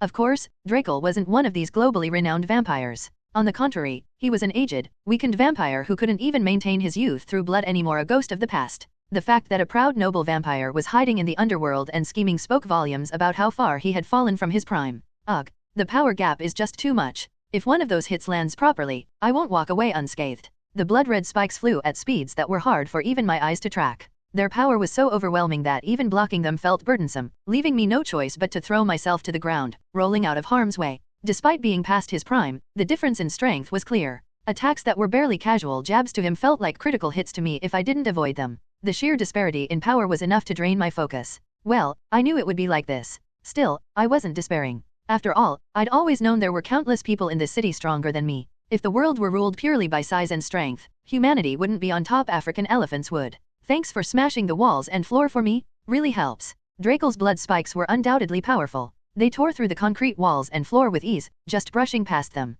But this worked to my advantage. Without the luxury of using my telekinesis to break through thick concrete, his attacks were conveniently creating weapons for me. Holding my breath, I heightened my concentration, grabbing the shattered fragments with telekinesis and firing them at Draco like a shotgun blast.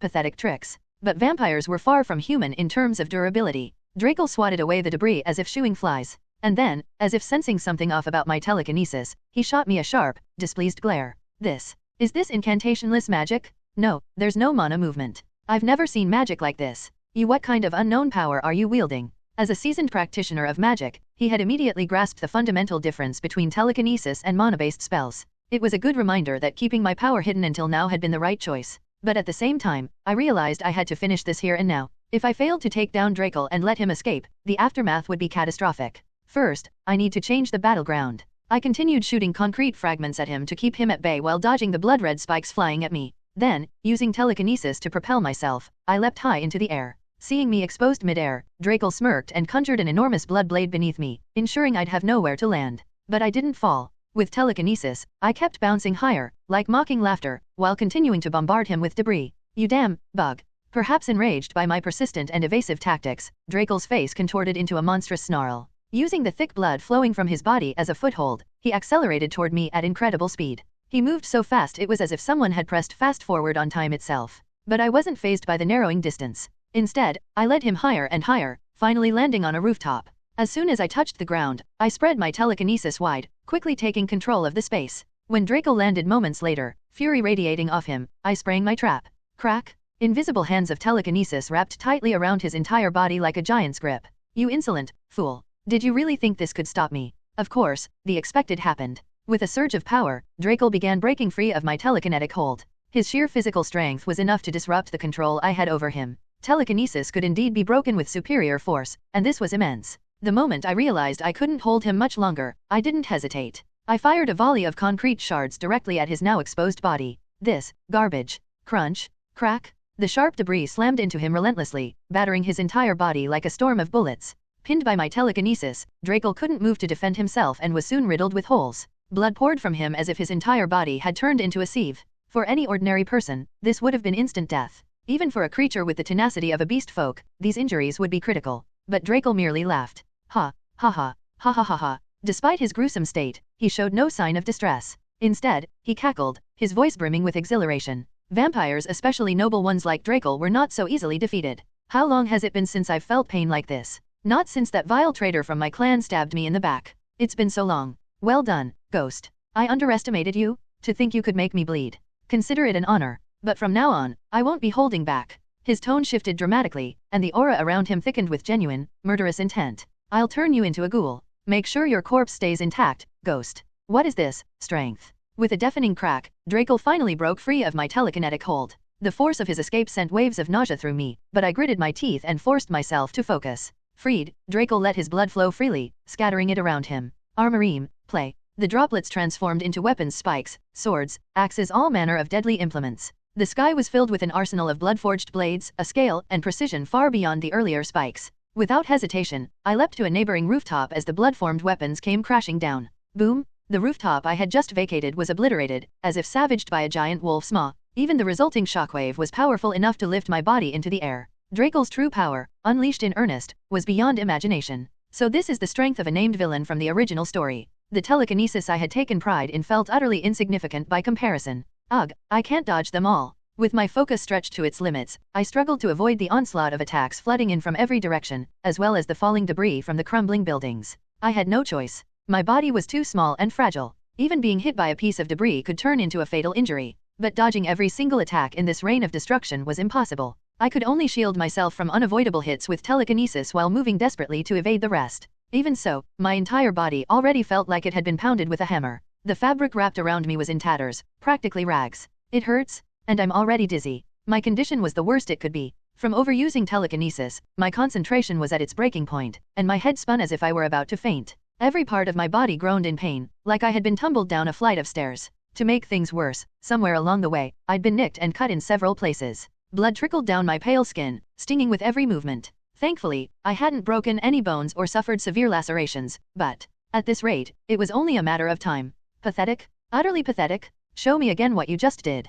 Draco, clearly exhilarated, laughed maniacally as he conjured an endless array of blood-forged weapons. As more blades and spears rushed toward me, I suddenly glimpsed a path forward through the haze of my collapsing consciousness. The first condition to defeat Draco, make him fight me seriously. I focused my telekinesis on the weakened rooftop beneath me, creating a hole and slipping down into the building below. The ground disappeared beneath me, and a violent shaking followed, as though an earthquake had struck. Draco hadn't anticipated me retreating into the structure. Still, it was only a temporary measure, buying mere seconds at best. Seconds are all I need. Gritting my teeth, I forced my battered body to keep moving. Above me, Draco seemed convinced I had fled outside. He hammered the building's outer walls with his blood weapons, carving through them like a hot knife through butter. Thanks to his miscalculation, I reached the space directly beneath him without interference. Ghost punch. Bang! With a concentrated burst of telekinesis, I shattered the floor beneath Draco's feet. Perhaps he hadn't expected me to close the distance so suddenly. His expression was one of complete surprise. But by the time he realized what was happening, it was too late.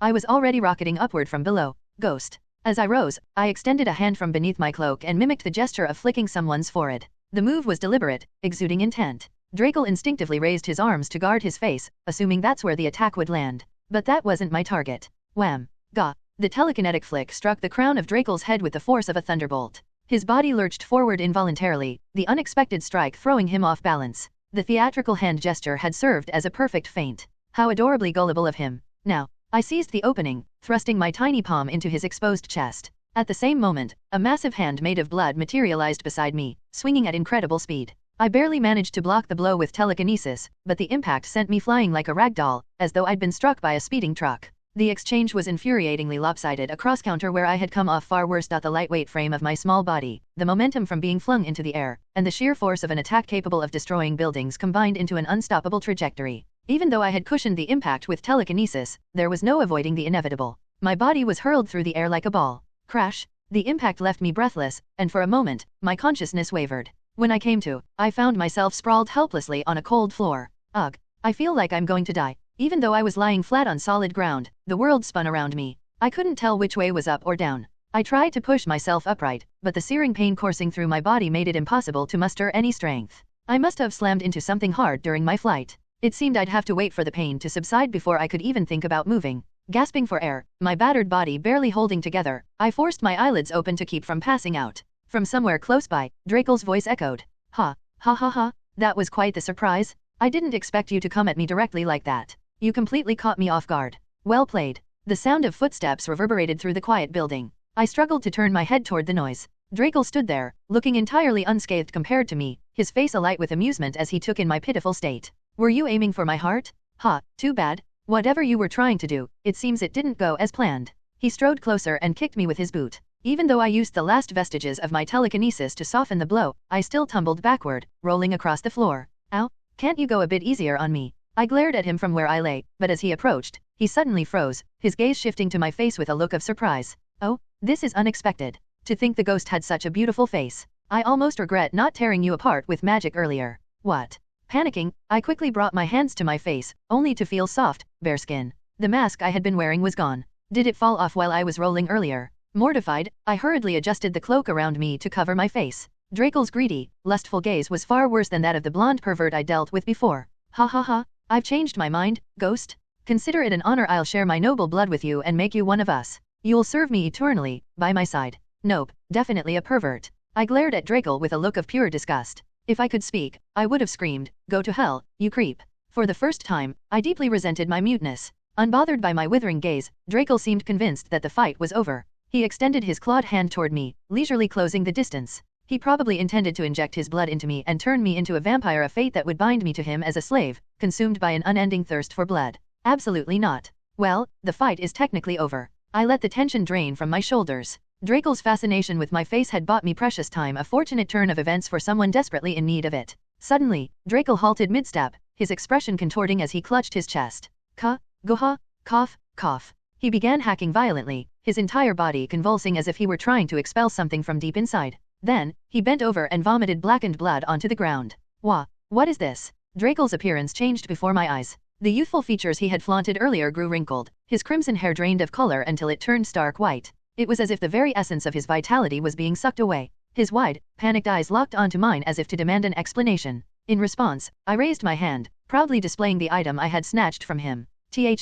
That's. Dangling from my fingers was a peculiar necklace. Its charm, a tesseract-like cube within a cube, constantly shifted and distorted in impossible ways depending on the angle it was viewed from. This was the tesseract necklace, a relic that defied the physical laws of this world. In the story, it's described as a four-dimensional object manifesting in three-dimensional space. Seeing it in person, it's headache-inducing. My brain feels like it's short-circuiting. Just looking at the necklace made me feel as though my mind might break from the paradox of its existence. But the necklace wasn't merely a fascinating artifact. Its true purpose was to draw upon the possibilities of alternate worlds. It could, for instance, produce limitless fake zombies from materials that didn't exist on Earth or restore an aged vampire's body to its prime. Give it back. Give me that necklace, you damn brat. Drakel's body began to deteriorate rapidly. His fingers and toes swelled grotesquely before collapsing in on themselves. His once imposing physique shriveled until he was little more than skin and bones. If Drakel had been in better condition or at least hadn't overexerted himself with excessive magic, he might have been able to recover even without the necklace. But recklessly wielding the full extent of his powers had pushed him past the point of no return. The second condition for defeating Drakel: steal the Tesseract necklace in a single opportunity. A weakness is most effective when the opponent doesn't know they're vulnerable. Grinning slyly, I watched the now decrepit Drakel struggle. The Tesseract necklace had been his secret trump card, known only to him and whoever had given it to him. When he arrived in Nighthaven, it had already been in his possession. Given how secretive he had been, hiding his presence from the entire underworld, it was unlikely he had ever flaunted the necklace openly. His only misfortune was crossing paths with me, a reincarnator who remembered the story in vivid detail. Surprise. Grateful for the time I'd bought, I moved toward where my mask had fallen, my body creaking painfully with every step. Normally, I would have used telekinesis to retrieve it, but I had already burned through nearly all my reserves. At best, I could manage 2 more uses. What had seemed simple at first had turned out to be a precarious balancing act. Never again. No way am I doing something like this again. Placing the mask back on my face, I glanced toward Drakel. Give it back. Give me the necklace, now. Drakel staggered toward me, his body grotesquely held together by coagulated blood. Despite his deteriorating state, he remained a noble vampire, still capable of tearing me apart with his bare hands. But I wasn't worried. I glanced at the clock. Perfect timing. My guest should be arriving any second now. Crash. As if on cue, the sound of shattering glass filled the room, and someone burst in through the window. Found you, vampire. And ghost. The newcomer was none other than a kimono-clad swordswoman, Sakuragi Alice. In her hand, she held a cybernetic katana slick with the black ooze of freshly dispatched zombies. Yes, the guest I had been expecting from the very beginning was Alice herself. Coincidence? Not at all. This was the final step in my plan to bring down Drakel. Let's think back. The Blood Night incident began mere minutes after Alice had left the store. Alice, who was likely searching for me, wouldn't have left the underworld in the meantime. Her presence in the Western Labyrinth was practically a certainty. As a member of the protagonist's party, with her wide-reaching sense of justice and inherently good nature, it was inevitable that she would cut down the zombies swarming the underworld. And once the fake zombies were eliminated and no longer held her back, she'd naturally rush to the source of the commotion, this very spot. Ah, so that's how it is. Alice quickly scanned her surroundings with sharp, darting eyes. In no time, she seemed to grasp the situation. Her face broke into a radiant smile, as warm and bright as the sun. Without hesitation, she dashed toward Drakel like a flash of lightning, shouting loudly, "Ghost, there's something I really want to talk to you about, so don't even think about running away." What? I didn't have anything in particular to discuss, though, but before I could shake my head in silent refusal, Alice's attention had already locked onto Drakel, who was bleeding profusely. "Gur, stay out of this, woman. You worthless wench of a harlot." What? Who are you calling a harlot? I'm still young and... Click. Alice inserted a high-density fuel cartridge into the handle of her katana with a sharp clack. In an instant, a brilliant blue plasma glow surged along the blade, its temperature soaring to thousands of degrees. A maiden. What? Slash. With a clean, resounding strike, Alice's blade severed Drakel's limbs in a flash. The blood magic he'd been relying on to protect himself failed to hold against the overwhelming cut, leaving Drakel stunned with shock. Had he still possessed the Tesseract necklace, he might have been able to fend off her attack. But with less than half of his former strength, he stood no chance. Wow, she's amazing. Makes me feel foolish for struggling so much. I chuckled weakly at the sense of futility washing over me. Perhaps I should have handed things over to her from the start. But as I mulled it over, I realized there had been no avoiding it. From Drakel's words, it was clear his target had always been me. If I hadn't revealed myself, he likely wouldn't have acted. Fighting him had been inevitable. Curse you, you. From now on, you have, what was it? The right to remain silent? Or something like that. Anyway, the police are on their way, so stay put. Alice stomped on Drakel's mangled body to immobilize him, confidently declaring her victory. This deviated from the original story. In the original, Raven and Alice had defeated Drakel together, simultaneously cutting his heart and neck to ensure his demise. But here, Alice had subdued him completely without killing him. Her decision to hand him over to the authorities instead of ending his life was characteristic of her compassionate nature. Well, my work here is done. If I stay, it'll only cause more trouble. The crisis was over. The endlessly replicating fake zombies had all disappeared. At worst, there might be a few stray ghouls or vampires left, but they were insignificant. With Drakel by far the most dangerous player rendered utterly powerless, the Blood Night incident had effectively been defused. I had achieved my goal of punishing the mastermind. Staying any longer and risking further involvement with Alice would only be a hassle. It was better to disappear quietly. Wait, Ghost? Just stay a bit longer, at least until I hand this guy over. Noticing my intent to leave, Alice urgently called out to me. Having searched for me for so long, she clearly didn't want to let this encounter slip away. Yet, with Drakel subdued but not entirely secured, she couldn't leave him unattended. The best she could do was plead for me to stay. But, why should I? No, don't go. Ghost? Please. You can't leave. I raised my hand from beneath the cloak and gave her a small wave goodbye. Then, without a moment's hesitation, I turned and dove out the window. The ghost leaves now. Be happy, Alice. It was a farewell without the slightest regret that I leaped from the window and landed softly on the ground below. No sooner had I touched down than a sharp pain split through my head, forcing a silent scream to rise in my chest. It felt like lifting something impossibly heavy after pushing your muscles to the extreme, a punishment for pushing my telekinesis to its limits. Ugh, I guess I did overdo it. Reflecting on my actions, I couldn't help but marvel at their absurdity. I had dashed through the streets, pulverizing close to hundreds of fake zombies, taken down an uncountable number of ghouls and vampires, and even pushed Drakel, the mastermind of this chaos, to the brink of death. Compared to the small, measured use of telekinesis I usually employed, I'd practically emptied the well this time. How am I going to get home? Leaning against a wall to steady myself, I was struck by a daunting realization. Using telekinesis any further was out of the question. If I pushed myself now, I'd surely pass out on the spot. But without telekinesis,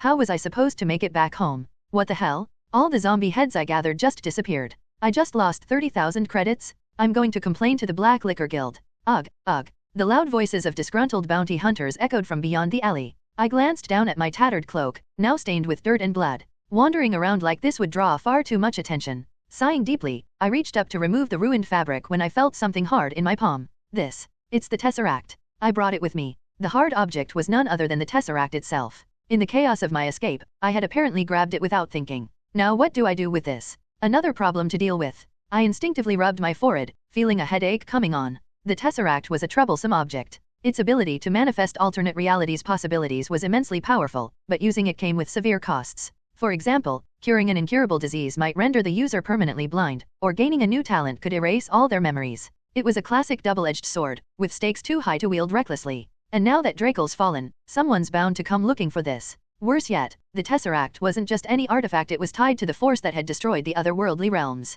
Its ability to transcend magic and disrupt fundamental laws was no accident. If word of its existence spread, the city would descend into chaos. I didn't need to think hard to imagine the disaster that would unfold. Maybe I should just throw it into a deep sewer and forget about it. It wasn't something I could handle. Perhaps the only one in Nighthaven capable of dealing with it was the Dragon Mayor in the city's highest tower. The best course of action for me was to hide it somewhere no one would find it. Since the invaders would eventually retrieve and misuse it anyway, removing it from the narrative might even be for the best. It might actually be better this way. Sorry, Tesseract. Resolved, I lifted the Tesseract to eye level, ready to bid it farewell. But just as I stared into the cube's translucent surface, its inner cube turned toward me and spoke. Mommy. Startled, I jumped back, nearly dropping the artifact as my heart leaped into my throat. I wondered if I had finally gone mad, but when I cautiously placed the Tesseract on my palm, the inner cube shifted, as if surveying its surroundings, before locking onto me. Mommy. It was real. The voice was coming from the Tesseract. Well, not a voice exactly, it felt more like telepathy, resonating directly in my mind.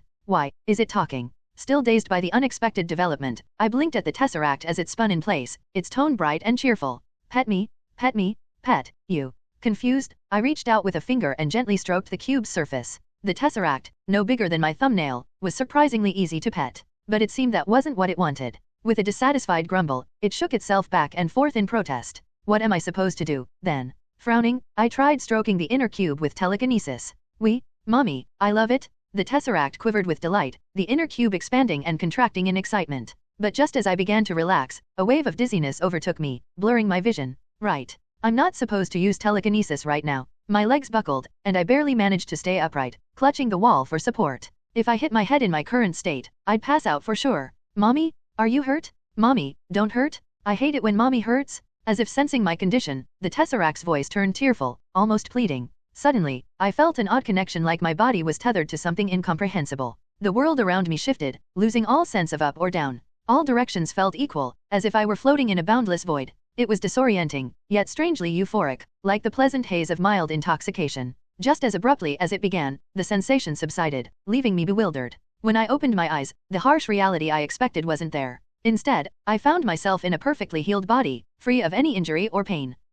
My body doesn't hurt. It was incredible. The bruises and gashes that had covered me mere moments ago were gone. Not a single scratch or ache remained, and the pounding headache that had felt like my skull was splitting had vanished entirely. I felt as though I could wield telekinesis again without hesitation. Even the bloodstained, tattered cloak and shredded maid uniform I had been wearing looked pristine, as if they were freshly bought. It was as though the battle with Drakel had been nothing but a bad dream. That's when I realized what must have happened. The Tesseract. This had to be its doing. The Tesseract's power was rooted in a give-and-take system. Whatever it gave, it demanded something of equal value in return. In other words, if it healed my body completely, it would take something from me of equal magnitude. But then why hasn't anything happened? I braced myself for the inevitable backlash, tensing every muscle as I waited for the price to be paid. But no matter how long I waited, I felt no sense of loss. I half expected to lose my sight, hearing, or even a hand, but nothing. Puzzled, I brought the tesseract up to my face and studied it. Mommy, not hurt? Good. I'm sleepy now. With those words, the tesseract stopped moving, seemingly falling into a peaceful slumber. In that moment, the realization struck me. Did the tesseract pay the price for me? Why? It had apparently taken on the cost of my healing itself. But why would it do that? I had merely patted it a little. There was no reason for it to go to such lengths. Still perplexed, I decided to hang the tesseract around my neck instead of discarding it. Maybe I shouldn't throw it away after all. The tesseract had never shown signs of sentience in the original story, nor had there been any mention of it paying costs on behalf of others. If I wanted answers, I'd have to wait until it woke up and ask it directly. Besides, abandoning it after everything it had done for me seemed unnecessarily cruel. But, Mommy, huh? I guess I'm a mom now. Couldn't it at least call me Papa instead? Glancing at the now silent and motionless artifact, I sighed and leapt gracefully onto the rooftops. My condition wasn't just restored, it felt better than ever. My body was light, almost like a feather. Thanks to this newfound energy, I managed to return to my hideout without encountering anyone or running into any trouble. Finally safe, I stepped inside, shrugged off my cloak, and gazed out at the bustling city below. Even though the crisis had ended, the streets were still chaotic. Neon lights flickered in the darkness, casting an eerie glow over the remnants of the night's madness. The sight reminded me of my first days in Nighthaven. A lot has happened since then. Fighting vampires, becoming a wanted criminal. If I had to describe it, I'd say it wasn't so bad. Living as a ghost had its inconveniences, but it came with unparalleled freedom. I wasn't bound by anyone or anything. Still, it was time to graduate from being the ghost. I had caused too much of a stir, far more than I'd intended. It was no longer something I could maintain or control. So, I decided to leave it all behind. I threw the white cloak into the wind, watching it flutter and drift away through the open window. From now on, I'll live as Uria. The ghost no longer exists. A skilled pickpocket, a regular at the bakery, and a vampire hunter with a bounty on her head, those titles were now history. I resolved to keep my distance from the main plot and live quietly under Greg's roof. After bidding farewell to the cloak that had accompanied me for so long, I curled up on the creaky bed and drifted off to sleep. Thanks to the tesseract, my body was physically rejuvenated, but my mind was still exhausted from the intense focus required to fight zombies and vampires alike. The next morning, I headed to Greg's general store as usual. That's when I was hit with a thunderbolt of a revelation. I'm sorry, Uria. Because of last night's commotion, the shop is too damaged to operate. I'm afraid we'll have to close for a while. What? The shop's closing? But I threw away my ghost outfit. Clutching my cheeks in silent despair, I let out a scream that no one could hear. 6 days into my new job, and I was already unemployed. Today, my world crumbled. The zombie uprising orchestrated by the noble vampire Draco, later known as the Night of Blood incident, came to a conclusion when its instigator, Draco, was subdued. Acknowledged for the danger he posed, Draco was confined in Nastrond, a special detention facility for high-risk criminals. This facility was strictly managed by one of the Transcendents, the Dragon Mayor. With such tight oversight, it was likely Draco would never again see the light of day. Are you seriously going to request a second-class citation? Capturing a noble vampire hiding in the city, this is definitely first-class honor material. If it were me, I'd never give up the reward.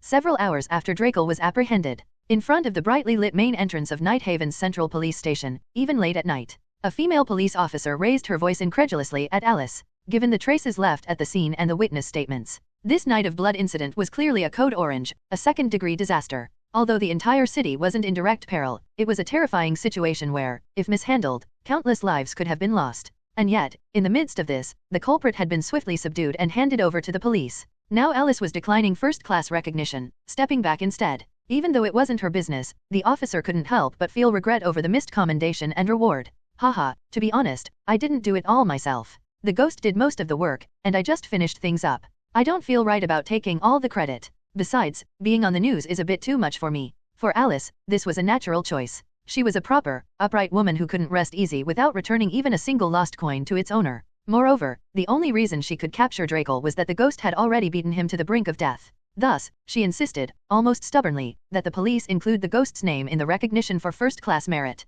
Unable to overcome Alice's tenacity, the police had no choice but to designate her as the second-class honoree and write down the ghost's name instead, even though the ghost was oblivious to all of this. Ugh, well, if that's how you feel, there's nothing we can do. Then, I'll be on my way now. See you next time. Yes, take care. Satisfied that she'd repaid the favor, Alice turned her back without hesitation, though the officer still seemed regretful. As she took a step onto the street, her mood lightened, but a familiar male voice called out to her from nearby. Yo, Alice. All done with work? You're not hurt, are you? Ah, Jin. You waited for me. Who said I was waiting? I was just passing by and saw you, so I figured I'd say hi. The man's name was Jin Crowley, the head of Crowley Problem Solvers, where Alice worked, and a fixer with a precariously valid license. Dressed in black from head to toe, even his hair was jet black. Because of this, people who knew him sometimes called him Raven. My sister once told me that male sundaries aren't in demand. Something about them feeling like unsellable, defective goods. You should tell your sister to stop reading so much manga. Seriously, Sundara? Who even says that anymore?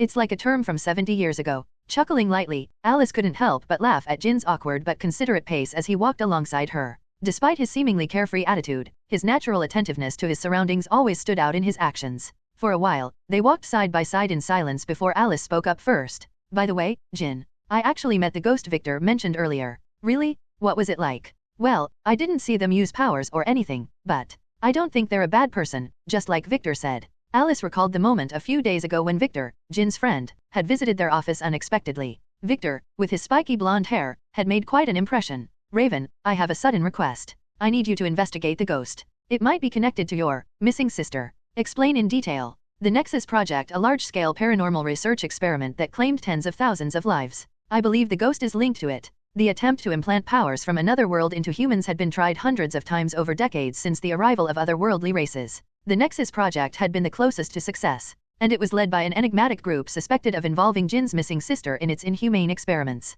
Why are you so certain? The Nexus Project was carried out by a shadowy group even the dragon couldn't catch. How can you tell the difference between high-level spellcasting and psychic powers? Ah, I know. But what if the ghost is a small child? A child. When Jin's eyes widened in shock, Victor continued with unwavering conviction. Jin agreed to investigate the ghost before Victor left Nighthaven, his resolve rekindled by the possibility of a connection to his sister. As Alice replayed those moments, she chuckled softly. Victor and Jin might seem like opposites, but their shared passion reminded her of how like-minded people often find each other. Their camaraderie mirrored the fiery determination Jin now poured into his quest to uncover the ghost's identity. By the way, Jin, I'm thinking of going to the Black Order to protest. It's unfair that the ghost didn't get proper credit for protecting the labyrinth. Ah, well, good luck with that. The Black Order's probably too busy dealing with the angry bounty hunters to care. Jin explained how the Order, which had put bounties on zombies' heads to defend their territory, now faced backlash because the zombies' bodies had vanished. Without tangible proof, the hunters accused the Order of deceiving them. After some light-hearted banter, the two eventually parted ways at the office.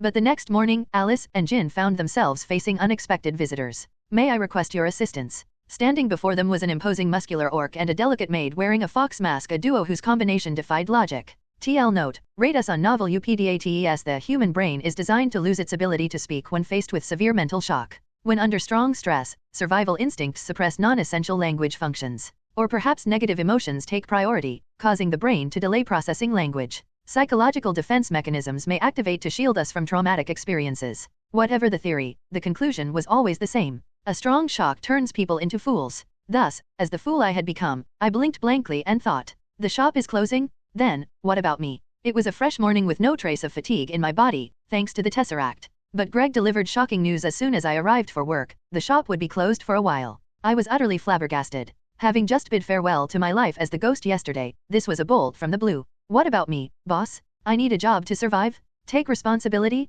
I bustled around Greg like an anxious bird, demanding an explanation. He grabbed my head gently with one hand and spoke in his usual calm voice. Calm down first. There was a small incident while you were away. A group of vampires suddenly showed up. Vampires came to the shop? From his words, it wasn't just one or two apparently, it was a whole group. That made things a little more understandable. A vampire group was much trickier to handle than a lone vampire. The more vampires gathered, the stronger the magic they could wield using blood as a medium. No matter how strong Greg was, even for a top-tier orc, defending the shop intact must have been tough. Well, they were mostly nobodies, so I beat them up and prevented them from wrecking the shop. Or not. From the sound of it, he just punched them all out and chased them away. Now that I thought about it, the shop didn't look like it had been trashed at all. At worst, a few windows were missing, and there was a small hole in the wall. Nothing suggested the shop needed to close for long. Tilting my head in confusion, I asked why the shop had to close. Greg smiled bitterly and answered my question. Why close the shop? Sigh, a few items got caught in the scuffle, and one of the critical appraisal artifacts broke. An appraisal artifact? Could it be the magic-infused glasses? I widened my eyes in shock as Greg nodded. If those glasses were damaged, it made sense to shut down the shop. The artifact was essentially the cornerstone of our shop's ability to assess items. It was like a restaurant losing all its kitchen knives. Sure, we could serve meals that didn't need knives, but that would hurt the quality. It was better to close temporarily and get new knives. Of all things to break. This means I can't even argue about wanting to work. Still, it shouldn't take too long to fix, right? I looked up at Greg cautiously, clinging to a glimmer of hope. Fine, I'd accept it. The shop is closing, okay, that's justified. But when will it reopen? 3 days? A week? Surely not more than 2 weeks, right? Reading my expectant gaze, Greg stroked his chin thoughtfully and replied, "It'll probably be at least a month, even if we're lucky." A month. I trembled at the unexpected duration. A month was far too long. The savings I had would only last 4 days. This was a disaster. Desperate, I tugged at Greg's sleeve and protested fervently. But Greg gently pried my hands off and explained further. "Fixing an artifact is expensive. If I take it to a Nighthaven craftsman, it'll cost at least tens of thousands of credits and take months to repair. That's why I plan to visit an overseas contact while the shop is closed. Considering travel time and repair duration, a month is actually optimistic. Coming with me? Yuria, do you even have a passport?" "Passport? Of course, I don't have one." I lowered my head, feeling defeated. Sure, Greg's explanation made sense. Highly skilled craftsmen existed in Nighthaven, but Greg didn't have the connections to afford their exorbitant prices or extended timelines. Traveling abroad to a contact who could work efficiently and affordably was a rational decision. If I were in his shoes, I would have done the same. But what about me, left behind? I'd given up being the ghost to work here and earn a living, and now, feeling a small pang of betrayal, I stared dejectedly at the ground, lightly kicking it. Greg chuckled and ruffled my hair, which only made me angrier. "Don't worry too much," he said. "You're still my employee. Of course, I've thought of something for you. Follow me. I'll introduce you to someone trustworthy who'll give you work while I'm away." "What?" Greg's words filled me with gratitude. Truly, the best boss of our time? I quickly followed him, my earlier gloom replaced by hope. Who this trustworthy person might be didn't matter much. If Greg vouched for them, they wouldn't be a terrible boss. The world suddenly felt brighter, as if sunlight had broken through the storm clouds above me. "By the way, Yuria, you've been acting a bit more playful lately." "Playful? Me?" Frowning, I recalled my recent behavior, circling Greg like a child, looking up at him pleadingly, tugging his sleeve, hopping in place, and shaking my head dramatically. No.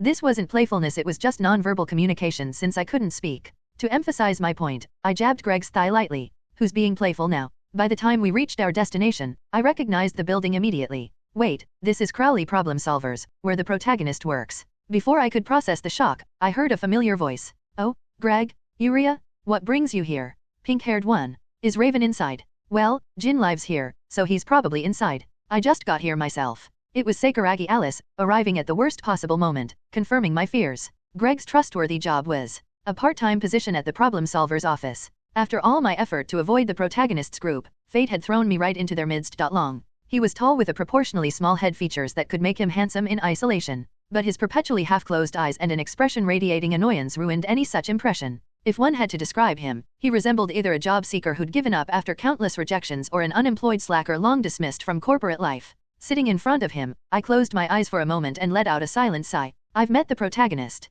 It was truly an unwelcome development. All my efforts to avoid getting entangled with the protagonist had gone up in smoke. After following Greg here, I found myself at none other than the protagonist's office. It felt as disorienting as expecting to get pork cutlets only to arrive at a dentist's office instead. Perhaps that dazed moment had been my last golden chance to escape. Before I could process it, I was already sitting on the office's guest sofa. Across from me sat Raven and Alice, with Greg seated beside me. I was utterly cornered, the tension eating away at me. "So, you're asking me to take care of this kid?" Summing it up, yes. Greg explained why he had suddenly appeared that morning. After the Night of Blood incident, he had to go overseas for some time. During his absence, he wanted me to work here instead of wandering around aimlessly. The request itself was touching. Despite knowing me for less than a week, Greg was taking responsibility for me so I wouldn't end up completely abandoned. It wasn't out of affection but likely his strong sense of duty. Even so, his consideration was enough to make me feel like calling him dad wouldn't be out of place. If only the person he'd entrusted me to wasn't the protagonist's party. But, is there even another option? I didn't really have a choice. A masked, undocumented individual like me, an illegal immigrant who couldn't even speak. On top of that, I had dangerous psychic powers and the Tesseract, a secret no one could know about. Unless I returned to the alleyway to reclaim the rags and resume my ghostly activities, finding a normal job was practically impossible. Greg's endorsement was the only way I'd have even a slim chance. Logically, I had no choice but to seize this opportunity. But Raven seemed less than thrilled. Scratching his head, he shook it with a troubled expression. "Look, this isn't a daycare. I can't just take in a kid with nowhere to go. More accurately, I'm asking you to hire her as a worker. That's even worse. Hiring a minor violates labor laws. I'm fine with it. So Yuria will be my junior, right?" "Oh my gosh. Hey, who said I was accepting her? We're not done talking yet." Raven lightly tapped Alice's head as she beamed with excitement. Then, he glanced at me, who was sitting stiffly, and turned back to Greg. "Why here? Surely there are other places she can work. Even if she's a minor, someone would take her in if you asked. There's a reason I need to leave her with someone trustworthy." To be honest, Greg cautiously revealed the truth. I couldn't speak, had to hide my face, and lacked any form of identification. In short, I was a walking employment red flag. Raven's expression soured as though he'd just heard something ridiculous. So, let me get this straight. You're asking me to hire a suspicious minor who can't talk, has to wear a mask, and has no ID. Correct. Are you kidding me? That's impossible. She's a good kid. Just being a good kid doesn't cut it. How can I hire someone without even knowing what she's about? I guess it's not going to work. Feeling like a child caught between arguing parents, I slumped my shoulders and held my breath. I couldn't blame him. I hadn't expected much anyway. Sure, it would have been nice, but getting upset over a rejection wasn't my style. Besides, maybe this was for the best. Getting involved with the protagonist's party, who were destined to face all kinds of trouble, wasn't something I wanted either. It's fine. I'll just convince myself I turned it down first. Not rejected, declined. See the difference? K'man, Jin? Greg's trustworthy, isn't he? There must be a good reason for this. Let's give her a chance. Quiet. I want nothing to do with troublesome things. Don't you feel sorry for Yuria? Are you fine with this poor girl starving? You heartless man. Whose side are you on? Greg fell silent as Alice stepped in to defend me, even winking at me as if to say, I've got your back. Her unexpected kindness moved me a little. I'd thought she was dangerous at first, but maybe my opinion could change. Wait. How do you even know her name? Oh, I met her at Greg's shop yesterday. Right, Yuria. Raven glanced at Alice with an exasperated look, seemingly realizing her fondness for cute things had driven her actions. After briefly eyeing Greg and me, he clicked his tongue. TCH fine. We can do an interview, at least. Thanks, Raven. That doesn't mean I'm accepting her. I need to see what she can do before deciding. Raven's cautious approach made sense. Greg was asking him to hire me as a proper employee, not take me in out of charity. Raven turned to me for the first time and asked, So, what's your name? Yuria, Greg answered. How old is she? That's a secret. What's her specialty? She's highly observant and can anticipate what customers need before they even ask. And her experience. Wait, why are you answering everything? Are you her parent? Greg responded unapologetically. She can't speak, so I'm helping the process along. Despite their bickering, Greg and Alice's support gave me courage. Deciding I couldn't rely on them forever, I took a deep breath and stood up. Raven's next question was, what exactly can you contribute here? Without a word, I scanned the room, then walked over to a large plant in the corner. Plucking a leaf, I held it out to Raven. Huh. He examined the leaf and suddenly exclaimed, a camera. Yes, a camera. Alice added, her face reddening as she realized its significance. The micro-camera was a recurring nuisance planted by Sakuragi Lily, Alice's older sister, who had a habit of spying on Raven. Using my knowledge from the original story, I quickly uncovered 6 more hidden cameras throughout the office. Alice cheered, amazing, Yuria, you're so sharp. Even Raven, though skeptical, acknowledged my skills. Fine. 1 month. But no extensions. Temporary worker at Crowley Problem Solver's office, hired? Should I be happy about this? I couldn't help but tilt my head in uncertainty. Perhaps because the conversation had reached its conclusion, Greg stood up without hesitation, as if his business here was done. Well then, I'll be off. Oh, Greg, you're leaving already? Yes. I plan to catch a flight this afternoon. There's no reason to delay. It seemed he was intent on leaving for overseas right away. That explained why he'd brought me here first thing in the morning. Classic Greg. The orc's characteristic straightforwardness and speed left no room for hesitation or second guessing. After answering Alice's question in his usual blunt manner, Greg turned his attention to Raven.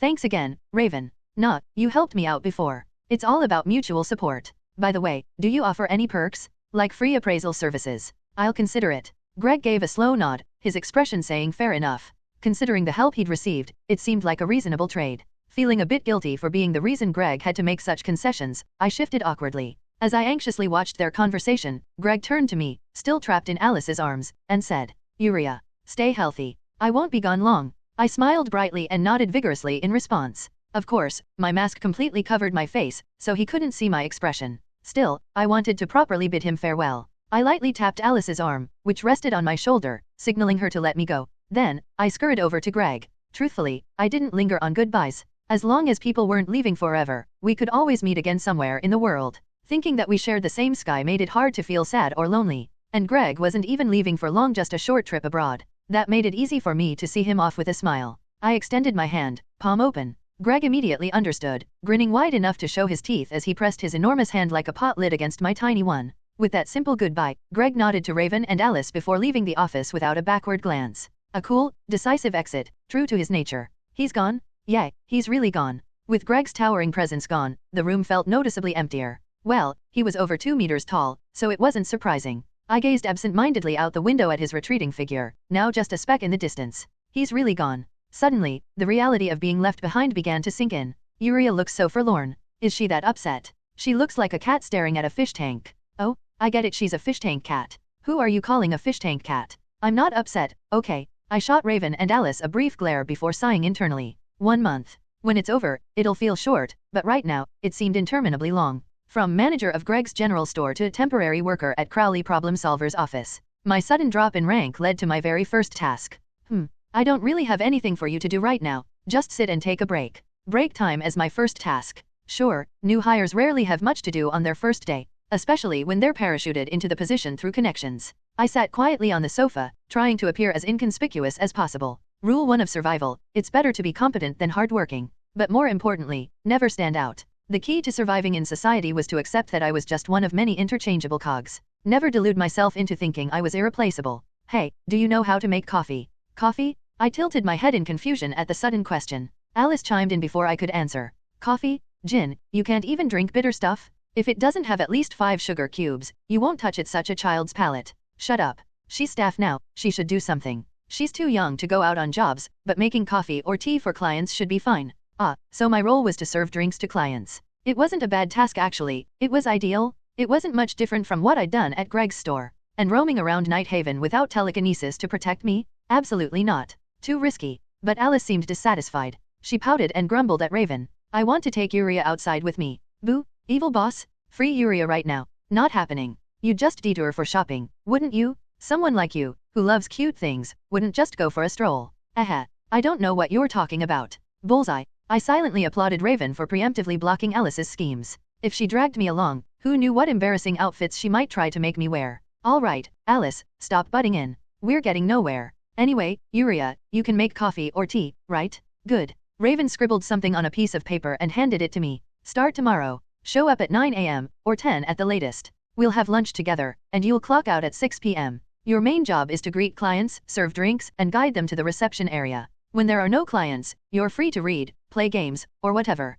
Got it? Great. You understand. As for pay, it's not difficult work, so this much should be done. It'll be enough to get by for a month. Sounds good. I nodded enthusiastically, nearly shaking my head off. Perfect. No, amazing. A cushy part-time job with a 9 to 6 schedule, provided lunch, light duties, and free time. Sure, the pay was modest, but I wasn't planning to settle here forever. For someone who might have ended up wandering the streets, this was a godsend. Raven added, since you don't have an ID, there's no need for a contract. Don't worry, I'm not going to stiff you. If Jin tries to withhold pay, I'll break his spine and make him pay. Don't worry. Hey, don't joke about that. Not joking. Alice's unnervingly sweet smile made it clear she was 100% serious. Even I found it scary. And so, the details of my part-time job were settled. With nothing else to do, I decided to start working right away. I've handled customers before, this won't be too hard. Or so I thought. What I'd failed to consider was that the Crowley Problem Solver's office wasn't just a workplace, it was the chaotic hub of the Fixer world. The first client of the day burst in sobbing, Fixer.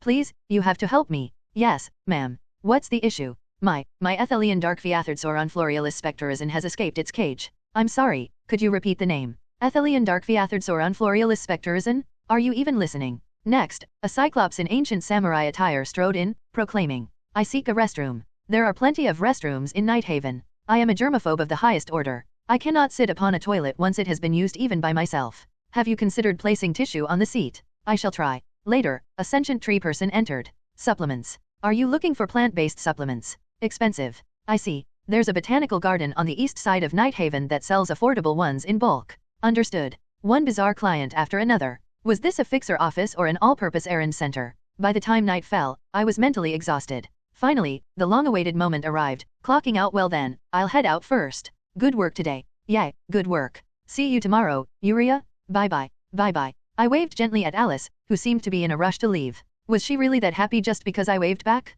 Her face lit up with a radiant smile as she waved enthusiastically before hurrying out of the office. She likes me too much. It's almost confusing. Her genuine fondness for me was unmistakable, and it was something I couldn't dislike, even if I tried. Alice was the type of person who gave affection freely, without expecting anything in return. It was an impressive mindset that someone as petty and small-minded as me couldn't hope to emulate. Of course, her fondness sometimes involved physical affection so overwhelming it made me break out in a cold sweat, but I could always draw boundaries. Alice wasn't the type to push if I firmly rejected her. You did well today, temp worker. Must have been tough with all the quirky clients. Here's your day's wages. Check it. After Alice left, Raven scratched the back of his head awkwardly and handed me an envelope, likely feeling guilty about how unexpectedly busy the day had been. Already getting paid for today? Grateful, I eagerly accepted the envelope, opening it with a soft rustle. Inside were crisp, freshly withdrawn bills still warm from the ATM. Counting them, I noticed there were 2 more bills than what we'd agreed upon. Is this extra? Waving the envelope at Raven to clarify, he chuckled lightly and shrugged as if it were no big deal.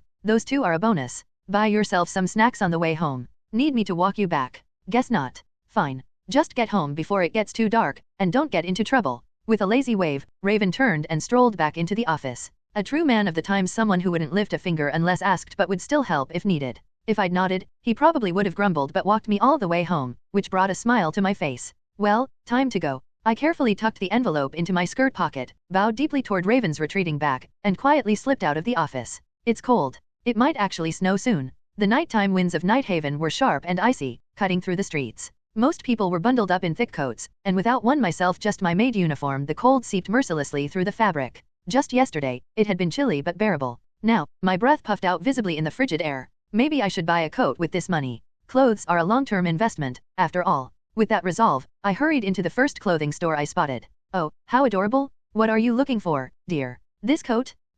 It might be too long and cover your whole body. That's the point. Walking around in this maid uniform is embarrassing enough as it is. Ignoring the shopkeeper's hesitation, I handed over the money and bought the long coat without a second thought. The hem fell to my thighs, offering much-needed coverage. As soon as I stepped back outside, I felt immediate warmth. Welcome? Are you taking this to go? 1 basic sandwich? Got it. With my newly purchased coat and a wrapped sandwich in hand, I retraced the path Greg and I had walked earlier. Even in a city as lively as Nighthaven, the streets grew quieter the farther I ventured from the bustling downtown. By the time I reached the gray district where Greg's general store was located, the streets were almost deserted. It's incredible Greg set up a shop in a place like this. Then again, it was the kind of quiet area that made it easier for me to visit unnoticed. Using the emergency key Greg had given me, I unlocked the store's door. Ugh, it's freezing in here. Let's block the windows first. The interior was bone-chillingly cold, thanks to the broken windows that vampires had shattered. Using thick cloth, I covered the gaps where the glass was missing and turned on the heater. I swept out broken shards and dust with telekinesis, then thoroughly mopped the floors.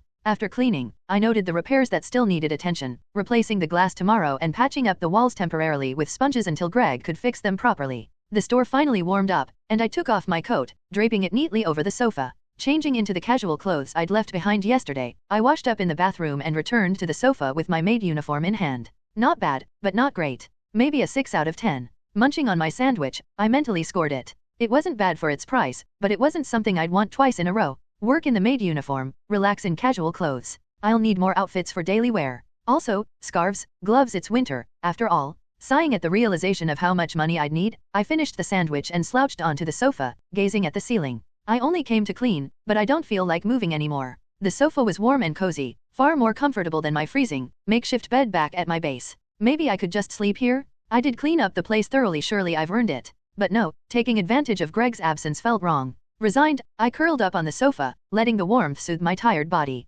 After a while, my thoughts drifted to the tesseract hanging around my neck. When will it wake up? And what exactly happened yesterday? Why did the tesseract speak? Why did it help me? And how would its presence change the original storyline? The uncertainty felt overwhelming, like being adrift in an endless sea. Gripping the tesseract tightly, I steeled my resolve. No matter what happens, I won't regret it. I made this choice. I shook off the heavy thoughts with a self-deprecating chuckle and patted my cheeks. Then, folding my maid uniform neatly, I placed it on the sofa. After double-checking the lights and heater were off, I took one last look at the quiet store before closing the door behind me. I'll be back tomorrow. I silently wished for another peaceful day, though in a city like Nighthaven, peace felt like a foolish hope. TL note, rate us on novel updates. As soon as it was time to clock out, Alice bolted out the door like a bullet. The place her steps led to was none other than the Western Labyrinth, where the ghost had last appeared.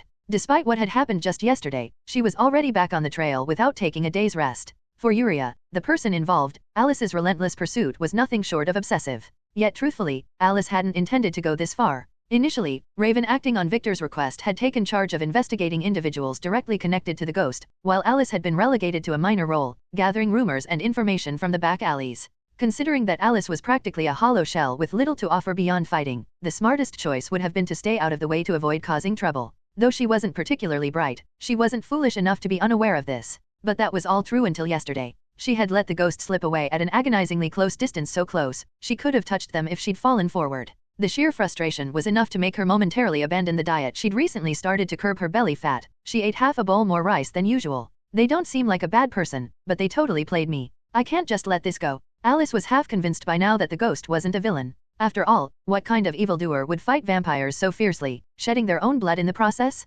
Still, the fact that the ghost wasn't bad didn't erase the humiliation of letting them escape right in front of her. For Alice, who had been thoroughly outplayed, there was no choice but to track the ghost down and teach them a lesson. Wait for me, ghost. I'm going to rip off that white cloth with my own 2 hands. Alice had a competitive streak. No, to be precise, when she wasn't distracted by cute things, Alice could be incredibly tenacious. She was the type to thrash about against her limits, working to break through any obstacle in her way. Of course, in front of a certain silver-haired girl, she often ended up looking like a clumsy mess, but that was merely her way of venting stress. When she got serious, even Raven would shake his head in exasperation, unable to stop her stubbornness. Unfortunately for the ghost, they had unwittingly caught the attention of someone this persistent. Let's go a bit deeper this time. The bounty from the Black Liquor Guild on the ghost is particularly concerning. With that, Alice strode fearlessly into the depths of the Western Labyrinth. For someone as striking as Alice, the underworld was a place where trouble was practically guaranteed to find her. To avoid unnecessary hassles, she usually avoided walking around so openly. But now, the tables had turned.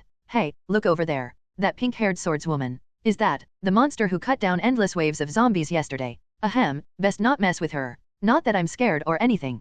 Thanks to her remarkable display during the Bloody Night incident, rumors about Alice had spread widely. The riffraff of the underworld kept their distance, and her steps remained unhindered. Excuse me. Could I ask you something? Why yes? What is it? Do you happen to know anything about the ghost? Even something trivial is fine. Approaching anyone who stood out, Alice interrogated them for information about the ghost, collecting every scrap she could find. She focused on things like the times the ghost typically appeared, shared traits among their victims, or details of their involvement in the Bloody Night incident. Of course, most of what she gathered turned out to be information she already knew or was otherwise unhelpful. The ghost had a knack for vanishing without a trace. Even in the underworld, there were only a handful of people who had seen them directly, aside from the events of the previous day. Listening to these rumors, it's like they really are ghosts. If I hadn't seen them myself, I'd think it was all exaggerated too. So far, no one had glimpsed what lay beneath the cloth, nor heard the ghost's voice. Their mere appearance left people unconscious for inexplicable reasons, and anyone who crossed their path risked losing all their possessions. The meticulousness with which they erased their traces left Alice deeply troubled. Elder, do you know anything about the ghost?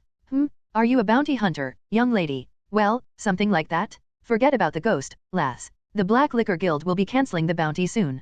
Cancelling it? Really? Alice's eyes widened in surprise at the old beast folk's revelation. She had suspected that the Black Liquor Guild might give up on the ghost eventually, but she hadn't expected them to drop the bounty so soon after the incident. For an organization renowned as one of the top beast folk powers, backing down so easily was a blow to their reputation. But as she listened to the old man's explanation, the reasoning became clear. They've already spent a fortune compensating angry bounty hunters after all those zombie corpses disappeared. And they say the vampire the ghost fought was a noble class 1. If that's true, the Black Liquor Guild was outmatched from the start. If the ghost had been hot-headed, there would have been rivers of blood in the labyrinth by now. That's certainly true. Nodding in agreement, Alice recalled the events of the previous day. By the time she arrived, Drakel had been so severely beaten that he couldn't regenerate his severed limbs. A noble vampire, even a weak one, would require a double-numbered fixer to handle. That meant the ghost was at least as skilled as Victor. No wonder the Black Liquor Guild had backed down so quickly. And public opinion in the labyrinth has shifted toward the ghost. A lot of people saw them take down the zombies and the vampire.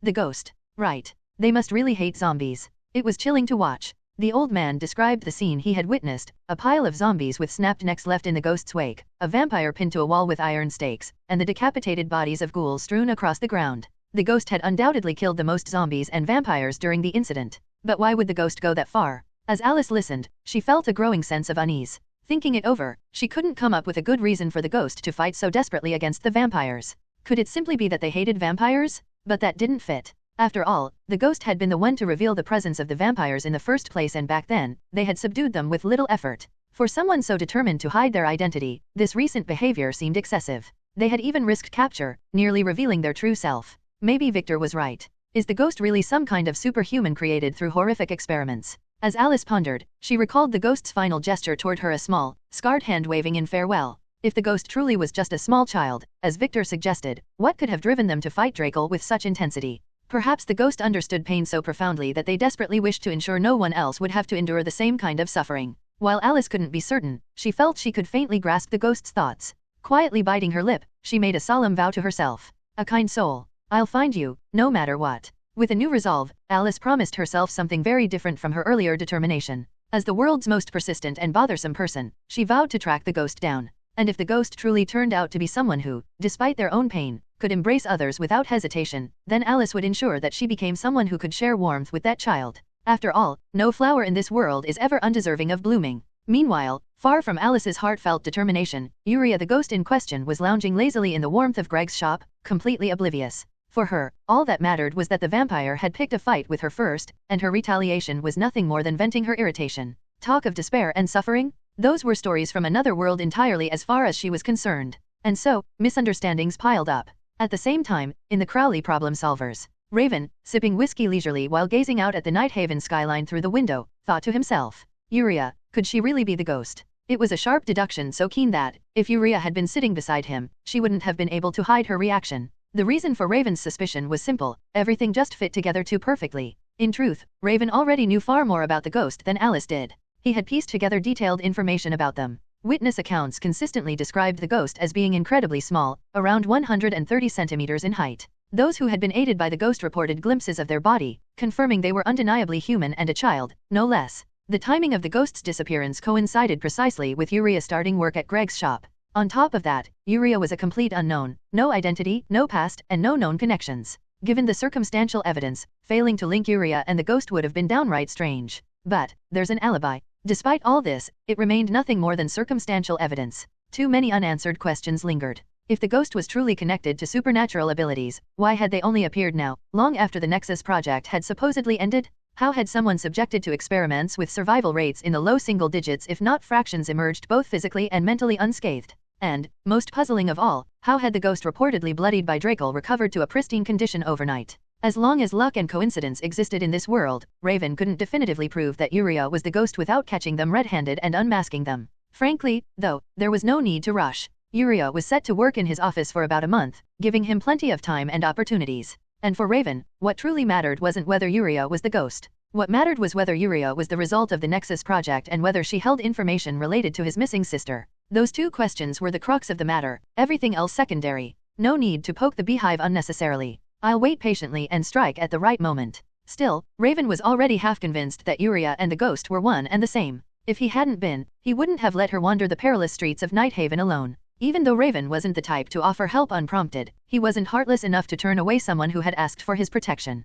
An email. He had been nursing his drink, lost in thought, when a notification popped up on his computer. The email's content was as follows. An invitation to a party hosted by Nemesis, a leading cybernetic prosthetics company. The email stated that he, as a fixer, was welcome to bring up to 2 companions, and that all expenses would be covered by Nemesis. To someone who had survived countless battlefields, Raven immediately sensed the scent of danger. This was no ordinary invitation, it was bait, sweetly perfumed to lure prey into a death trap. It reeked of scheming and dirty tricks. Smells dangerous. This should be fun. Raven smirked. There was nothing he found more entertaining than giving troublemakers a taste of their own medicine. It seemed like the perfect opportunity to indulge in one of his hobbies after a long time. Somewhere in Nighthaven, in a cramped, dimly lit room filled with the hum of fans and faint electronic beeps, a man was hunched over a keyboard, surrounded by countless computers and monitors. Amid the overwhelming chaos of screens, the man muttered as he gazed at a blinking display. Found it. The man was a code runner, a hacker of the new generation who operated within the cybernetic network. He stood up with purpose, stepping toward the window.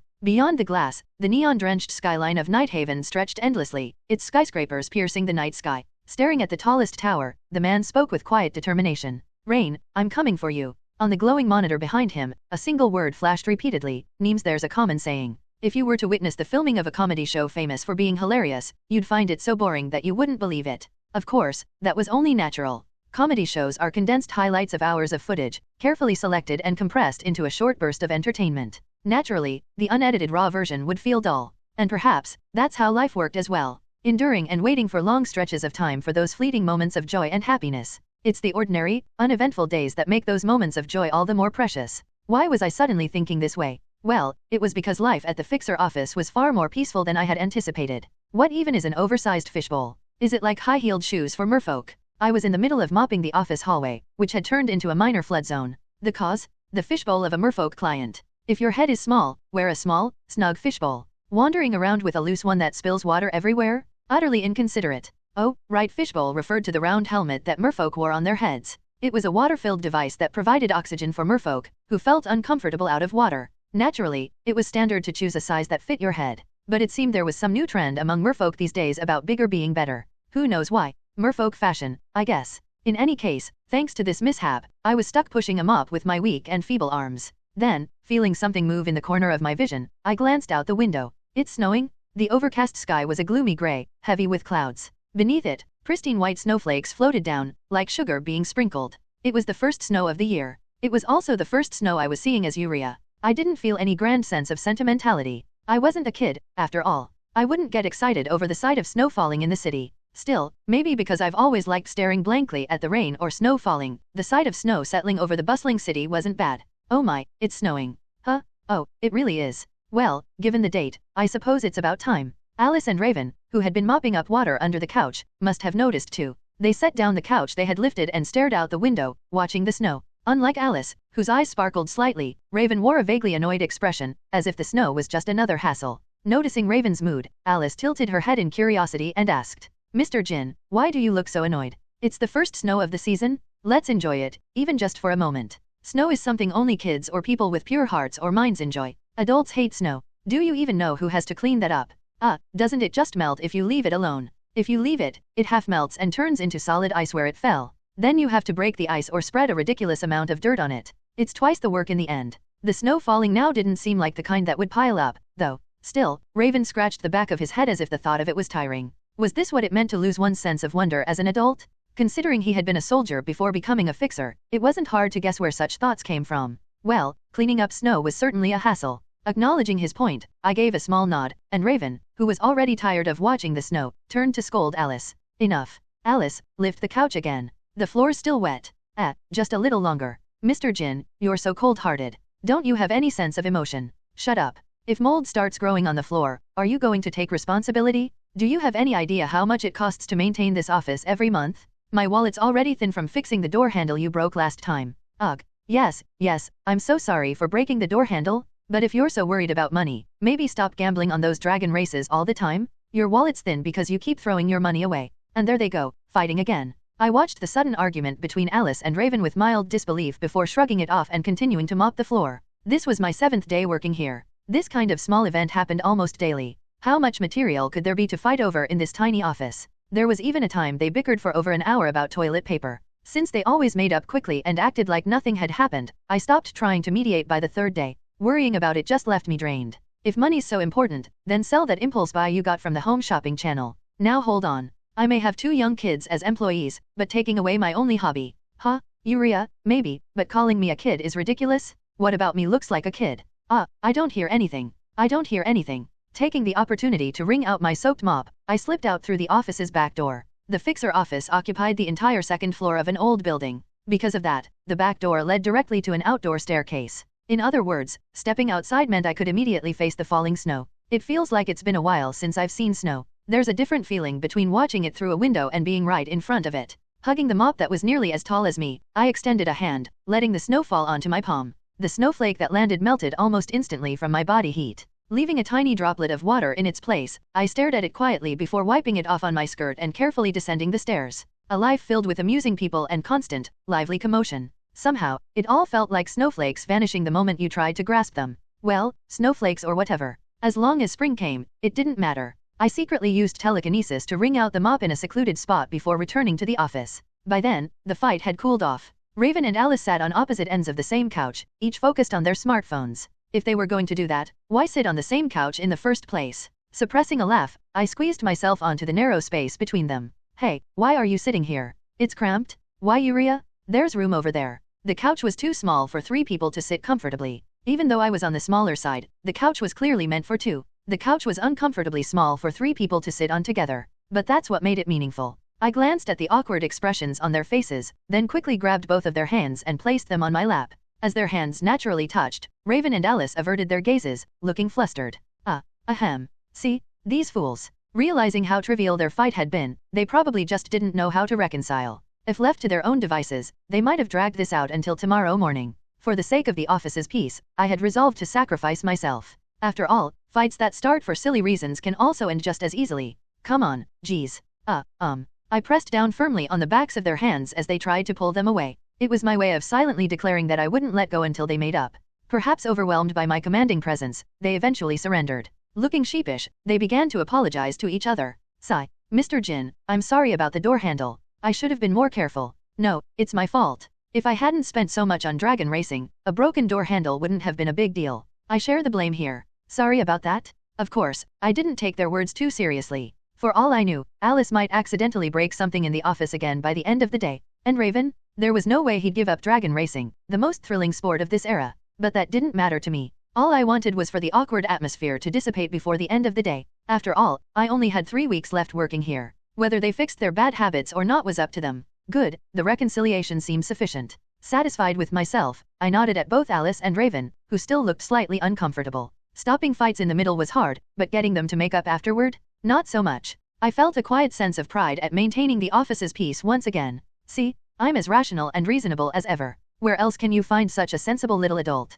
And no, it absolutely wasn't because I was irked by Raven calling me a kid. Really, honestly, purely. Actually, maybe I should take an interest in dragon racing too. I wonder what makes it so exciting. Now that's a good idea. I'm not planning to bet again anytime soon, but dragon racing is worth experiencing at least once. Especially with the current star, Andreas No 11. His leg strength is just as the office atmosphere returned to normal, as if nothing had happened, a familiar voice from the TV grabbed my attention. And in other news, Nemesis Corporation has made headlines for developing the world's first prosthetic arm capable of channeling magic. The ABP 1137, unveiled by Nemesis, achieves what was long thought impossible, merging magic with machinery. By demonstrating that their unique method allows magic to flow through artificial limbs, they've marked the beginning of a new era in history. Oh, that. I recognized it from the original story. Curious about the news, I straightened up like a meerkat and leaned closer to the TV. Noticing my reaction, Raven and Alice paused their conversation about dragon racing and turned their attention to the screen. A prosthetic arm that channels magic? Mr. Jin, is that even possible? Magic isn't supposed to work outside of a living body. No idea. But if it's on the news, I guess it works? I wouldn't know much about it. Wow, this means people from other species who have physical disabilities can use prosthetics freely now. Alice clapped her hands with joy, clearly excited about the breakthrough. After all, the main reason many non-human species avoided prosthetics was the backlash caused by incompatible magic. As she said, this opened up a whole new horizon of possibilities for them, assuming it was true, of course. Are you interested in this sort of thing?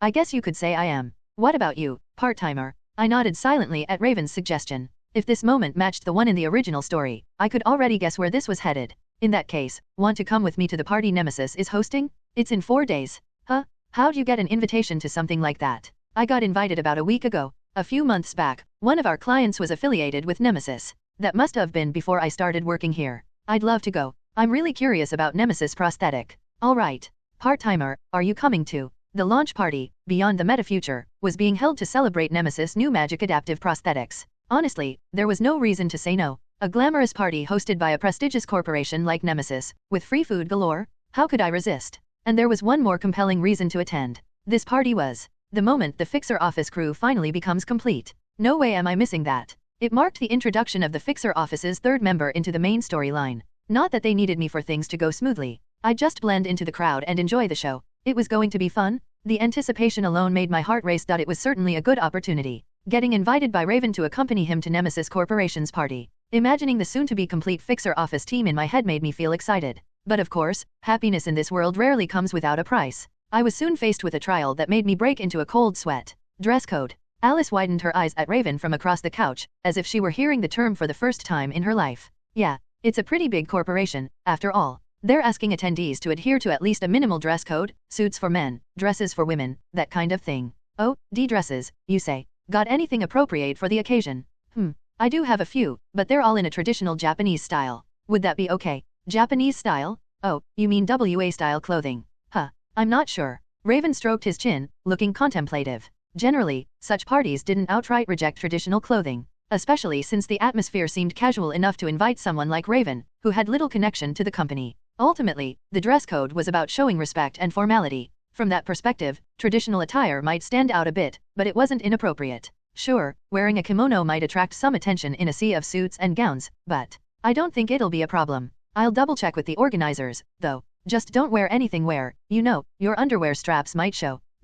What? You underwear straps? They don't show? Okay. That's harassment? Seriously. Alice's face turned bright red as she angrily shouted back at Raven. Wait a minute. Now that I think about it, wouldn't a dress with a deep slit risk showing straps? How had I never noticed Alice's underwear straps before? As I pondered this curious mystery, Alice suddenly pulled me into her arms, shouting, "Well, that's me taken care of. But what about Uria?" "Huh? Oh, right. The part-timer doesn't have anything to wear, does she? Why was this suddenly directed at me? I hadn't done anything, but they weren't wrong. If the party required adhering to a dress code, it was indeed a problem for someone like me, whose wardrobe consisted only of pajamas and a maid outfit. Buying something suitable wasn't an option either. Fancy party attire was expensive, and I was broke. Alice, don't you have something from when you were younger? All of that's back at my family's home. Besides, I grew up pretty fast, so…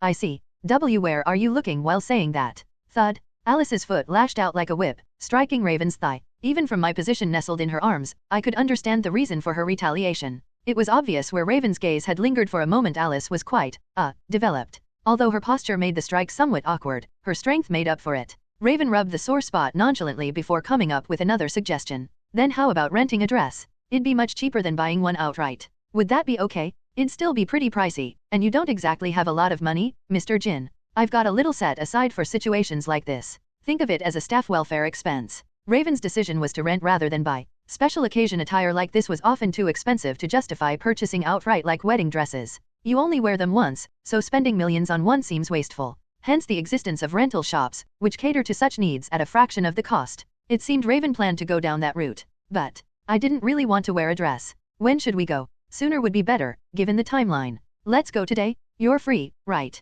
I guess, but it's up to the part-timer. What do you think? Yuria, are you busy tonight? Want to come dress shopping with your big sister? Alice's expectant eyes bore into me, practically demanding I say yes. Raven, too, gave me a calm but reassuring look, as if to say, don't worry about the money. There was no way to refuse. Not that I even wanted to. What was I going to do? Skip the party? Miss the moment when the Fixer office team officially comes together? Ugh, fine. I'll just pick something simple. Resigning myself to my fate, I buried my face in Alice's arms. I couldn't believe I was actually going to wear a dress. Was this really happening? The thought alone filled me with self-conscious despair. The rental shop Raven had found was located in a busy downtown shopping district. Apparently, it was one of the more affordable places specializing in children's clothing. Wait, children's clothing? I really had to wear a kid's dress? The humiliation was almost enough to bring tears to my eyes. Welcome. Oh my, are you two married? No, definitely not. I called earlier. We're looking for a child-sized dress. And we're not a couple. Oh dear, I'm sorry? You just looked so good together, I couldn't help myself.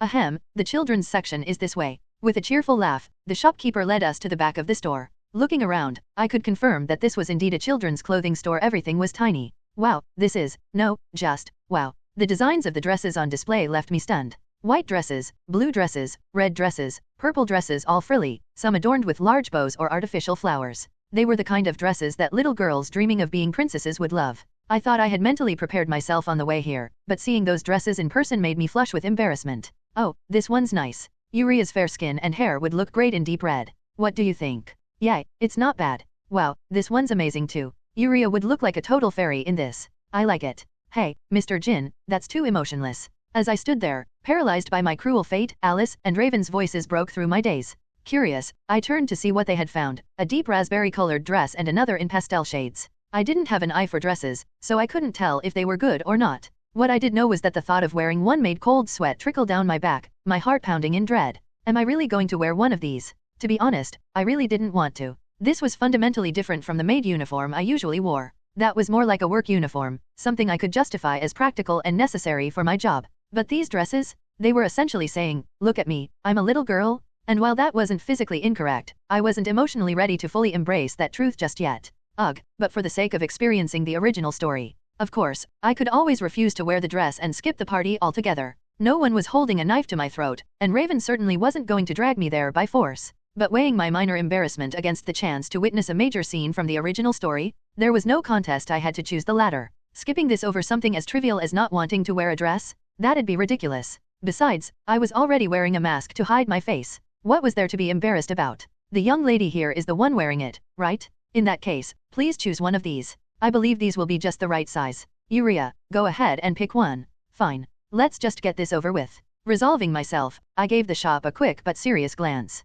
After a moment, I selected the simplest, least revealing blue dress I could find and raised it high above my head like a certain monkey presenting a lion cub. This will do. No need to look further, let's just end it here. Without words, my gesture made my intentions clear. Oh my, that's quite a classic choice. Would you like to try it on? Can she do that? Of course. You can't choose a dress without trying it on first. Perfect. Go try it on, Yuria. What? Here? Now? Before I could process what was happening, I found myself being ushered into a fitting room with the dress in hand. Inside, it was just me, a large mirror, and the plain dress hanging from my arms. Staring at my reflection in the mirror, I couldn't help but feel a bit dazed by the sudden turn of events. Well, I guess I should at least try it on. I'm going to wear it at the party anyway. After confirming that the fitting room door was securely locked, I hesitantly hung up the dress and began undressing. I slipped out of my maid uniform, a task I could now practically do with my eyes closed, and put on the surprisingly straightforward dress. Once I was reasonably certain everything was in place, I glanced at the mirror. In the reflection stood a girl wearing a fox mask and an elegant blue dress, a surreal, almost dreamlike image.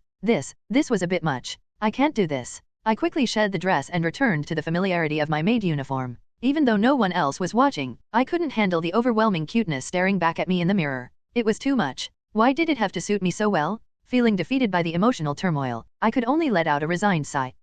Yuria, is something wrong? Was there a problem with the dress? Should I bring you another one? I shook my head repeatedly, cradling the dress as I trudged out of the fitting room. Alice seemed to think there was something wrong with the dress itself, but the truth was much simpler. I just couldn't bring myself to wear it. I'm sorry for being like this. Honestly, I'd rather just skip the party altogether. As I dejectedly handed the dress back to the shopkeeper, I hung my head in shame. That's when Raven, who had been silently observing from a distance, suddenly spoke up. Would you prefer something other than a dress? Mr. Jin, what are you talking about all of a sudden? I'm asking if she'd be okay with something other than a dress. What do you think, part-timer? How did he know I didn't want to wear it? Startled, I turned to him with a surprised expression, as if he'd just read my mind. Raven clicked his tongue and walked over to the shopkeeper. Do you have any children's suits? Something suitable for her size? Well, I suppose we do. Even though she's a girl, at her age, the difference between boys' and girls' clothing isn't that noticeable. It shouldn't be a problem. Was it just my imagination, or did his eyes look strangely sad as he said that? Yuria, are you okay with not wearing a dress? I gave him a silent but enthusiastic nod. Not having to wear a dress? That was perfect. I wasn't sure what assumptions he was making, but I wasn't going to argue. Instead, I inwardly cackled like a villain plotting their next scheme. This was going to work out in my favor. From there, everything moved swiftly. Children's suits didn't feel nearly as embarrassing as dresses. I even got into it, trying on different options and debating with Alice about which one suited me best. As it turned out, I had long arms and legs for a kid, giving me a model-like figure in the realm of children's clothing. Honestly, the suits suited me better than the dresses did, or at least, that's how I felt. Click, click. Aw, so cute. What's with this androgynous charm? I have to take pictures. Are you going to keep snapping photos every time she changes? When is this going to end? Let's wrap it up already. Alice's overflowing excitement set off her shudder-happy tendencies, but Raven's patience wore thin after my 10th outfit change. Thanks to his intervention, we finally managed to wrap things up. I eventually settled on a suit I liked, which meant I could meet the party's dress code after all. A few days later, we found ourselves standing in front of Nemesis Corporation's building, where the launch party beyond the metafuture was being held. Alright, we're just guests here, so don't cause any trouble. Eat, look around, and leave quietly. Got it. Got it. Alice and I raised our hands in a gesture of solemn agreement to Raven's reminder. Of course, knowing what was about to happen, I was just playing along. Clutching Alice's hand to avoid getting separated, I tilted my head as a small thought crossed my mind.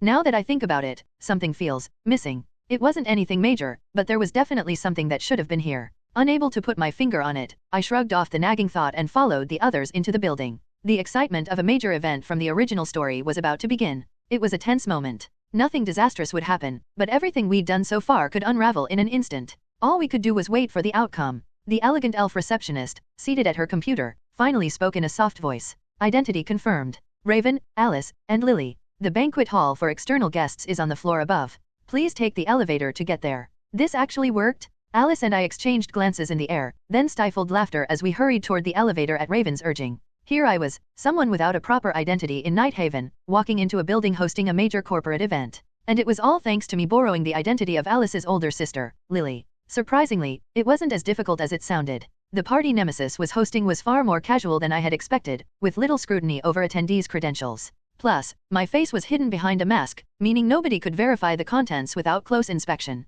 Of course, if someone in charge decided to verify identities on a whim, we'd be in trouble. But based on what I remembered of the original story, it wasn't likely that the event would escalate just yet. Whoa, this feels like a completely different world. Everything looks so expensive. Clinging to Alice's hand, I followed her like a chick trailing behind its mother, glancing around as I went. This building wasn't Nemesis headquarters, it was a luxury hotel near the main office. The headquarters, where researchers and staff bustled about, wasn't ideal for hosting guests. For this launch party, Nemesis had rented the 32nd through 34th floors of this lavish venue. Thinking about how even the random decorations scattered around could probably cover a year of my part-time wages, I instinctively tightened my grip on Alice's hand. Ugh, there's too many people waiting for the elevator. Should we just take the stairs? You're right, the line's too long. It's only one floor up. Want to take the stairs instead? Yuria, are you okay with that? Should I carry you? Getting carried away for something as trivial as climbing stairs was too embarrassing, so I shook my head. I trotted up the stairs with quick steps, following the group. When we reached the banquet hall floor, we couldn't help but be amazed.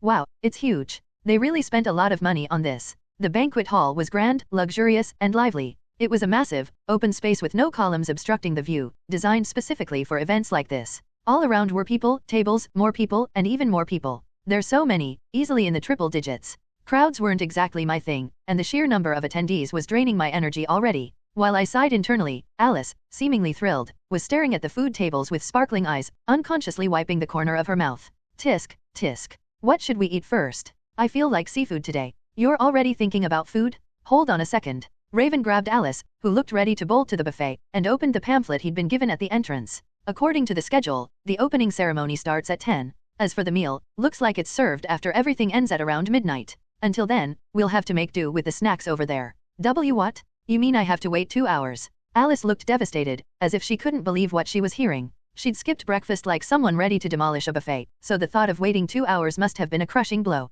This is why you shouldn't have refused the bread I offered earlier. No, there are light snacks at the tables over there. Grab something to tide you over until then. That's my only choice. Let's go, Yuria. Alice suddenly grabbed my hand and marched toward the snack table. I didn't particularly want to eat anything, but since I couldn't voice my objection, I let myself be dragged along. The table was attended by a staff member dressed similarly to the elf receptionist we had met earlier. Without taking her eyes off the food, Alice hurriedly asked, "Excuse me, can we eat this? Feel free to help yourselves." "Really? Thank you. Please remember to dispose of any trash in the bins placed around the hall." "Of course." With that, Alice began scanning the table like a predator eyeing prey, quickly piling up plates with the most delicious-looking snacks. Soon, her arms were so full that the term finger food no longer seemed applicable. Feeling embarrassed to stand next to her, I averted my gaze and picked up a small mandarin tart. "This looks tasty. I'll just have this one." Sliding the bottom part of my mask to the side, I popped the tart into my mouth. It was amazing. The tartness of the fresh mandarin blended perfectly with the crispy, buttery crust, making me smile despite myself. As expected of a major corporation, even their desserts were on another level. I savored the lingering flavor, quietly impressed. "Mahai-her? Hiha-ho mahi-her. Wah. Yuria, is it good?" She was asking if it was tasty. I turned my head, wiped my mouth, adjusted my mask, and nodded at Alice. It was delicious. Mandarins and tarts, how could that combination possibly fail? Satisfied with my reaction, Alice patted the top of my head and suggested we head back. While being treated like a child was a little embarrassing, Alice was a pretty girl, so I let it slide. Go ahead and pat my head all you want." Having effectively wiped out an entire table of finger foods, we returned to where Raven was standing. That's when we spotted him deep in conversation with a strikingly dressed woman. Oh, that's. I recognized her immediately. It was impossible not to. Her distinctive appearance was unforgettable. A ponytail of deep navy blue hair tied high, a bikini top and tight jeans that showed off her healthy brown skin beneath a thick leather jacket, a skull-printed eye patch covering one side of her face, and a coiled whip hanging at her hip. It was Lexi, the uniquely flamboyant bodyguard fixer, as eccentric in appearance as Alice in her modified kimono.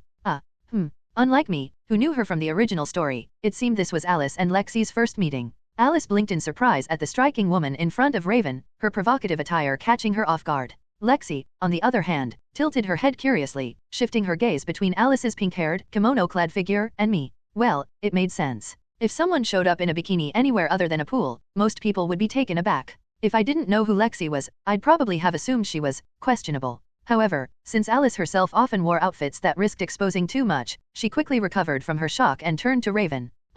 Mr. Jin, who is this person?" "Oh, Alice, you're here. It's Lexi.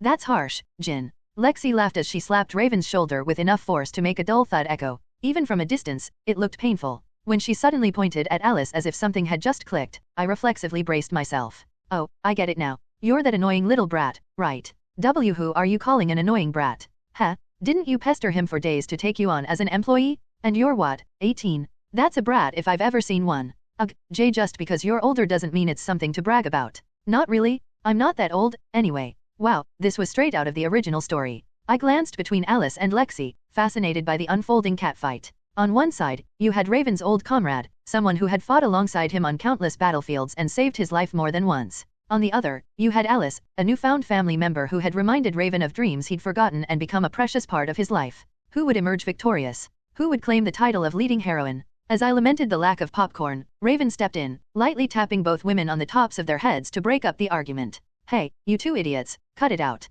Don't cause a scene here, you'll bother everyone around us. If you want to fight, do it outside. I didn't start this. She picked a fight with me. Alice protested indignantly. She wasn't wrong. All she had done was ask who Lexi was, and suddenly she'd been attacked. Lexi seemed to realize this, because she gave Alice a sheepish grin before casually saying, all right, my bad. It's just been so long since I've seen Jin, and when some girl showed up, I got a little defensive. But, for the record, I wasn't the one who called you annoying, he was. Mr. Jin. Not wrong, though. Maybe, but couldn't you have phrased it nicer? We've been working together for months, and you're still so petty. Can't you at least pretend to be polite in front of other people? Alice's frustration bubbled over as she stepped closer to Raven, looking up at him with an expression of genuine hurt. That was her I'm seriously upset face. From experience, I knew it would take at least 10 minutes for her to cool down. It wasn't just that Raven thought she was annoying, she could handle that. It was the fact that he'd openly said it to someone else that stung. Looks like round 1 of the heroine battle goes to Lexi. I guess experience wins out after all. As I silently marveled at the scene, a chill suddenly ran down my spine.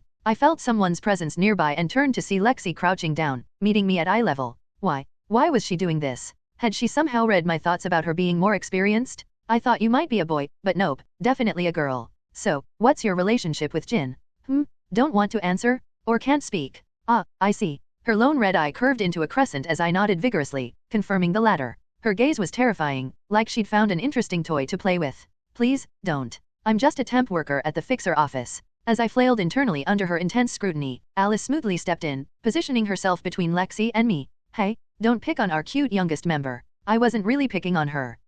Fine. Lexi straightened up and glanced back at Raven. From behind Alice, her face looked oddly wistful, like a girl reluctantly letting go of something she cherished. Interesting group you've got here, Jin. There's never a dull moment. Honestly, it's exhausting. I can see that. Still, you seem happy. That's good. What was this atmosphere? Alice and I exchanged uneasy glances before quietly listening to their conversation. Lexi pulled something from her pocket and handed it to Raven. Here, my contact info. Give me a call if you ever have the time. The others would love to hear from you. I'll think about it. Well, I'll be off then. You two, see you later. With that, Lexi strode out of the banquet hall without a backward glance. Once her presence was gone, I finally exhaled deeply, relieved. If a lioness were to take human form, she would look like Lexi. Even standing still, she had an overwhelming presence that made my heart race in fear. Knowing she'd show up didn't prepare me for the sheer impact of meeting her in person. Ladies and gentlemen, we are thrilled to bring you a truly special experience tonight.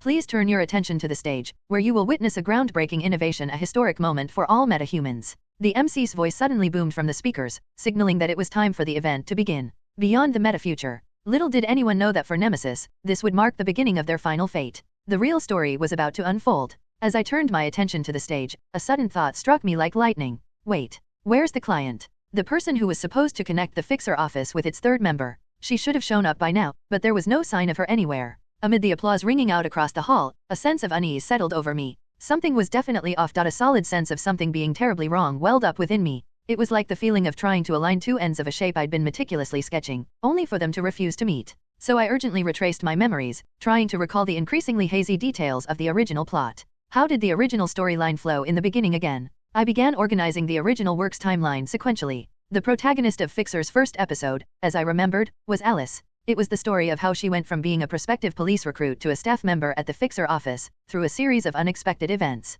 After that, episodes featuring her sister, Lily, and several other surrounding characters unfolded. It was only during this particular episode that the roster of regular characters started to grow in earnest. This was known as the Nemesis Party Terror Incident. It was an act of violence meant to expose the secret behind Nemesis' new product. Of course, despite being called a terror incident, it wasn't a grim scenario involving countless deaths or a flood of victims. It was more along the lines of someone wreaking havoc at an exclusive banquet for VIPs, with a dozen security robots getting smashed. Considering how the Blood Night incident in the original story had caused countless casualties and nearly killed the protagonist, this was relatively tame. In Nighthaven, incidents like these weren't particularly rare. Thinking about the timeline, the episode's progression was roughly as follows. 1. Raven and Alice, invited by Nemesis, arrived at the hotel hosting the party. 2. Inside the hotel, they encountered a suspicious girl they had met before, wandering about. 3. It turned out the girl was the younger sister of the terrorist instigating the incident, and she requested Raven's help to stop her brother. 4. Finally, the protagonist's group discovered that the reason behind the attack was Nemesis holding the terrorist's childhood friend captive, prompting them to crush the company's shady conspiracy and save the day. By now? No, if this is following the original plot, we should have already met the client before encountering Lexi. Could I have misremembered something? Or had something gone terribly awry along the way? Whatever the case, the situation as it stood was precarious. If the client failed to appear, the fixer office would lose a skilled hacker and mage in one fell swoop.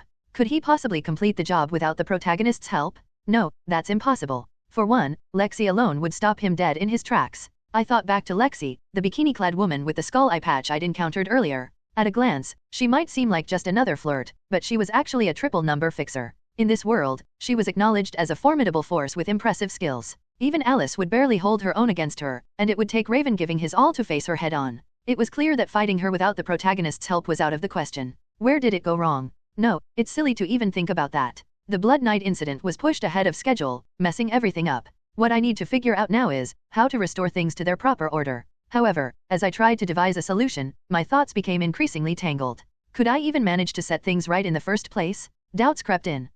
This was why I hated getting involved with the protagonist's group. It wasn't just about being caught up in their endless string of incidents. My involvement created cracks in the carefully turning wheels of the story, preventing the plot from smoothly reaching its happy ending. Would it have been better to leave that vampire in the alley alone? No, I couldn't have done that. Perhaps if I hadn't seen it. But once I'd witnessed it with my own eyes, there was no way I could just let it slide. If there was going to be an innocent victim, and I had the power to stop it, how could I possibly stand by? Even if I were to turn back time, I'd make the same choice again. It was inevitable. There was no point in regretting it. Looks like I need to find the client. Good. My thoughts were sorted. The client, the terrorist's younger sister, was somewhere in this hotel. I had to find her and get her to connect with Raven, giving us a reason to step into this mess. Once the incident was resolved, I'd use this connection to bring her brother into the fixer office. After that, they'd steer themselves toward their happy ending without any further interference from me. Alright, let's patch this up somehow, just this once. After that, I'll make sure to stay out of the original plot entirely. Once this gig is over, I'm quietly leaving the office. With that resolve, I briefly envisioned the office's future without me. Bounty hunts by corporations, victims of artifact rampages, massive monster attacks, serial killers targeting us, unresolved grudges from wartime, large-scale corporate wars, declarations of war by cross-species liberation armies, ambushes by government assassination units, surprise invasions by interdimensional raiders. Yeah, I wouldn't stand a chance. I felt a bit guilty knowing all that and still planning to make a clean exit. But hey, I was just a temp. Surely they could forgive me for this much, right? Why? Need to go to the bathroom? Want me to come along? Alice, let them go to the bathroom alone. Take your time, and don't get lost like Mia, okay. Feigning an excuse about the bathroom, I slipped out of the banquet hall as Alice and Raven, both bored, remained watching the opening ceremony. Once I'd gotten far enough from the entrance, I darted off in the opposite direction of the bathrooms. A small girl with braided green hair. I need to find her before the attack begins. There was about an hour left before the terror incident unfolded. Time wasn't on my side. Phew, what a relief. Wait, who are you? Stun. Ack. Zap. A bright blue current crackled from the gloves of a man, silencing the guard in an instant. Etched onto his gloves was a script that looked like mere doodles at first glance. But within it lay the essence of modernized magic, a reinterpretation of traditional spells through contemporary mathematics and programming. It forsook the raw destructive power of ancient magic in favor of efficiency maximizing output with minimal mana. Apologies for the intrusion, the man muttered, bowing slightly to the unconscious guard before stripping him of his uniform. After hiding the guard in a bathroom stall to avoid detection, he casually walked out, now clad in the security uniform. From his research, guard shifts changed every hour. That meant he had just 60 minutes to complete all preparations. A daunting task? Perhaps. But for someone with every movement planned out in their mind, it was doable. Just one chance. I have only this one shot to save Rain. Gritting his teeth, the man in the stolen uniform David steeled himself. Half a year had passed since his precious childhood friend disappeared without a trace. The memory of her filled him with an unquenchable rage. Nemesis. David, a half-blood bear beast folk from the underworld with no innate magical talent, was an unlikely scholar. Yet, through sharp intuition and unique inspiration, he earned a scholarship to the prestigious Oculia University. Since childhood, David had leaned on the steadfast emotional support of his friend, Rain. David, did you get into another fight? You're not even strong, so why act so foolishly? Those guys insulted you, Rain. They said you were just a vain courtesan relying on her looks. Oh, come on. You should ignore nonsense like that. What matters is that I'd rather see you unhurt, David. You're going to become someone amazing someday, after all. I can't be someone like that. Besides, what does it even mean to be amazing? A professor? Ahaha, I don't actually know, to be honest. A professor. Then, one day, when I truly become a professor, I'll make sure to bring you happiness, Rain. Oh, really? Well, that sounds great. It'll be tough, though good luck. As a child, David dreamed naively of becoming a professor, someone great so he could make Rain happy. But that grand ambition, born of youthful innocence, would never come to fruition. While David pursued his studies to achieve his goal, someone who coveted the unique blood flowing through Rain's veins kidnapped her without leaving a trace. When he found out, it was too late. David's fury reached its boiling point. Everything that had elevated him from a worthless thug in the underworld to a brilliant student recognized by all was thanks to Rain. Brother, is it true you dropped out of university? What's going on? Rain has disappeared. Until I find her, I can't waste time lounging around in school. Rain? Sister Rain. You probably won't hear from me for a while. Take care. Wait, brother, don't leave. Dropping out of university without hesitation, David used all the money he had saved and every bit of knowledge he'd acquired to track her down relentlessly. After 6 months, he uncovered the truth. Nemesis was behind her disappearance. The corporation had discovered the nature of her illness and intended to exploit it. David learned that Nemesis planned to showcase their latest invention, a serum derived from the rare hexahemia syndrome, to their VIP clients. His plan was simple: seize the opportunity when Rain was brought out of confinement and destroy Nemesis. Calm down. Rain is still alive. The disease she has is rare, but not immediately fatal. I know that. But still, even as David forced himself to think rationally, his emotions boiled over, uncontrollable. It was no surprise. To David, Rain was everything: mother, sister, and a lover in his heart. She was as precious to him as his biological sister, Sabrina. The thought of her being kidnapped, possibly enduring unspeakable suffering while he was away, drove even the normally rational David to the brink. Let's go over the plan again. The party on floors 32 to 34 is a distraction. The real event is 7 floors higher, on the 41st floor, at the VIP session. Through his hacking, David had discovered Nemesis' secret. The event was meant to attract new investors by demonstrating the magical capabilities of prosthetics designed for non-human species. These prosthetics used a serum derived from hexahemia blood. While Nemesis had managed to clone Rain's serum for mass production, the synthetic version was flawed. Its potency and shelf life were significantly reduced, barely 30% of the original. To create a stronger, more stable serum, Nemesis planned to find additional subjects like Rain, initiating unprecedented large-scale human experimentation. If they move to the next phase, Rain's life will no longer be guaranteed. This may be the first and last chance to save her. I must succeed. Ding. As David repeated the plan in his head, the elevator doors opened in front of him. He knew that stepping inside meant there would be no turning back. There was a chance everything would fall apart. He could end up rotting in prison for life. Nemesis was a rapidly growing global corporation, while David was nothing more than a half-blooded bare beast folk with no backing or connections. But none of that mattered. What he feared most wasn't imprisonment, it was the regret of not reaching for the hand he could have saved. Even if he were to die, he'd have no regrets. Resolute, David prepared to step into the elevator. Stupid brother. Sabrina. Turning, David saw a small girl with the same green hair as his. Sabrina Greylord, his one and only sister. Why are you here? It's dangerous. Go home, David said in a cold voice, pulling his cap low. He didn't know how she had followed him, but he couldn't let her get caught up in his plans. And you? What do you think you're doing? You're about to throw your life away for Sister Rain. That's right. Are you going to try to stop me? Ugh. But it's reckless. How do you plan to fight Nemesis all by yourself? This is suicide. Sister Rain wouldn't want this. Suicide. Something even Rain wouldn't wish for. Closing his eyes briefly, David let Sabrina's words sink in. Despite trying to remain logical, the storm of emotions within him refused to settle. Finally, his pent-up rage burst forth. Be quiet. I'm not doing this because I can. I'm doing it because I have to. Brother, no. Go home. I'll return with Rain. With that, David stepped into the elevator. Sabrina ran to stop him, but the doors shut mercilessly in her face. The ship had sailed. Tears welled in Sabrina's eyes as she despaired over her inability to stop him. What do I do? What can I possibly do? At only 10 years old, there was little she could hope to achieve. She had tried seeking help, even rushing to fixers to plead her case. But every adult she approached dismissed her vague, unprofitable request without hesitation. I'm completely powerless. Sinking to her knees, Sabrina clenched her fists in helpless frustration as tears streamed down her cheeks. It was a cruel twist of fate. Had a certain office not closed early while searching for a ghost, Sabrina might have met a man willing to take her request for as little as a single coin. But for now, it seemed as if the twisted gears of fate had abandoned her. Destiny whispered, David's plan would fail, and everything would be for naught. The lamb prayed for a miracle. With no other choice, she desperately wished and waited. And sometimes, miracles extend their hand to a desperate lamb. Eek. Who are you? A figure dropped down from the ceiling in front of Sabrina. It was Uriah, dressed sharply in a child-sized suit, who had been silently observing the situation. Is this where I fix things? The master watchmaker of destiny had arrived to repair the broken gears. Encountering Sabrina was almost a coincidence. No matter how much I searched around the party hall, I couldn't find her. Half giving up, I had wandered down to the underground parking lot where David's plan was set to begin. But who would have thought she'd try to persuade David all on her own, miserably and without anyone's help? It seemed that this was a world line where Sabrina and Raven had no significant connection to each other.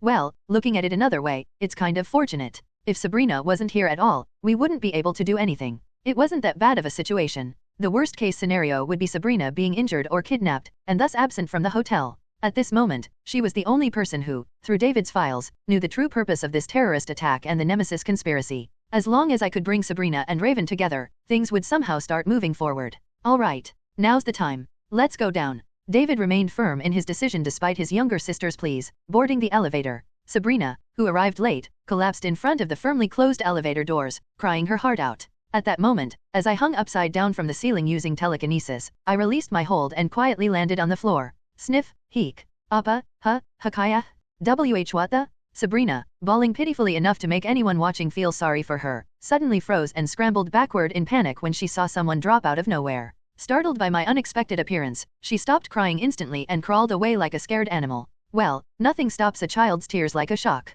After inadvertently delivering that therapy, I puffed out my chest and stared confidently at Sabrina. And then, as if finally processing my appearance, she wiped her tears with her forearm and stood up with a wary expression. What? What the heck? Are you a guard? No, you're way too small for that. Wait, more importantly, you were eavesdropping on us, weren't you? Are you going to snitch? Thunk. The same Sabrina who had been bawling her eyes out moments ago now snapped her mouth shut and struck a threatening pose as if ready to lunge at me. Oh, wow, so that's the Iron Tiger fist technique from the original story. Her build was about the same as mine, but her presence felt as overwhelming as a giant bear. Incredible. No, this isn't the time to be impressed. I should clear up the misunderstanding first. I need to convey that I want to help, so we can smoothly enlist Raven's assistance. As I muttered to myself internally, I suddenly realized something crucial. Wait, how was I supposed to communicate all this to Sabrina? Answer me. If you don't, I won't hold back even if you're a kid. I'll smash your face in with that mask on. Oh no. I completely forgot I couldn't speak. At this rate, I wouldn't even have a chance to explain myself before getting beaten up. Panicked, I shook my head vigorously at the hostile Sabrina, signaling that I had no such intention. Then, I crossed my fingers in an X over my throat to indicate that I couldn't talk and raised my hands in a gesture of surrender. You can't talk? And I'm supposed to believe that now? As expected, she didn't believe me right away. Well, it's natural for someone from the underworld to be distrustful. It's only reasonable to suspect a shady stranger you've just met. But this was a problem. We were at a juncture where mutual trust and cooperation were the only way to achieve a good outcome. Wasting this opportunity and time was disastrous. Maybe this will work. How could I progress in this situation? As I racked my brain for a solution, a brilliant idea suddenly flashed through my mind. A way to calm down the agitated Sabrina and earn her trust. Yes, once I had the thought, I immediately put it into action. I carefully opened my hands, bent my fingers together, and moved them above my head in an arch-like motion. Then, I bounced on the spot slightly, wiggling my hands as if imitating floppy ears. What? Wondering what I'm doing? I'm mimicking the round, adorable ears of a bear, obviously. Isn't it clear? It's Rain's. That's right. That's it. I nodded furiously at Sabrina, whose gaze shifted from suspicion to surprise, then to relief. What I had just done was none other than the bear imitation Rain, the kidnapped princess, had created. For Sabrina, whose round ears covered in fur made her look more like a bear than a human, it was a special dance Rain had crafted to console her, a gesture of deep bond and understanding. To Sabrina, who had felt isolated in beast folk society, it was a precious memory she shared with Rain, someone akin to an elder sister. It was a perfect signal to show we were connected. Well, it did feel a bit embarrassing to move like a child performing a silly dance. But considering how visibly her guard was lowering, now wasn't the time to let shame get in the way. Could it be? Rain sent you. You, who are you? No, never mind. If you know that, you can't be an enemy. Her previously tense shoulders relaxed, and it seemed like she was starting to believe I wasn't hiding any ill intent. The bear dance, what a reliable tool. As relief washed over me, Sabrina spoke again, her face tinged with guilt. All right. I couldn't stop my brother. You've come to scold me for that, haven't you? I know. If Rain were here, she would have stopped that idiot brother of mine from fighting Nemesis alone. It's impossible to win, it's like an egg trying to break a rock. Even though I shook my head in disagreement, Sabrina continued, her eyes heavy with resignation as she stared at the elevator. Then, she looked at me again, a faint smile crossing her lips as if she'd realized something. Even someone like me, who never went to school, knows that. My brother wouldn't do this if he didn't know that too, right? That idiot brother is going because he has to, not because he can win. Wait, did she just? No way, she's not thinking something reckless, is she? I have to go help him. I might not be of much use, but I can still do something. If you meet Rain again, tell her this. It's not her fault, it's just that two foolish siblings decided to act on their own. No, this isn't where you come to that conclusion. You don't want your brother to die, so you're supposed to let me find someone to help through Raven? Why are you suddenly determined to assist David yourself? Did she misunderstand, thinking Rain didn't give up and kept trying because of me? This is driving me crazy. But looking at Sabrina's face, now devoid of any clouds of doubt or despair, I knew there was no stopping her. Was this how Sabrina had felt as she let David go earlier? Watching the original plot unravel spectacularly, I wanted to cry. Ding! The elevator door opened. Sabrina stepped inside without a hint of hesitation. If I let her go alone, everything would end in disaster. Realizing that, I quickly dashed after her and jumped into the elevator. What the? You're not supposed to follow me. Someone has to stay behind to relay the message to Rain. Fine. Do what you want. I warned you. If anything happens from here on out, it's your fault. Who was worried about whom here? Sabrina turned her head with a huff, but there was a subtle hint of relief on her face, as if secretly glad I had followed. I wanted nothing more than to grab her by the back of her collar and drag her to Raven immediately. But doing that would mean openly using telekinesis, which was a problem. She might look like a cute girl, but being a bare beast folk, her strength was comparable to an average adult male. Using telekinesis openly would ruin all my efforts to keep it a secret so far. Worse, I'd become a global sensation as the world's only known psychic, swamped with attention and handshakes from strangers.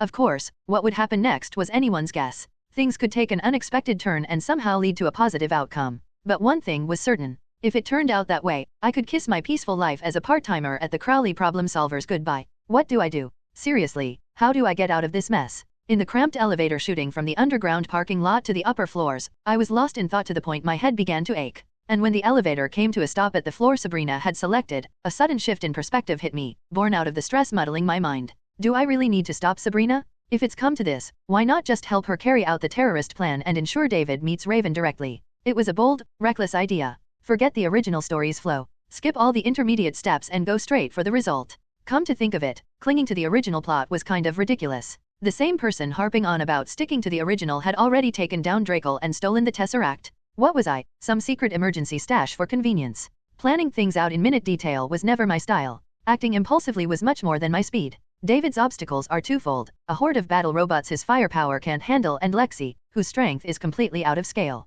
If I can just remove those two obstacles, David's plan can succeed. Abandoning the preconception that I had to stick to the original plot, I asked myself, couldn't I remove these two roadblocks for David? Even if I can't eliminate them, I could at least push them out of the way temporarily. That should be enough. Trailing behind Sabrina as she strode out of the elevator, I began fleshing out the hastily conceived plan in my mind. Hide my powers, avoid getting caught up in the terror plot, stay safe, and neutralize both the battle robots and Lexi. Maybe, this could actually work. The more I thought about it, the clearer the plan became, like puzzle pieces fitting perfectly together. My eyes couldn't help but sparkle with excitement. Meanwhile, at the banquet hall, that concludes the product introduction. Now, let's take a short break. Please stay tuned for the upcoming presentation, where you'll witness a new innovation for the future of metahumans. As the MC announced a break before the main event, Raven, who had been half listening to the product introduction, clicked his tongue knowingly. Innovation, my ass. Why, isn't a prosthetic that even other species can use pretty innovative? Alice asked, tilting her head. Listening to them, I can tell it's nothing new.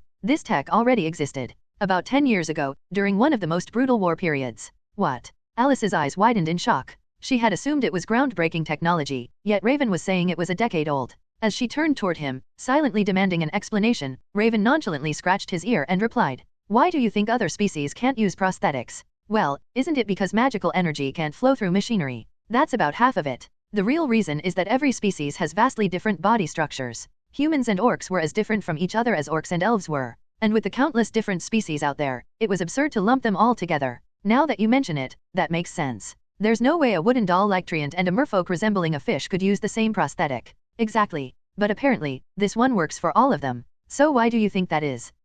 Alice frowned, trying to figure it out, but when no answer came to her, she looked at Raven, seeking an explanation. "It uses the properties of magic. Both Treants and merfolk have magical energy in their bodies. If the prosthetic can interpret the magical responses when they try to move, it's not impossible." "Wow, that's amazing. Because of magic, huh?" Alice clapped her hands in admiration. But Raven sighed, as if that wasn't the point. "There's a problem with that method, though. If it responds to magic, it also drains magic.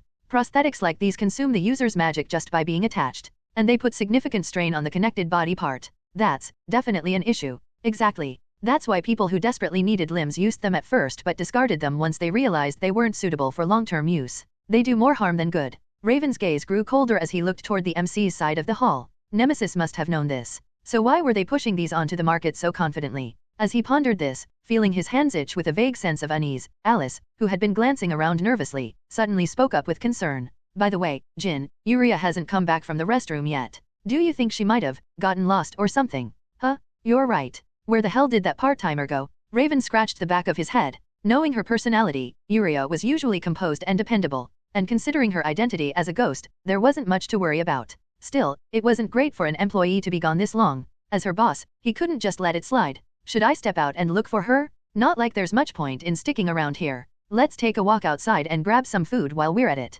Yes? Let's go quickly. Raven and Alice left the banquet hall at a leisurely pace, their steps unhurried. It wasn't that they didn't care, it was more that they trusted the small, cute part-timer not to cause any trouble. Or so they thought. While I was sorting out my plan in my head and calculating the perfect timing to put it into action, Sabrina, who had been walking briskly ahead, suddenly turned her head sharply to look at me. You. What's your name? Oh, wait, you can't talk, can you? Then I'll just call you Fox. You're wearing a fox mask, after all. That works, right? Sure, call me Fox, I don't mind. I nodded as if to say just that. Did she understand my meaning? Sabrina made a pouty expression, scrunching her thick eyebrows adorably, and said, Fox. If you're following me, I'll take that as your agreement to help. But if things get dangerous, ditch me and run. Got it? Answer me? Oh, right. I can't answer, remember? As I stared at her quietly, silently asking who she thought she was talking to, Sabrina awkwardly twitched her round ears and cleared her throat. Ahem, anyway, if you slow me down, I won't let you off. Are you saying I shouldn't worry? Geez, for someone who looks so fragile, you sure are confident.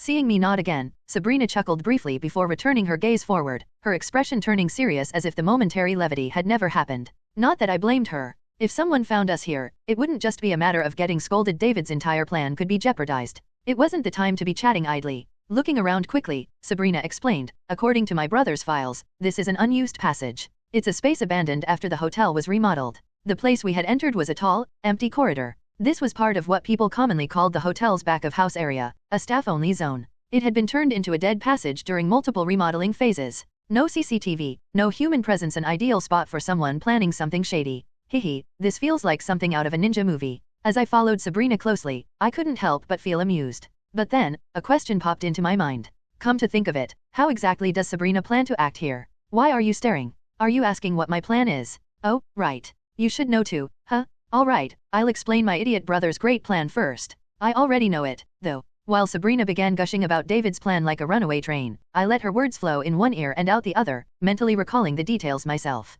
In short, David's plan was simple. Create chaos in the hotel, make an opening, and use brute force to rescue Rain. Then, escape with Rain using a prepared getaway vehicle to lose pursuit. That was it. Of course, the chaos involved cutting power to the entire building and releasing sleeping gas. The obstacles to be overcome included Nemesis' army of battle robots and the absurdly powerful triple number fixer, Lexi. Even if the plan succeeded, the pursuit they'd face from the city's police force, a formidable power in their own right, would be another significant challenge. From what Sabrina was saying, it sounded like her idea was to get ahead of David, who was currently installing gas emitters throughout the hotel, and join him where he would pass through. That's not a great idea. If I were to grade it, it would score about 5 out of 100. On a scale of 10, it wouldn't even get a single point. David's plan relied on boldness and speed to catch everyone off guard. Who would expect someone to cut power to an entire building and burn through a corporate worker's annual salary in sleeping gas just to rescue one person? You'd have to be crazy to anticipate something like that. But adding 2 nearly useless extras to the mix? That would only ruin the sharp edge of David's plan. So I crossed my arms, pretending to think hard about it before decisively shaking my head to indicate that her idea wasn't good. What's your problem, Fox? Got an issue? Or are you scared? Then go back. You don't have any better ideas, do you? Tisk, tisk, tisk. What did she think I was? Some clueless teammate objecting for the sake of it? Wanting to show the utterly uninformed Sabrina the right way, I confidently opened my mouth, only to close it, realizing with dismay that no sound would come out. Not being able to argue with words was frustrating beyond belief. All I could do was scratch my head in frustration as Sabrina glared at me, clearly annoyed. Thud. At that moment, a sound echoed from nearby. Something heavy had fallen. Wait a minute, wasn't this supposed to be an unused passage? Sabrina widened her eyes as if silently asking the same question. Well, Nemesis isn't stupid. No way they wouldn't notice a bothersome space like this. It wasn't surprising. If David, an external hacker, could discover this place, there was no way Nemesis wouldn't know about it. Especially on a day like today, when VIPs were gathered for an important event. They'd be on high alert, ready to squash any potential incidents. This had even happened in the original story, so I wasn't particularly shocked. Wait, that's a robot. From the distance, a giant spider-shaped robot appeared. With 8 metallic legs and a sleek, mechanical frame, it was an autonomous search unit. Startled, Sabrina clenched her fists, ready to fight. But I quickly grabbed her shoulder to stop her. If David's plan had already begun, it might be different, but attacking the robot now would ruin everything before it even started. Then what do? We can't just run away. SHH. I brought a finger to my lips to quiet her. It was a gesture with two meanings: keep quiet so we don't draw attention, and don't tell anyone about what you're about to see. Eek. Using telekinesis, I pressed down on the backs of Sabrina's knees, causing her to collapse. Before she could fall completely, I caught her in a princess carry. Then, using telekinesis again, I hurled both of us upward, leaping over the crawling spider robot below. Of course, since Sabrina and I were nearly the same height, with me being the more petite one, the scene looked a bit absurd. But what I lacked in strength and balance, I compensated for with telekinesis, so it worked just fine. Kya. Sabrina tightly wrapped her arms around my neck, letting out a faint scream. Had I not reinforced myself with telekinesis, my neck might have snapped right then and there, a chilling thought. Breaking out in a cold sweat internally, I landed softly and silently on the floor. The spider robot creaked as it moved further down the corridor, eventually disappearing from sight. Still in my arms, Sabrina looked up at me, her expression dazed. You, that just now, was that magic? I don't know. I'm not telling you. Not that I could even if I wanted to. Feigning nonchalance, I shrugged my shoulders, sticking to my steadfast silence. Oh, why would I blatantly use telekinesis like that? Well, why not? Knowing her personality, Sabrina didn't seem the type to go blabbing about it, and even if she did, who would believe her? Besides, unless I knocked her out and dragged her along, there was no avoiding her discovering my telekinesis. My plan was impossible without it anyway, so there was no need to go through the trouble of hiding it. It was purely a rational decision. I'm not going to thank you. As I was sorting my thoughts, Sabrina suddenly blushed and hurriedly stepped out of my arms. Oh, was she embarrassed about being helped by someone who looked as weak as me? I brushed off the borrowed suit, just in case it had gotten dusty, and quietly fixed my gaze on her. My look conveyed a silent question. I have a better idea. How about it? Do you have another plan? Something better than me awkwardly trying to join my brother. Then, let's go with your plan. What's on your mind? It worked? At her cautious inquiry, I nodded confidently. Your plan? 5 out of 100 points. But my plan? A solid 150 points. Still, time was tight. There were potential variables that couldn't be ignored. We should hurry just a bit. I extended my hand to Sabrina, indicating she should take it. She hesitated, looking uncertain, but eventually reached out and grabbed my hand. Gotcha. The moment her hand was in mine, I tipped her off balance, pulling her back into my arms. Then, I used telekinesis to cling to the ceiling upside down and darted forward at high speed. Eek! I knew this would happen. I told you I hate stuff like this. Tuning out her whining, I swam gracefully through the small gap between the ceiling and floor, making my way to an elevator shaft in no time. Huff, huff, is it over now? Oh, this next part's going to be even scarier. Like giving her a warning shot, I gently patted her head as she whimpered in shock. Without hesitation, I hurled us into the vertical shaft, a tunnel stretching endlessly downwards. By now, Sabrina didn't even have the energy to scream. She just gaped like a goldfish, her lips opening and closing wordlessly. I ignored her, savoring the stomach-dropping sensation like I was on a roller coaster, and used telekinesis to propel us upward through the shaft. How far did we ascend? As soon as I instinctively sensed we'd reached the right floor, I dodged sideways just as an elevator came roaring down. I tucked us neatly into the space between the ceiling and floor. How do I describe this feeling? It was like crouching for a long time and then breaking into a light sprint. A perfect mix of exhaustion and exhilaration left me smiling. Ugh, sis, bro. Oh, quit being so dramatic. Carefully, I set Sabrina, still sniffling and ghost-like, onto the ground. Then, I glanced around. The area was a dusty, cluttered mess of wires and machinery. Not surprising it was the ceiling. We're almost there. I moved cautiously to avoid making noise and began examining parts of the ceiling, using telekinesis to loosen and peek through different panels.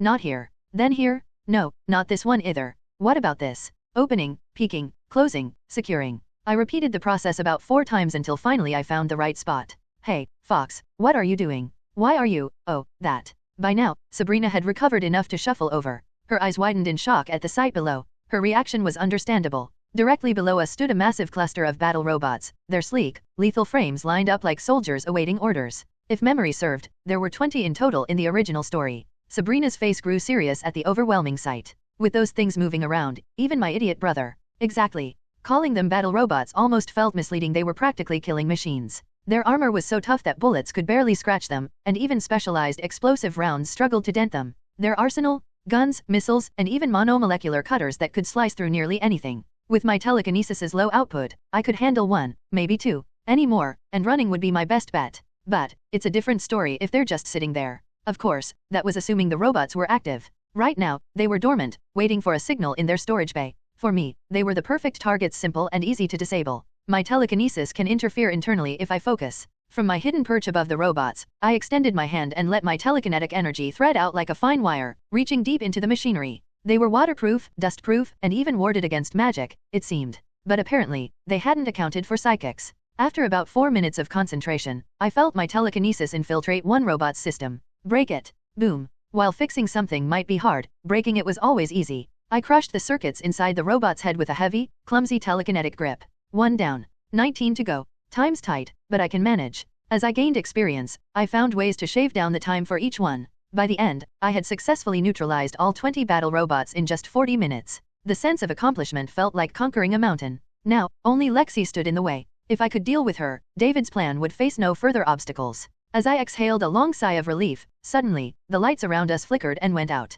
Sabrina, who had been quietly watching me work, jumped in surprise and looked around nervously. But I knew right away what was happening. This was David's doing. The Nemesis terror incident was finally kicking off for real. The power outage seemed resolved in no time. The emergency power system kicked in swiftly, prepared for just such a failure. But when even the emergency system failed, plunging the building into darkness a second time, the atmosphere quickly became chaotic. What's going on? Hurry up, restore the power. Faint voices echoed from the hallway beyond the door. It seemed they had finally realized this wasn't an accident but a deliberate act. With so many VIPs present, a situation like this was bound to feel like a knife at their throats. Of course, once they discovered that the blackout was just the beginning, they'd probably want to pass out entirely. By the way, this fox mask Greg gave me is amazing. Even in sudden darkness like this, I can see perfectly. Artifacts really are something else. I marveled silently at the mask's ability to let me see clearly in the dark, glancing at Sabrina, who was scanning her surroundings like she had already adjusted to the lack of light. As expected from a nocturnal bear-beast folk, she didn't seem to need much time to adapt to the darkness.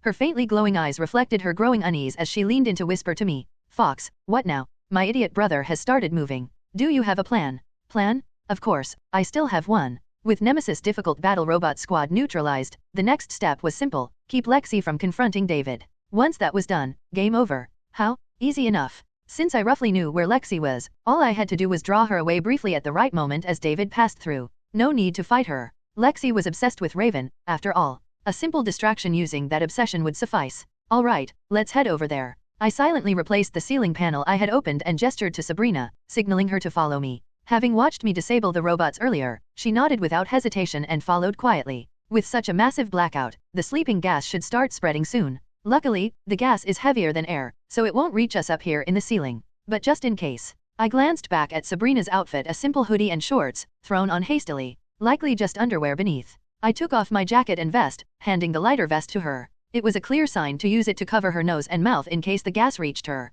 This? Why are you? Wait, what? Are you telling me to put my face in something you've been wearing? Ugh, fine. I don't have a choice, do I? Deal with it. When I bowed my head slightly, silently apologizing, Sabrina blushed but begrudgingly snatched the vest from me. Alright, no chance of her passing out from the gas now. Time to deal with Lexi. I removed my bothersome tie and stuffed it into my pocket. Crawling through the ceiling space with Sabrina close behind, we moved slowly to avoid making noise and missing any sounds below. The cramped, dark space stretched on as we crawled. Before long, I felt we had reached the area where Lexi might be. Suddenly, a loud, startling noise pierced the quiet. Whoosh crack. Wait a second. That's a whip. The unmistakable sharp sound of a whip, accompanied by a faint sonic boom from its speed, reverberated through the air. And there was only one person in this building who would be using a whip as a weapon. Panicked, I opened a ceiling panel and peeked through to see what was happening below. Why? My mind blanked with shock. There, in the dimly flickering light of the returning power, stood David and Lexi, facing off in a tense standoff. David, you're not supposed to be here right now? As the lights flickered erratically, gradually stabilizing, I racked my brain for answers, trying to piece together what had gone wrong. Could it be because Raven isn't here to handle things? In the original story, Sabrina had hired Raven to stop David. Using his sharp observation skills, Raven had tracked David down as he planted gas emitters throughout the hotel, nearly cornering him. But in this altered timeline, Sabrina and Raven hadn't met, leaving David unchecked. If he'd faced no interference, it made sense he could have reached the VIP banquet hall this quickly. Damn it! This original plot is useless. I wanted to tear my hair out. The plan had been to deal with Lexi before she encountered David. But now they'd met, ruining everything before I could intervene. While I silently panicked above, Lexi, whip in hand, licked her lips seductively and spoke to David. You're quite responsive. Are you a fixer? This suspicious blackout, it was your doing, wasn't it? I have no reason to answer. Oh, I see. I wonder if you'll be so stubborn after I've choked the life out of you. Scary. Even from a distance, Lexi's wide, unhinged eyes made her madness palpable. She was the perfect embodiment of a queen consumed by insanity. Snake, bite him. Swish slash. She casually flicked her whip toward David, as if swatting at a fly, but the damage was anything but casual. What the? Sabrina, watching anxiously beside me, gasped as deep gouges appeared in the walls and floor near David, as if they had been hacked at with an axe. At a glance, it was impossible to believe such destruction came from a simple black leather whip. But it made sense. Lexi's whip wasn't ordinary. It was an artifact from another world. Fanged serpent, wasn't it? One of those ego weapons imbued with sentience. Absolutely ridiculous. What kind of whip is that strong? For a normal person, a single strike would have torn off flesh, shattered bones, and rendered them incapacitated. But David, with his bare beast folk resilience, stood his ground. Even as blood dripped from him, he crossed his arms, pressed his hands together, and shouted, "Shock!" Boom! A devastating shockwave erupted from between David's hands, hurtling toward Lexi like a hurricane ripping through space itself. Caught off guard, she was swept up by the powerful blast. That's David's circuit magic. I couldn't help but be impressed by the sheer force of his attack. This was a unique form of magic used by only a select few from the otherworldly species who had crossed into this world. To simplify, it involved modifying one's body in a specific way, effectively turning it into a living artifact. David, though lacking innate magical aptitude, was a beast folk with exceptional magical talent. By engraving his self-developed circuit magic onto his body and armor, he was able to wield magic freely. Of course, circuit magic, while unique, wasn't exactly the best approach. Its focus on extreme efficiency came at the cost of output, making it significantly weaker compared to traditional magic systems. To draw a crude analogy, while others used guns and cannons, this method melted down those guns and used the steel to craft a slingshot. Had it not been for the Earth's environment, where ambient mana was scarce and traditional magic had inherent limitations, this method wouldn't have evolved at all. Ahahaha, magic with no signs of mana flow? Oh, so you're a circuit mage? It's been a while since I've been caught off guard like this. And perhaps those limitations were now on display. Despite the unexpected impact of his shockwave, Lexi seemed unharmed, aside from her disheveled hair. Instead of being wounded, she appeared more dangerously provoked, her previously bored demeanor replaced with razor-sharp intensity. It's clear David won't be able to handle her. David wasn't a trained fighter. He was nothing more than a pure-hearted romantic trying to rescue his childhood friend. In contrast, Lexi was a max-level fixer, a veteran who had fought countless battles during the war against the otherworldly species. The gap between them wasn't just a matter of strength, it was a difference in experience and class. Very well. I will attack until I fall. Idiot! Do you think I'll fall for the same trick twice? David's inexperience quickly became apparent. As if proving her point, Lexi gracefully evaded his shockwave by sliding across the floor, lashing her whip with calculated precision. 2 strikes. Then 3. Then 4. Even with the monstrous durability inherent to bare beast folk, David began to reach his limit under Lexi's relentless assault. My leg. His clothes were tattered, blood dripping steadily through the shredded fabric. Finally, his strength gave out, and he collapsed onto one knee. To Lexi, David was now nothing more than a defenseless prey. She snapped her wrist, sending her whip coiling around his arms, legs, and neck in an unbreakable grip. Caught you? Now then, let's hear how a bare beast folk screams, shall we? Despite his incredible resilience, David was powerless against Lexi's overwhelming strength. She yanked the whip tight and dashed forward to deliver the finishing blow. At this rate, David was doomed. I was preparing myself to intervene with telekinesis when suddenly, Sabrina, who had been fidgeting with nervous energy like an impatient cat, leapt out of the ceiling, unable to hold back any longer. Don't hurt my brother. What the? A faint green light began to radiate from Sabrina's tightly clenched fist, her latent magic flaring. Then, her petite hand struck the floor with all her might. Boom! Her all-out punch created a small crater in the ground, kicking up a cloud of dust. Though it was just a momentary distraction, it forced Lexi to pause and retreat slightly, her face twisting into a wary scowl. Thus unfolded the touching reunion of a beleaguered brother and his determined little sister. Panting heavily, Sabrina glared at David with tearful eyes and exclaimed, "You're doing something reckless again, so I came to save you. Sabrina, I told you to go back home. This place is far too dangerous for you. You could die." David's reaction was one of pure frustration. For someone so protective of his younger sister, the idea of her getting involved in such a perilous mission was unbearable. But Sabrina simply forced a smile, her trembling lips curving upwards as she replied, "Stupid brother. You're not doing this because you can, you're doing this because you have to, right? Rain is precious to me, but so are you, David. Feelings are like flames." The fiery resolve David had inherited from Rain had now passed to his once fragile sister, Sabrina. If there was something that absolutely had to be done, she had decided to move forward without compromise, determined to protect what was important to her. What is this, some grade school play? So, she's your sister? Fine then. Let's see how you like it if I torment her. Maybe you'll surrender to me? Reality, however, was far colder than ideals. Sabrina's intervention, while brave, changed nothing. She had spent every ounce of mana in that single punch. She couldn't fight anymore. Her sudden appearance had bought only a few seconds at most time that might have been meaningless. But those precious seconds were enough to alter David's fate. Good job, Sabrina. Thinking so, I calmed the tension in my chest and leapt down from the ceiling. Oh, aren't you, that brat who knows gin? Dressed in just a shirt and dress pants, with my fox mask still on and my white hair tied back, Lexi recognized me immediately. Her sharp eyes bore into me, her voice dripping with curiosity. Now came the critical moment. It was time for the gamble I had prepared while watching this unfold. Time to execute the one and only strategy that could lead David to a happy ending. When I leapt from the ceiling and landed between David and Lexi, a pang of regret flashed through my mind. Facing her in battle mode made my spine tingle with the chilling sensation of placing my neck on the guillotine. Especially since I wasn't in my ghostly form but appeared as Uriah, wearing only the mask. The restriction of being unable to freely use my telekinesis added to my unease. Maybe it would have been better to descend wrapped in cloth instead. No, that's too risky. This isn't the Western labyrinth where I can flee. Causing a commotion in the middle of the city carries too many risks. But this wasn't something I could avoid. Fighting Lexi here as a ghost wasn't like using telekinesis in secret behind a hotel, out of sight from witnesses or CCTV. If I tried to subdue Lexi with telekinesis, the fight's impact would inevitably spill over beyond this space. Just like when I fought Drakel before, it would end with a spectacular mess, turning everything around us into chaos. If that happened, the existence of superpowers would inevitably spread, and even if I managed to escape, I'd be relentlessly pursued by those trying to uncover my identity. Just imagining it was enough to give me a headache. No matter how sorry I felt for David and Sabrina, I couldn't pour oil over myself and leap into the flames. In the end, I either don't use telekinesis or find a way to make Lexi back down without being discovered. And then, another wave of hopelessness hit me. How could I possibly do that against this sadistic psycho queen? Jin? No, he's not the type to make such a flashy move. While I was trying to calm my fraying nerves, Lexi tilted her head in confusion. Then, with a wicked smile, she muttered, I don't get it. I can't figure out what you're trying to do by going to such lengths. Well, whatever. I'll just focus on my job. I'll find out once it's all over, right? Lexi, clearly puzzled about why I'd suddenly shown up to interfere after being in the banquet hall with Raven earlier, licked her lips and raised her whip. Rather than pondering an unanswered question, she seemed to decide to simply bind me up and proceed with her plans. What a terrifying queen she was. Snake, restrain. Minimize injuries. Whip.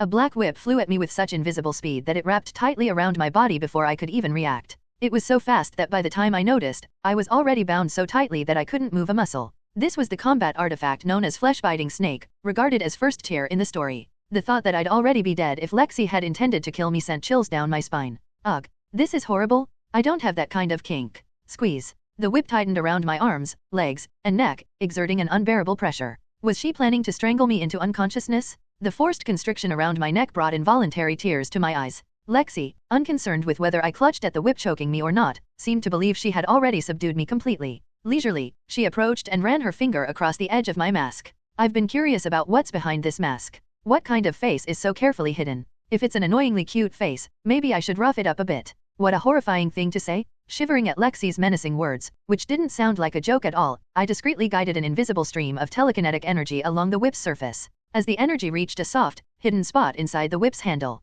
I clenched the unseen, delicate tail of the artifact with telekinesis. Screek. What the? Snake. The flesh-biting snake wrapped around me let out a high-pitched screech. The reason? I had mercilessly tormented its soft, vulnerable tail with my telekinesis, its sole weak spot that even Lexi didn't know about yet. In disbelief, Lexi frantically checked her whip, noticing its strange behavior. I, now freed, ignored the injuries on my body and rolled to the side with all my might. Behind me were the injured David and Sabrina, while in front of me stood Lexi, distracted by her whip. This fleeting moment was a priceless opportunity that couldn't be bought with all the money in the world. Shock. Damn it. Boom. A powerful shockwave, far stronger than anything before, narrowly missed me and struck the unsuspecting Lexi. The force was so immense that it sent her flying like she'd been hit by a truck, crashing through a wall and out of sight. David had seized the opening I'd barely managed to create, unleashing a blast with maximum power while conserving just enough energy to stay conscious. For someone like me, who'd been nearly strangled to death, it was an overwhelming relief. Honestly, it was a half-crazed gamble, but it worked. Clutching my still aching neck, I let out a quiet sigh of relief. This outcome was exactly what I'd envisioned while perched on the ceiling. If I hadn't known Lexi harbored an obsessive fondness for Raven, making her hesitate to kill me outright, or that her whip had a weak point, I wouldn't have dared attempt such a reckless plan. Even now, with success so close, my heart was pounding wildly with fear and anxiety. This was a stunt I'd never dare to try twice. We did it, brother, Fox. We did it. Ha, ha, Fox. I don't know what you did, but you helped. Thank you. Sabrina and David looked jubilant, thrilled by their success in dealing a solid blow to Lexi. Their reaction wasn't strange. The shockwave David had unleashed had enough destructive force to punch a hole through a wall. While Lexi, as a fixer, probably wouldn't die from it, it seemed sufficient to at least knock her out. But it was too soon to celebrate. Lexi, like Raven, was a product of human augmentation. This wouldn't have injured her seriously. KHH, kaha, ahahaha, that was fun. That actually hurt a bit. As expected, Lexi emerged from the broken wall, blood trickling from her forehead. Compared to earlier, this was a clear, tangible hit.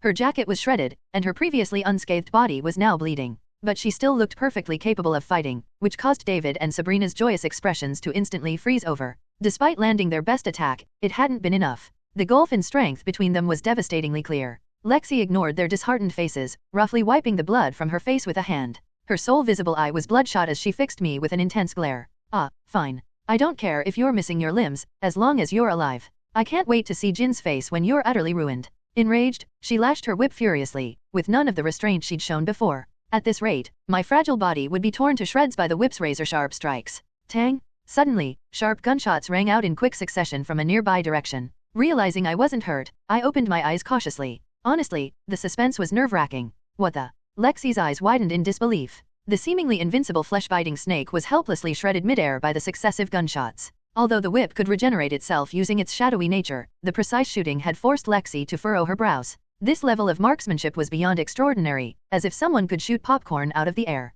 There was only one person who could pull off such a feat. Don't tell me. Turning sharply toward the source of the gunfire, Lexi saw a man standing there, holding a black pistol from which smoke was rising. Lexi, bullying our office rookie like that is bad form. You startled me into shooting as if I'd wet myself. Jin. The intruder was none other than Raven, a top-tier fixer and legendary sharpshooter capable of killing 3 people with a single bullet. When he held a gun, no one felt safer. The tension drained from my shoulders as soon as I saw him. His arrival meant the fight was over. Unwilling to accept this, Lexi glared furiously at Jin. Haha, what's this? Am I getting stabbed in the back? Are you working on a job too? How much are they paying? What corporation? Not exactly. But if you let our part-timer go, I'll be on my way? Oh, fine. Take them and get lost. I have work to do anyway. Lexi stared at Raven intently, seemingly realizing that he wasn't bluffing.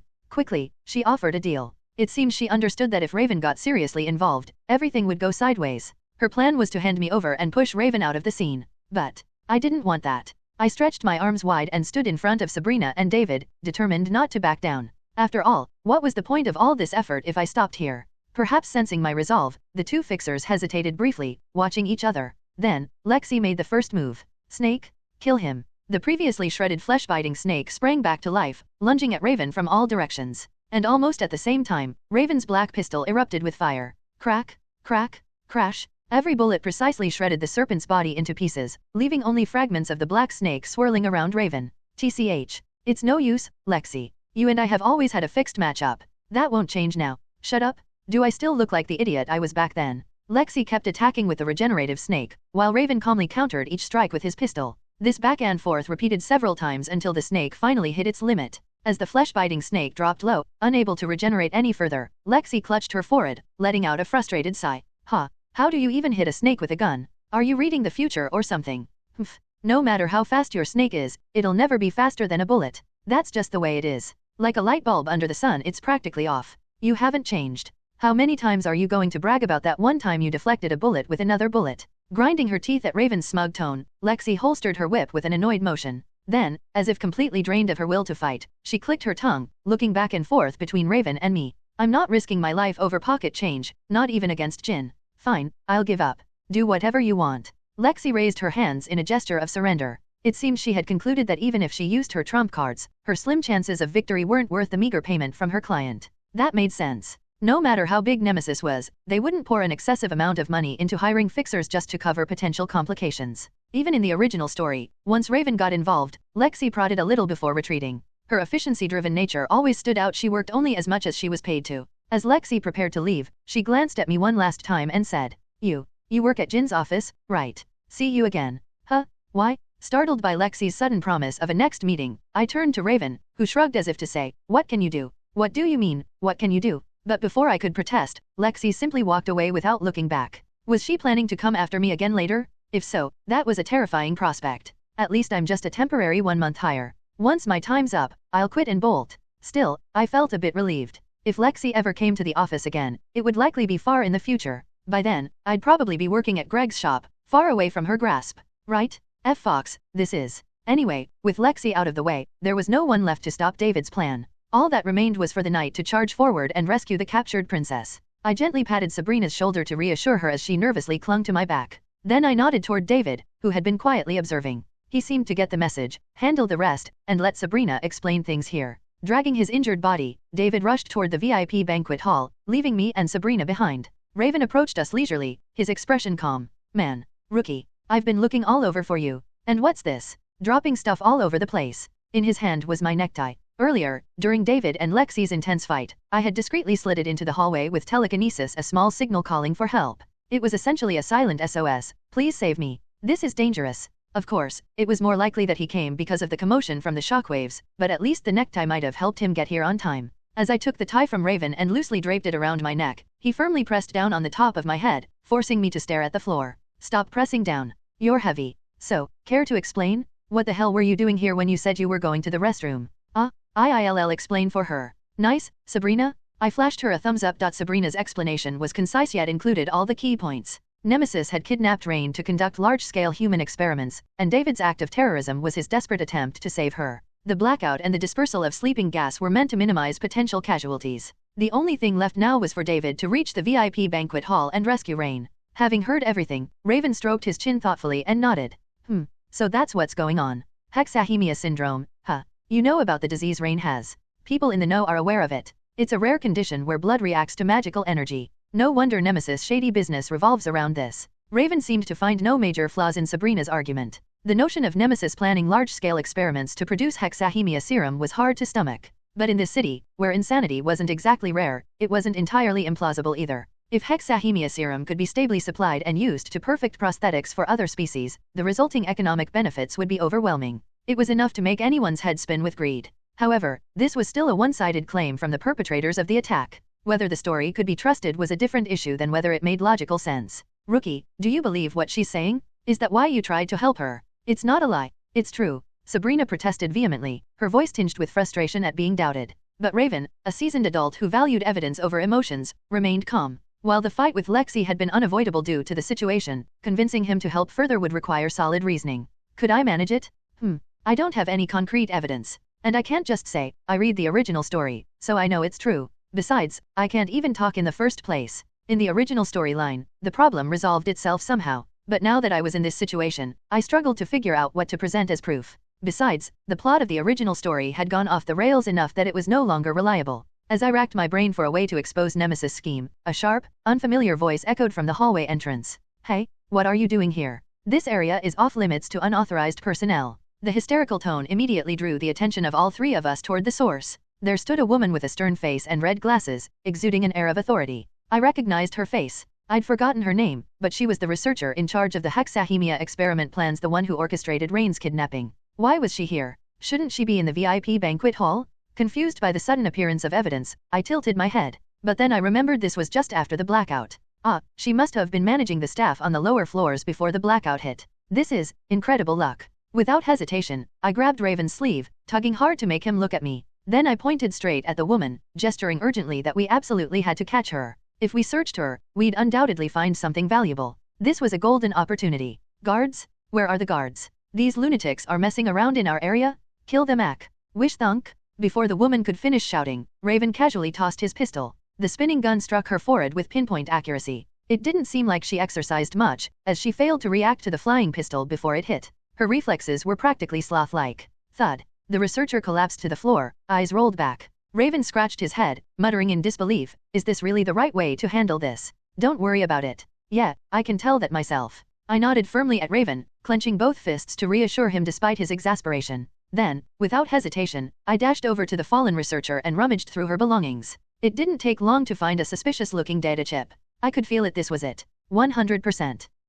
Let's check what's on it. Raven took the chip from me and inserted it into his device. Immediately, an overwhelming flood of data began to load, causing his terminal to lag under the sheer volume. How much information could possibly fit on this tiny chip? As Raven carefully scanned through the contents, his expression darkened, and furrows appeared on his forehead. What's in it? It looks like a presentation prepared for the VIPs. It even details the large-scale human experiments you mentioned earlier. It's too damning to sweep under the rug. See? I told you it wasn't a lie. Why do you insist on doubting people and making things difficult? I shrugged my shoulders as smugly as possible, glaring at Raven for his skepticism. Annoyed, Raven grabbed the top of my head and pressed it down again. Ak, stop it. I'm going to shrink if you keep doing that.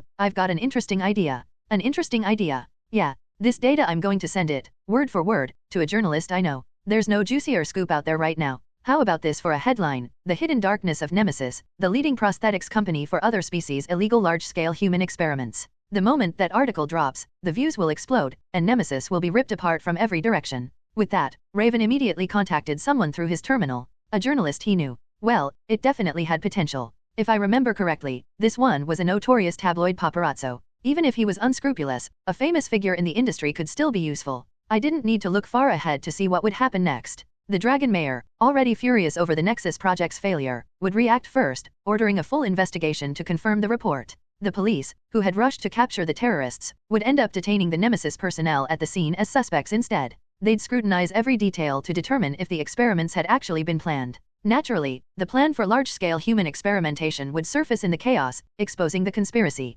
Amidst the uproar, David would disappear with Rain, bringing their part of the story to a close. What's that? Won't the police eventually catch them? No need to worry. The pragmatic Dragon Mayor, after calculating the incident's context and the damage caused, would subtly instruct the police to let them go. Thanks to the blackout and the use of sleeping gas as relatively mild methods, there were no casualties to speak of. Besides, our bold Dragon Mayor would probably dig into his own pockets to ensure full compensation for any damages. Who would complain after that? Phew, it's over. Somehow, I managed to tie it all together. When I saw David and Lexi facing off, I thought my heart was going to leap out of my chest. Relief washed over me, and the exhaustion I'd been holding back came crashing in. Wait, I haven't eaten all day, have I? Once I got off work, I decided I'd indulge in a steak sandwich double the meat. As I rubbed my empty stomach and glanced around, I noticed something strange. Where's Alice? Why is Raven the only one here? Huh? Looking for Alice. She probably inhaled too much sleeping gas and is snoozing peacefully. She should wake up soon, though. Oh, she got knocked out by the gas.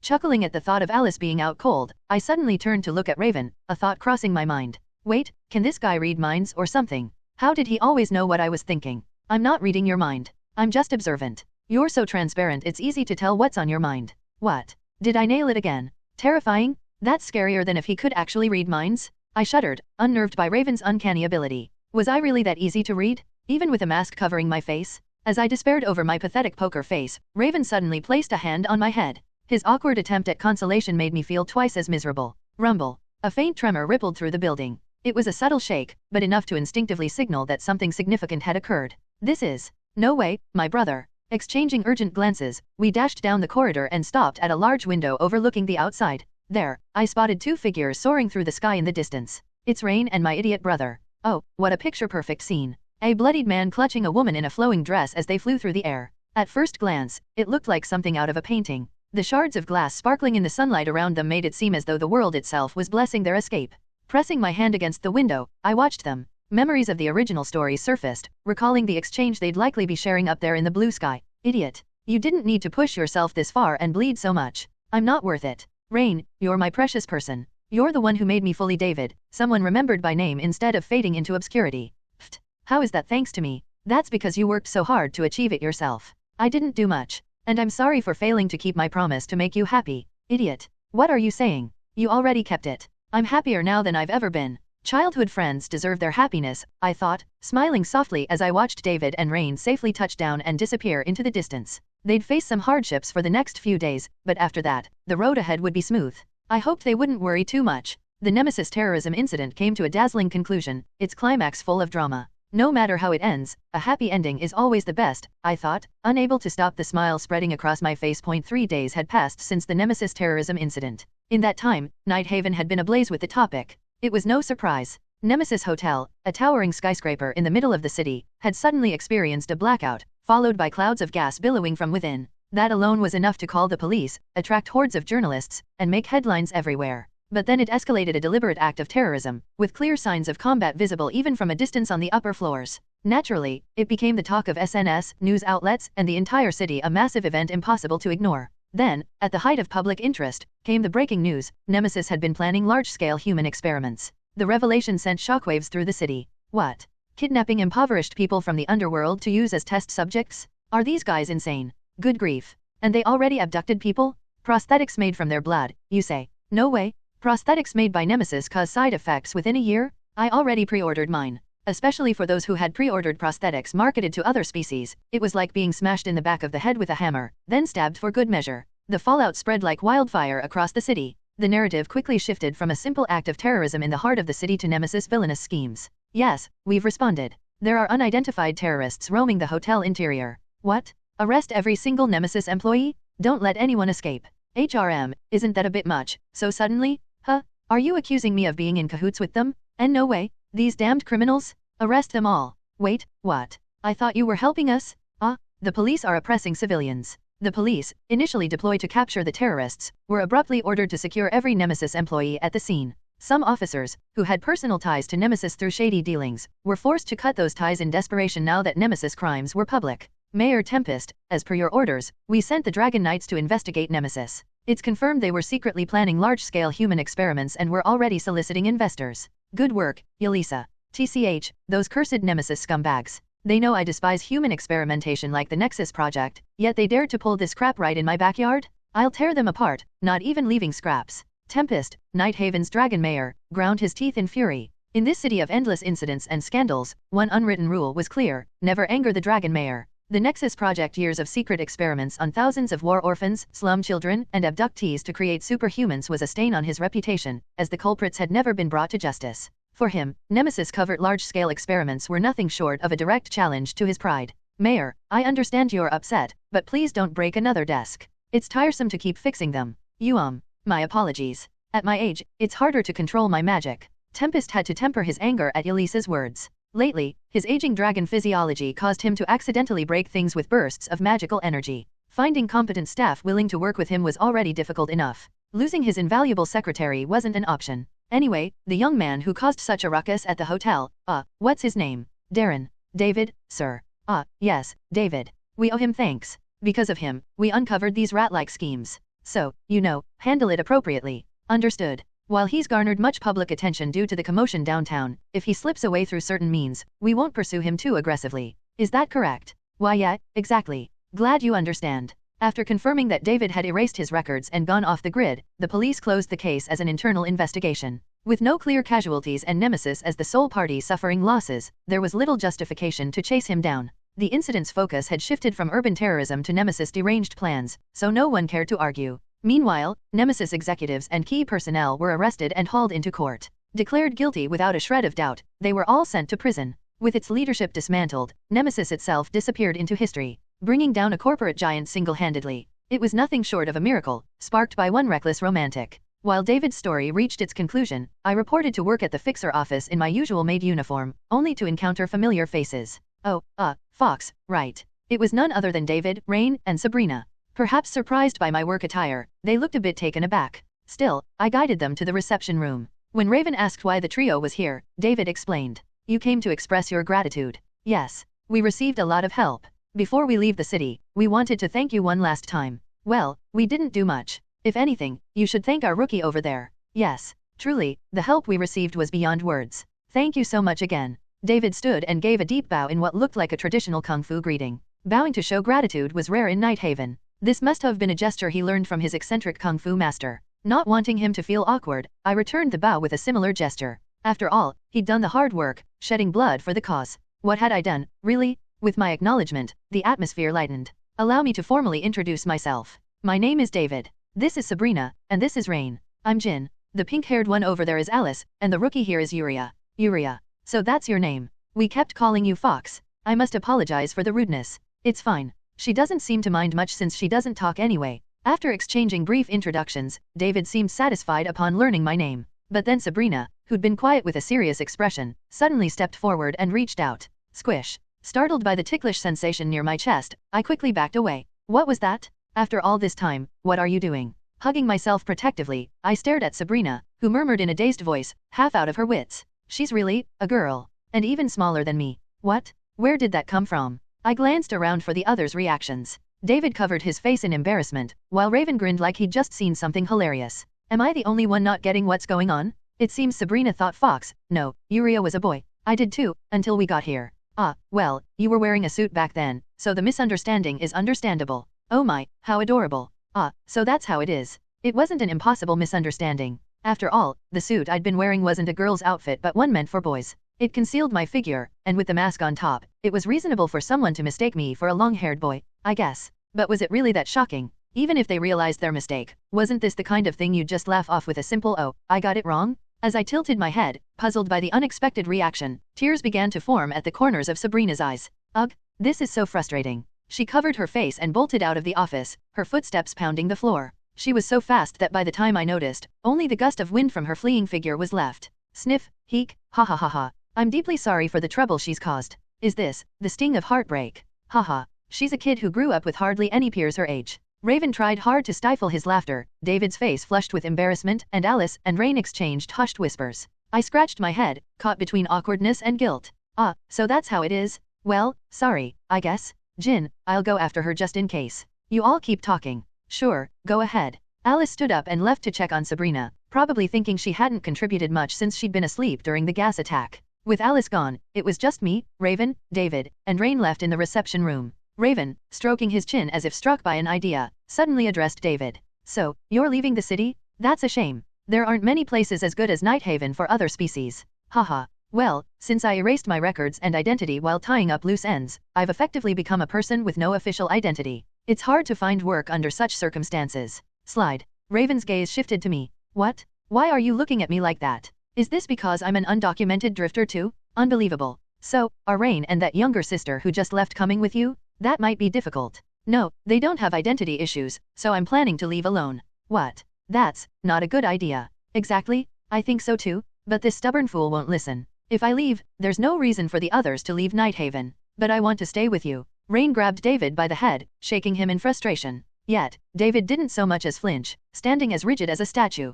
Neither of their perspectives was hard to understand. Nighthaven was essentially a utopia for other species. In most cities outside, other species were required to wear magic-suppressing collars that restricted their abilities. Finding a place where magic could be freely used even casually on the streets was rare. And after decades of war with other species, most humans outside held deep-seated prejudice against them. David, who had experienced this hostility firsthand while attending an external university, likely wanted Rain and Sabrina to stay in Nighthaven for their own safety. But from Rain and Sabrina's perspective, it was different. Rather than staying in the city without David, they'd rather face discrimination outside just to be with him. It made sense they were family. Still, neither choice is really the right answer. Whether David left Nighthaven alone or everyone left together, it would only make things harder for all of them. When one side begins to feel guilty toward the other, relationships inevitably crumble over time. So, what's the solution? Simple, we have a boss with a heart as big as the Pacific Ocean. Well, since this seems like fate, how about working at our office for a while? We could use someone skilled with computers, especially with the kind of precision needed to dodge police tracking. What? Raven, out of nowhere, extended an offer to recruit David. What did he see in him? Was it sympathy? Or just curiosity? Either way, it was an offer David couldn't easily refuse. Raven, sporting a faint smile, left the ball in his court. The day after the Fixer office finally became a full team. As snow continued to fall heavily, I tucked my hands into my pockets and hurried to the office, only to find David now in his bare beast folk form standing blankly outside the door. His round bare ears poked out atop his green hair, his tall frame loomed over me, and his square glasses rested neatly on his face. No matter how I looked at him front, back, or upside down, it was David. Why wasn't he going in? Oh, Uriah. Good morning. You're asking why I haven't gone inside yet? Well, I suppose I'm feeling a bit nervous. Feeling nervous? I guess that made sense. Even though he had studied at a university in the outer city, David had only recently become an adult. Maybe he had experience with part-time jobs, but this was likely his first proper position. Wow, the guy who boldly took on a corporation to save his childhood friend is nervous over something like this? I chuckled to myself and opened the office door confidently in his place. Then, pounding my chest lightly with my fist as if to say follow me, I walked inside. Oh, Uriah. Seriously, couldn't you shake the snow off your head before coming in? Isn't it cold? Why, I think it makes her look like a doll. Good morning, Uriah. You're adorable as always. Raven's incomprehensible greeting welcomed me as I entered.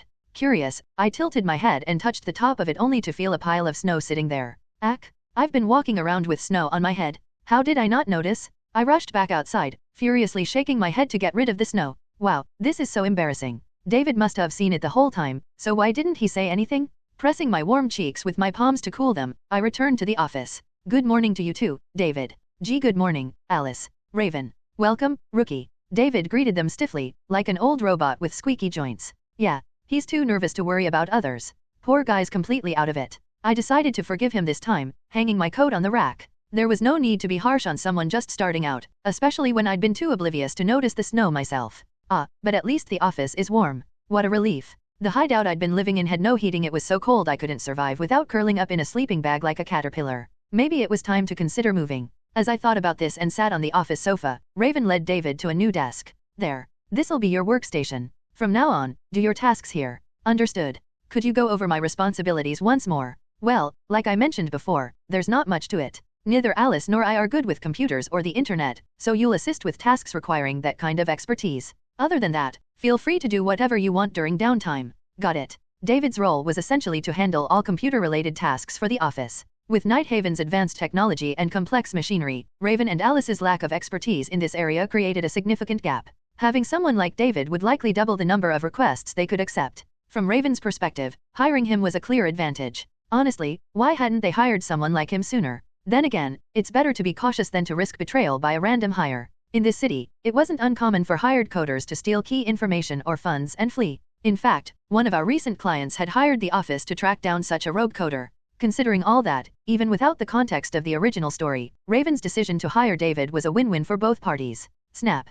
Quietly, I detached a small camera hidden under the table and tossed it into the trash. I hope we all get along without issues, at least until I quit this part-time job. Fortunately, David seemed to adapt quickly to the office. His initial nervousness only lasted the first few minutes after arriving. Once a couple of clients came in and the work began, he must have realized it wasn't as daunting as he'd feared. He looked much more at ease. Raven wasn't the type to micromanage. He barely interfered with Alice or me on normal days. Alice, with her golden retriever-like friendliness, was the most social person I'd ever met. And while I was more reserved, none of us were the type to intrude, which made the office atmosphere easy to settle into. When lunchtime arrived, Alice and I widened our eyes in surprise. The meal wasn't the usual cheap bento, but a much fancier one, nearly double the cost. Oh my, this lunch is quite good. Raven, why don't we order from here regularly? Not a chance. Today's special just for the rookie's first day. Tomorrow, it's back to the cheap stuff. Geez, so stingy. Be quiet. Be thankful it's not cup noodles. You, on the other hand, eat so much that buying expensive lunches regularly would bankrupt me. Humph, sorry for having a big appetite. I can't help being hungry. I ignored their playful bickering and savored the luxurious meal. Cube steak bento? It had been ages since I'd had something this fancy. Ever since starting this job, I'd cut back on spending, so this was a rare treat. Focused on my meal, I belatedly noticed David watching me from across the table. What are you looking at? Do you need something? Tilting my head slightly to convey the question, David quickly shook his head, as if to say it was nothing. Ah, sorry, Yuria. I just got curious. With your mask tilted diagonally like that, can you actually see properly? Was it a pointless worry? My apologies. I have an odd tendency to wonder about trivial things. I nodded to reassure him, silently conveying that my vision was fine despite the mask. He seemed relieved but still apologized again. Watching this slightly awkward exchange, Alice chewing happily on a thick piece of steak steered the conversation elsewhere. By the way, David, I heard you went to university in the outer city. You must be pretty smart. Well, it feels a bit boastful to say, but my grades were good enough for a full scholarship. Wow, that's amazing. I couldn't even attend school properly as a kid, so the thought of going to university is incredible to me. I'll take that as a compliment. Thank you. Alice's sincerity was evident. Due to her family circumstances, she'd spent her childhood doing jobs instead of attending school, relying on home education for basic knowledge. So, she probably genuinely admired David's academic achievements. Suddenly, Raven, who had been quietly listening, looked at Alice with a curious expression. But how'd you end up becoming a police cadet? Guess the police are struggling with recruitment these days, huh? What are you talking about? I just got some help from my sister. Did you sneak answers? Excuse me? I studied like crazy for 6 months. Who are you calling a dimwit? Alice, enraged, grabbed Raven by the collar and shook him violently as he smirked at her. Even if she'd left the academy behind, becoming the top-ranked police cadet through sheer skill was something she took pride in. Apparently, even as a joke, she couldn't tolerate Raven teasing her about it. Her reaction was, pretty cute. Wait a second. Does that mean I'm the least educated person here? Let's break this down. Raven, despite his current lazy demeanor, was an elite, a former military officer and a fixer, a title not just anyone could achieve. Alice was born into an impressive family, received top-tier home education, and passed exams on merit to become a police cadet. David, coming from the back alleys, had no formal teacher yet used his natural intelligence to become a university valedictorian on a full scholarship. And me? I was a nobody in my past life, and now I was just a trivial undocumented squatter secretly living in an abandoned building. There was no competing with any of them. Who cares about education? Right. What does intelligence even do for you? In the end, what matters is staying warm, eating well, and working comfortably in winter. No need to feel inferior about this. My brain clunked into motion, churning out reassuring thoughts. Actually, scratch that, it wasn't reassurance. It was logical. Feelings of inferiority arise when you think you're lacking or inadequate. But I'm not lacking at all. I'm good at plenty of things. For instance, I bet I'm the best at messing with street punks in this group. To vent my mild frustration, I bit down on a cube of steak with unnecessary force. Maybe it was the sensation of the medium-rare steak melting in my mouth, but it felt like my irritation was dissolving a little too. As I chewed my steak, I suddenly noticed Raven looking at me. Our eyes met. Wait, wasn't Alice just grabbing him by the collar? Turning my gaze to the side, I saw Alice now chatting animatedly with David, asking him various questions. So, it wasn't a coincidence. Raven had been quietly staring at me the whole time. What's this about? Did I do something that caught his attention? I placed my empty bento box on the table and tilted my head in confusion. Raven, in response, simply turned his head nonchalantly, his feigned indifference so masterful it was almost professional.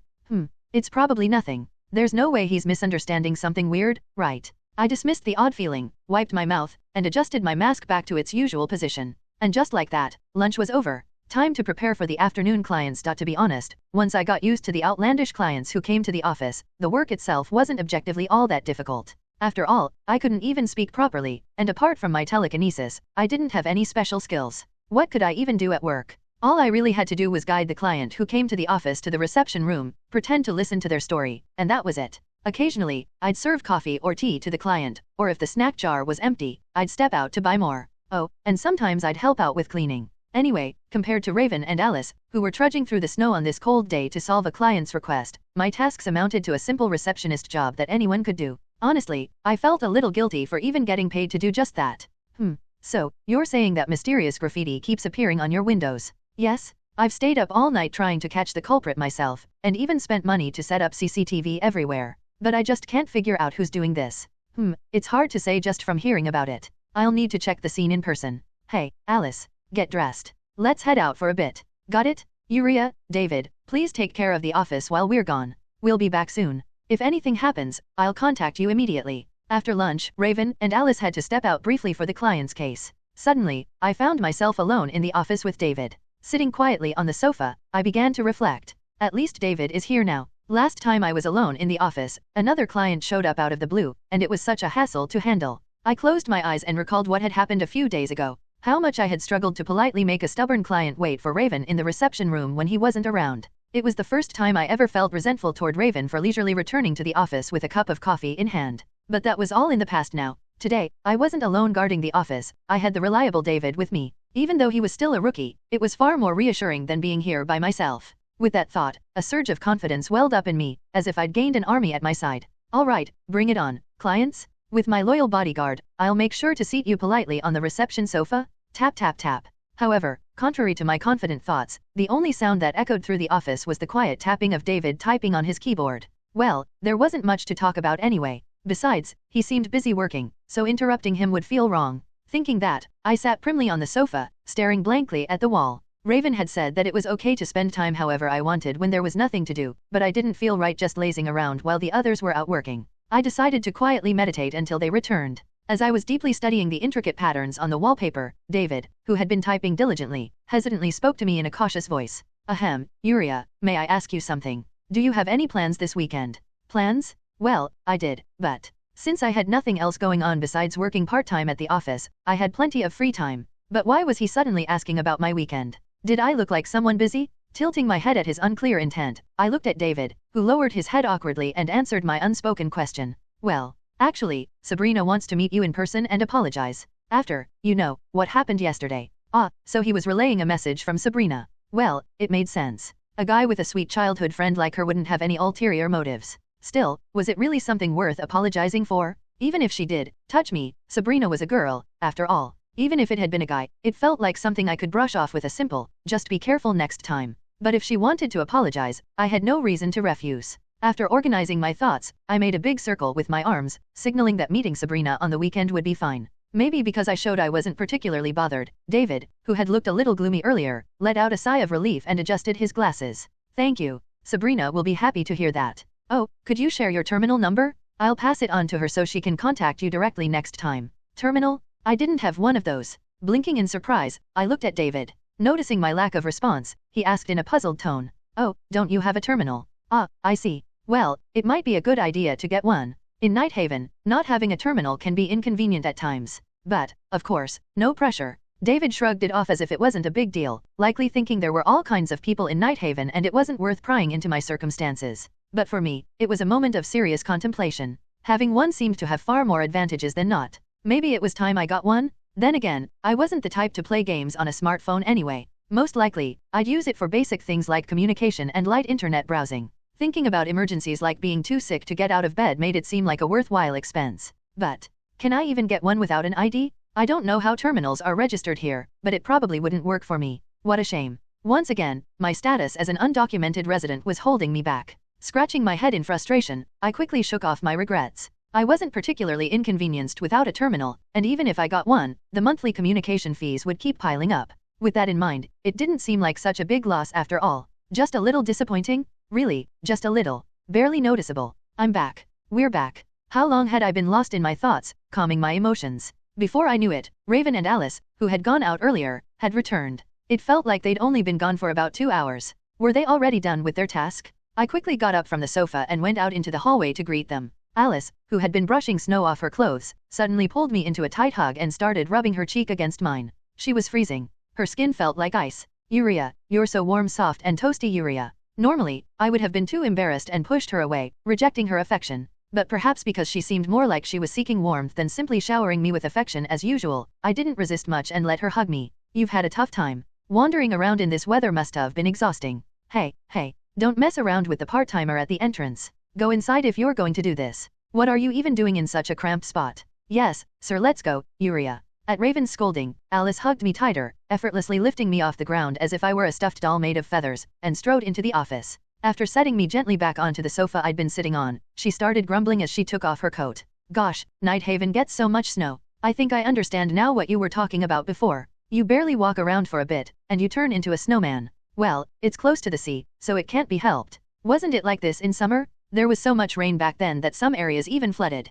Really? I wouldn't know. I've been here for less than half a year. Well, except for times like these, the weather is usually pretty pleasant. Now dressed in her light kimono, Alice returned to the sofa and casually grabbed me by the waist, pulling me into the space between her legs. The soft but cool touch of her kimono against my skin made the hairs on the back of my neck stand up. She's treating me like a heater. Determined to retaliate, I leaned back against her soft chest, stretching my back in protest. How do you like that? If I lean back like this, you'll feel uncomfortable too. Are you still going to keep holding me? This was my silent act of rebellion. Yuria. Did anything big happen at the office?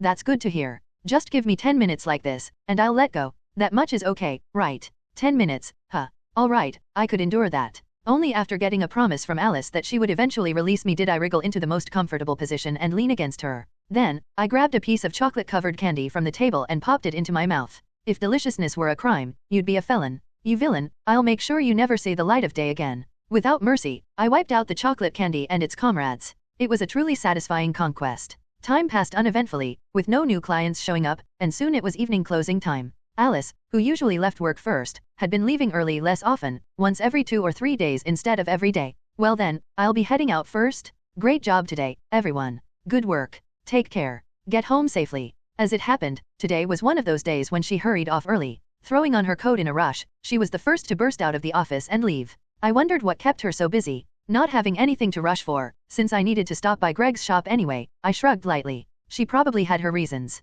Well, I'll be heading out too. Thank you for your hard work today, boss. Huh? Oh, it feels weird being called boss all of a sudden. See you later. Yeah.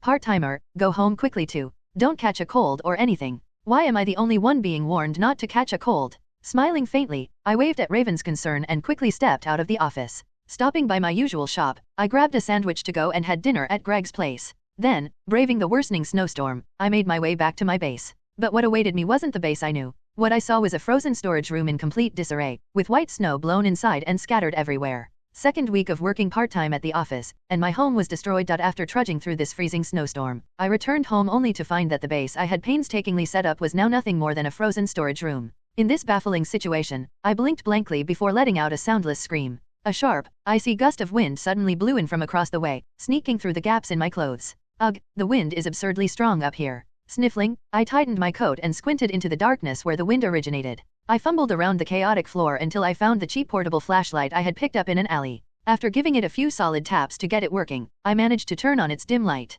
Wow, this is a disaster. In the faint glow of the barely functioning flashlight, I could see the devastation inside my base. It looked as if someone had gleefully shoveled snow from outside and scattered it all over the place. I turned my back to the bone-chilling wind and carefully stepped backward, inspecting the mess. It didn't take long for me to figure out the source of this catastrophe, a shattered window. At some point while I was away, the glass had been thoroughly smashed, leaving snow and wind to pour in freely. What the heck? Why is this happening out of nowhere? Cautiously, I peeked my head out through the broken window. That's when I noticed a wrecked outdoor unit lying unnaturally on the ground below. Could it be? Did the heavy snow cause the unit to fall, and it just happened to smash this window? I instinctively squeezed my eyes shut. How could anyone have such terrible luck? Even though this area was practically abandoned, with no people or maintenance, of all the possible scenarios, why did the neighbor's outdoor unit have to fall and break my window? Frustrated beyond words, I stumped my feet before sighing and letting my shoulders slump. There wasn't much I could do about it. I couldn't turn back time, and what was done was done. Instead of lamenting my bad luck, it was better to figure out how to deal with the situation. Well, maybe this is a good thing. I've been putting off moving anyway. Now I've got a solid reason to do it. Fortunately, I didn't have any deep attachment to this base. After all, I called it a base, not a home, for a reason. Calling it a home would have made it feel more precious, and I didn't want to leave behind any lingering feelings when it came time to move. So the solution was simple. I'd pack up all my belongings and find a new base. Granted, this building was full of issues, so I'd probably have to search other buildings for a suitable spot. But the Western Labyrinth was full of abandoned structures. Surely, there'd be at least one place as secluded as this. Anyway, I was already thinking about moving because of the cold. Let's just say I'm moving up the schedule a bit. This much. Wait, what's this? Crack. The moment I confidently grabbed my sleeping bag, I felt an ominous sensation at my fingertips. The sleeping bag that had kept me warm and cozy just this morning now felt cold and stiff, as if it had dried out completely. It's frozen. I instantly realized the sleeping bag was beyond saving. No, it can't be. Was it the freezing wind streaming through the base? A chill ran down my spine. After spending about 5 minutes inspecting all my belongings in the base, I had no choice but to accept the harsh truth. Nearly everything was ruined. The bed and sleeping bag were unsalvageable. Most of my clothes were destroyed except for the winter pajamas and coat I was wearing, and the maid outfit I had left at Greg's shop. Judging by the state of things, the window must have broken not long after I left for work. Snow had piled up inside, melted, and then refrozen. As a result, my bedding, furniture, clothes, fabric, towels, and everyday necessities, nearly everything I had carefully gathered over the past few months, were now frozen solid, like they had been dunked in water and then placed in a freezer. What? Can't I just defrost them and dry them out? Where would I even do that? And how long would it take? If I had access to a warm place where they could thaw, I wouldn't even be in this mess. What do I do now? How am I supposed to sleep tonight? If I try to sleep outside in this weather, I'll end up with a frozen meal. Should I gather snow and build an igloo? Crossing my arms, I thought deeply. For now, I had to accept that the frozen items were a lost cause. I couldn't exactly crawl into a frozen sleeping bag, after all. That left me with no choice but to abandon everything and look for a new base, completely empty-handed. This was a serious problem. Then again, maybe the situation wasn't entirely hopeless. I still had one backup plan for survival. Sliding my hand into my coat pocket, I pulled out a small key, the key to Greg's general store. If I stay at the store, I could get through the night.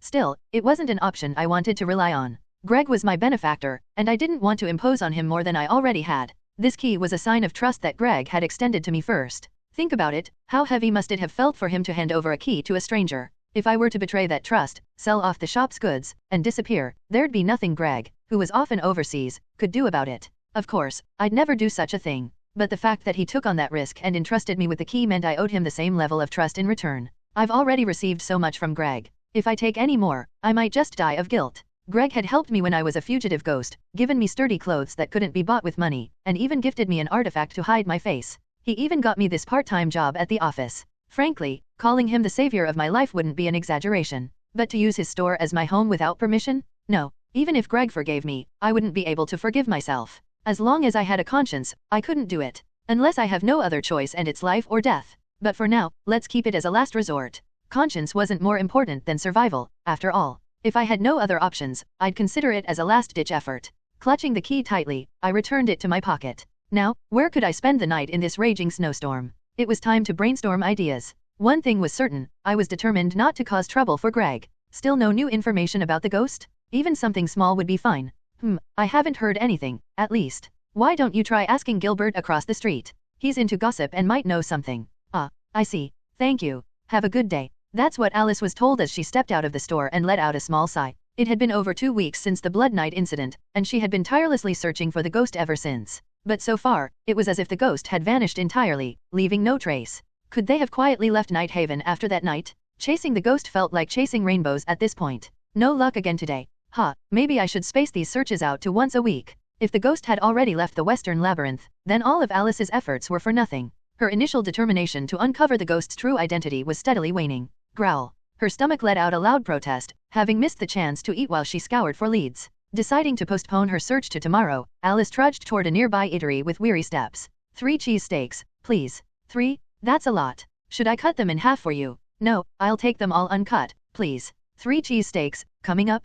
Here you go. Alice accepted the 3 sandwiches, each as big as her arm, and left the shop. Unwrapping one of them, she immediately bit into the sandwich. It looked like far too much food for someone of her average build, but the sight of her devouring it at an almost unnatural speed drew stares from passers-by. Nom nom nom. Eating while walking in the snow had its own kind of charm, she mused. As Alice strolled toward the outskirts of the western labyrinth, her gaze landed on someone who shouldn't have been there, a young girl. Uriah. The familiar black coat, the cascade of silvery hair that shimmered like silk, and the glimpse of a fox mask, it was unmistakably Uriah. Why would she be wandering around such a dangerous area? As Alice puzzled over it, she recalled that Uriah had come to the office with Greg when they first met. Greg's shop is near the western labyrinth. Did she get lost while passing through? It never crossed Alice's mind that Uriah might actually live in the western labyrinth. And why would it? To Alice, Uriah was the delicate youngest member of the office, someone who needed protection. Given Uriah's refined aura and apparent noble lineage, the thought of her living in such a place seemed absurd. But as Alice got closer, her expression grew more serious. The snow accumulating on Uriah's shoulders and her faintly trembling frame made it clear she had been wandering here for quite some time. Why is she wandering alone in this cold and dangerous place? Feeling a pang in her chest, Alice hurried toward her. Uriah. Uriah turned around, startled, her eyes widening at the sight of Alice approaching. Her expression betrayed her thoughts, as if she had been caught somewhere she wasn't supposed to be. That's what I want to say, Alice thought, biting her lip. She reached out, her hand warm from being in her pocket, and gently touched Uriah's ears and neck. So cold? How long has she been out here? Uriah's ears and her entire body were as icy as a block of ice. She was so cold that Alice couldn't help but shiver at the thought, her pupils trembling in disbelief. Quickly, Alice took off her coat and draped it over Uriah's small frame. Steam rose from Alice's body, a stark contrast to the freezing air, but she didn't have time to notice. Her focus was entirely on checking Uriah's condition. Good. The trembling stopped. Seeing Uriah no longer shivering, Alice let out a small sigh of relief. Her coat seemed to provide enough warmth for the girl. Kneeling down to meet Uriah's gaze, Alice spoke softly. Are you okay? Feeling a little less cold now? Why are you wandering around here alone? Did you get lost? But Uriah turned her head slightly, avoiding Alice's questions without responding. Was she reluctant to answer? Or was she hiding something? As Alice pondered deeply, she cautiously asked another question, her voice filled with concern. Uriah, do you live around here? Or could you show me where you live? Don't tell me you don't have a home. Uriah's reaction, too transparent to hide, hit Alice like a hammer blow. Now that she thought about it, something had always seemed off. Why would someone as young as Uriah need to work at all? If she had family or even a guardian, there would be no reason for her to take on a job. Was she just working to earn pocket money? That was the assumption Alice had made. She never imagined it was actually a desperate fight for survival. Alice couldn't bring herself to speak further. Her heart ached as if it were being torn apart. Looking at Uriah with the most resolute eyes she'd ever had, Alice declared firmly, Uriah, you're coming to my house today. Refusal is not an option. Just so you know, I'll make sure to bring you to my home. It was an unwavering statement that left Uriah, who had been gloomily preparing to slink back to Greg's general store after failing to find a new base, utterly stunned. How did things end up like this? As Alice's warm hand guided me forward, I couldn't help but ponder that thought. Looking back, it all started when my base got wrecked by snow, prompting me to boldly set out to find a new place. But even after wandering for ages, I couldn't find anything suitable. Resigned, I decided to head toward Greg's general store with a heavy heart, only to run into Alice. And when she realized I was essentially homeless, she half dragged me along with her, which led to where I was now. Her invitation to stay at her house left me no room for argument. If she had merely asked me if I wanted to come over, I would have flatly refused out of pride. But the way she held my hand with such a heartbroken expression and insisted on taking me left me no choice. Talk about creating a debt and stuffing it down my throat. She was a terrifying person. Neither of us said a word as Alice matched her steps to my shorter stride, and we slowly made our way through the city streets. The snowstorm seemed slightly stronger now, perhaps because the temperature was dropping as the night deepened. Yet, thanks to wearing Alice's coat, I felt much warmer than before. Wait a minute, this peachy scent coming from Alice, it's not perfume, it's her natural smell. Feeling a bit self-conscious, I subtly buried my face in the coat. The mask got in the way a little, but the scent was so sweet and distinct that it didn't matter. How far did we walk through the neon-lit streets of Nighthaven like that? Staring at the ground and hiding my face in her coat, I didn't notice when Alice stopped, and I ended up bumping my forehead against her back. We're here. This is my place, Alice said, turning to look at me. I raised my head and saw an apartment building 3 stories high and oddly familiar. Whoa, this is exactly like the one from the original story. As I stared at the perfectly matched building in amazement, Alice's expression darkened slightly. She gently patted my head and spoke. You don't have anywhere to go, do you? Stay here for the night. And no arguing? Come on, let's go in. Ugh, so escaping is out of the question after all. I sighed quietly to myself at Alice's firm resolve. Not that I didn't understand how she felt. Reflecting on it, I must have looked pretty pitiful wandering alone in the snow to anyone who saw me. Even if it were me and I found a co-worker wandering the streets in the freezing snow late at night, I'd have at least asked if something was wrong. But for someone like me who had sworn to avoid getting too entangled with the main cast from the start, this situation left me feeling conflicted. First, I ended up working at the office. And now, I was being invited to Alice's home? Why did I keep getting caught up in things like this? Nothing's going the way I planned. Maybe getting involved with Greg was the root of it all. Feeling a little defeated, I looked at Alice's back as she led me forward and suddenly wondered. If it weren't me she found wandering, would she have brought someone else home? Yeah, she probably would have. This person can't help but step in when someone's in trouble. She's a busybody like that. Oddly enough, that thought lightened the burden weighing on my chest. If she was the type to reach out to anyone, not just me, maybe it wasn't so bad to lean on her warmth for a little while. Besides, once my part-time job ends, we'll naturally drift apart. Taking a deep breath, I decided to go along with things for now. I still didn't want to get tangled up in the main story. That hadn't changed. But if this relationship would naturally fade in 2 weeks, there was no point in forcing her away with awkward excuses. Fine. This time, I'll take the easy route and accept her help. Just don't expect me to repay this kindness. I'm home. Alice's apartment turned out to be a modern, relatively upscale one. The living room was spacious enough for a family of 4, and it had 2 attached bedrooms. It felt a little big for just one person, but knowing Alice lived here with her older sister Lily, it seemed comfortably adequate. But as I stepped inside, I froze at the sight before me. The living room was a mess, with clothes and underwear casually strewn about everywhere. It was shockingly chaotic. Wow. Why is that underwear so big? It's large enough to cover my entire face. Ahaha. Sorry, it's a bit messy. Yuria, could you stay here for a moment? Had she forgotten that she had a surprise guest? Her face turned bright red as she hastily left me standing at the entrance and dashed inside, scooping up an armful of clothes and disappearing somewhere. She probably planned to shove everything into a closet or drawer to hide the mess. Her uncharacteristically flustered behavior made me chuckle despite myself. Yuria, come in. Take off your shoes and just sit on the sofa for now, okay? If you're bored, feel free to watch TV. I'll be back after I finish tidying up. Alice darted off toward one of the bedrooms, her speed making my hair flutter. If the living room was this chaotic, I could only imagine what her room looked like. Cleaning it up would probably take a while. That's normal for someone who just started living on their own. But, is Lily not home? Sitting quietly on the sofa, I swung my legs idly and felt the warmth from the heater spreading through the air. That's when I remembered the other occupant of this apartment. As far as I knew, this place was shared by Alice and her older sister, Lily. But with the heat turned off and the apartment so quiet, it seemed Lily wasn't home. That was actually a relief. Visiting a friend's house and running into their family was always awkward. Besides, Lily wasn't exactly the type of person I wanted to be around. She's nice, but she's a Yandere-ish stalker. No thanks. Plus, I've been disabling the small cameras she's set up at the office every time I spot them. If she held a grudge over that, I really didn't want to meet her. While mulling over those thoughts, I shrugged off the now overly warm coat and draped it over the sofa. Just then, Alice returned, dressed in a light yukata that was far more casual than usual. She looked like a guilty puppy caught after causing trouble. Why is she acting like that all of a sudden? I tilted my head in confusion at Alice's sudden change in demeanor. I just realized, maybe I brought you here too forcefully. I'm sorry? It's not like I was trying to pity you or anything. So that's it. I quickly caught on to why Alice was suddenly acting so strange. It seemed that while cleaning up and changing her clothes, her mind had calmed down enough for her to start second-guessing herself. She must have started worrying that she had dragged me along without considering my feelings. To be fair, she wasn't wrong. It was true that she brought me here without asking for my opinion, practically kidnapping me. If I had been someone burdened with insecurities about my situation, I might have lashed out at her, blaming her for humiliating me. But I wasn't the type to dwell on things like that. The only reason I disliked accepting help was the burden of feeling like I had to repay it later. It wasn't like I was too proud to accept assistance or determined to do everything on my own. And knowing that Alice's actions stemmed not from pity or insincerity but from a pure-hearted desire to make everyone around her happy, how could I hate her? Even if she were to strangle me, I wouldn't be able to hold a grudge against her.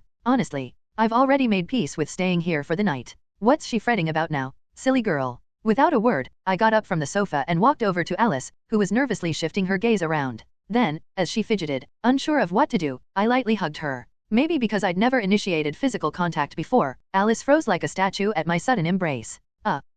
Yuria, are you forgiving me? Forgiving? I was never angry in the first place. You're doing fine. Just keep being yourself. I rubbed my forehead lightly against her stomach as if to say, what are you even worried about? Did my gesture get the message across? Alice hesitantly wrapped her arms around my shoulders and whispered a soft thank you, her voice barely audible. Why was she thanking me when I was the one receiving her help? Smiling faintly, I leaned against her, savoring the warm peachy scent that was even sweeter now than before. After what felt like enough time had passed, Alice let me go and plopped down comfortably on the sofa beside me. The tense atmosphere from earlier had completely dissipated, replaced by the usual Alice. Smiling gently, she asked me, "Yuria, how's the temperature? Should I turn it up more?" "You're good." "That's a relief. I was worried you might catch a cold since you were so cold earlier." To be honest, my body had already warmed up when I wore Alice's cozy coat earlier, but the way she looked at me with genuine concern made me feel strange. "So what if I catch a cold?" "Oh, right. I need to give this back." I picked up Alice's coat, which I had draped over the sofa, and handed it to her.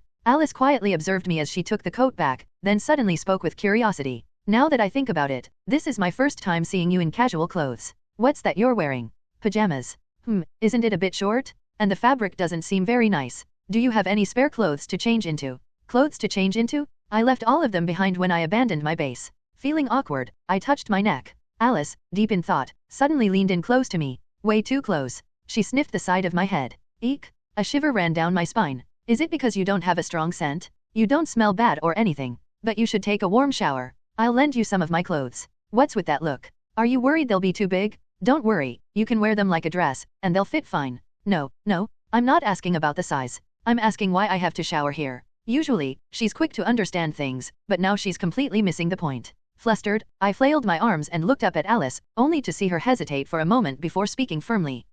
Do you not like showering? That's no good. If you stay dirty, you're more likely to get sick. Honestly, I'd prefer giving you a bath, but that might be a bit much." Well, she's not wrong. And it wasn't exactly a bad suggestion for me. Until now, I'd only ever used bottled water, moved around with telekinesis, to wash myself. I'd never had the chance to properly bathe using running water. The only thing holding me back was that this was Alice's home. Still, it was a rare opportunity to wash up with warm water. Maybe because I seemed hesitant, Alice clapped her hands together as if struck by an idea. "Oh, then how about we shower together?" "Excuse me?" My gaze involuntarily dropped below Alice's face, landing on her, sizable chest. I shook my head so furiously that my hair whipped around. "No way, absolutely not." My fragile sense of morality spun in chaotic triangles. Fortunately, Alice must have picked up on my vehement resistance, because she relented. In the end, I got to shower alone. Thank goodness. Warm water streamed down from the shuriad, tracing my cheeks and flowing to the floor. The sensation of water breaking into fine droplets, something I could never replicate with telekinesis, was soothing. The warm drops gently drummed against my skin, wrapping my entire body in a cozy embrace. How long has it been since I last felt the luxury of a hot shower? Was this heaven? As the freeing sensation of water splashing over my bare face spread, a smile naturally formed on my lips. I could stay like this forever. Hooray for civilization! Showers are the greatest invention ever. I thought to myself, thoroughly enjoying the moment as if I were playing with water. Only after feeling fully satisfied did I turn off the water and rub my face with both hands. Though I was tempted to indulge longer, this was Alice's home, after all. It wouldn't be polite to get too carried away. What if I suddenly got dizzy and fell to the floor? I wouldn't be able to face Alice, especially after she offered to bathe together earlier. Speaking of which, there's a mirror here. As I brushed away the hair clinging to my face and reached for the shampoo, I noticed the mirror on the bathroom wall. It was fogged up with steam, making the reflection beyond completely obscured. After a brief moment of thought, I reached out and wiped away the condensation with my hand, revealing a clear surface. In the mirror, I saw the now familiar face of a pale, beautiful girl staring back at me.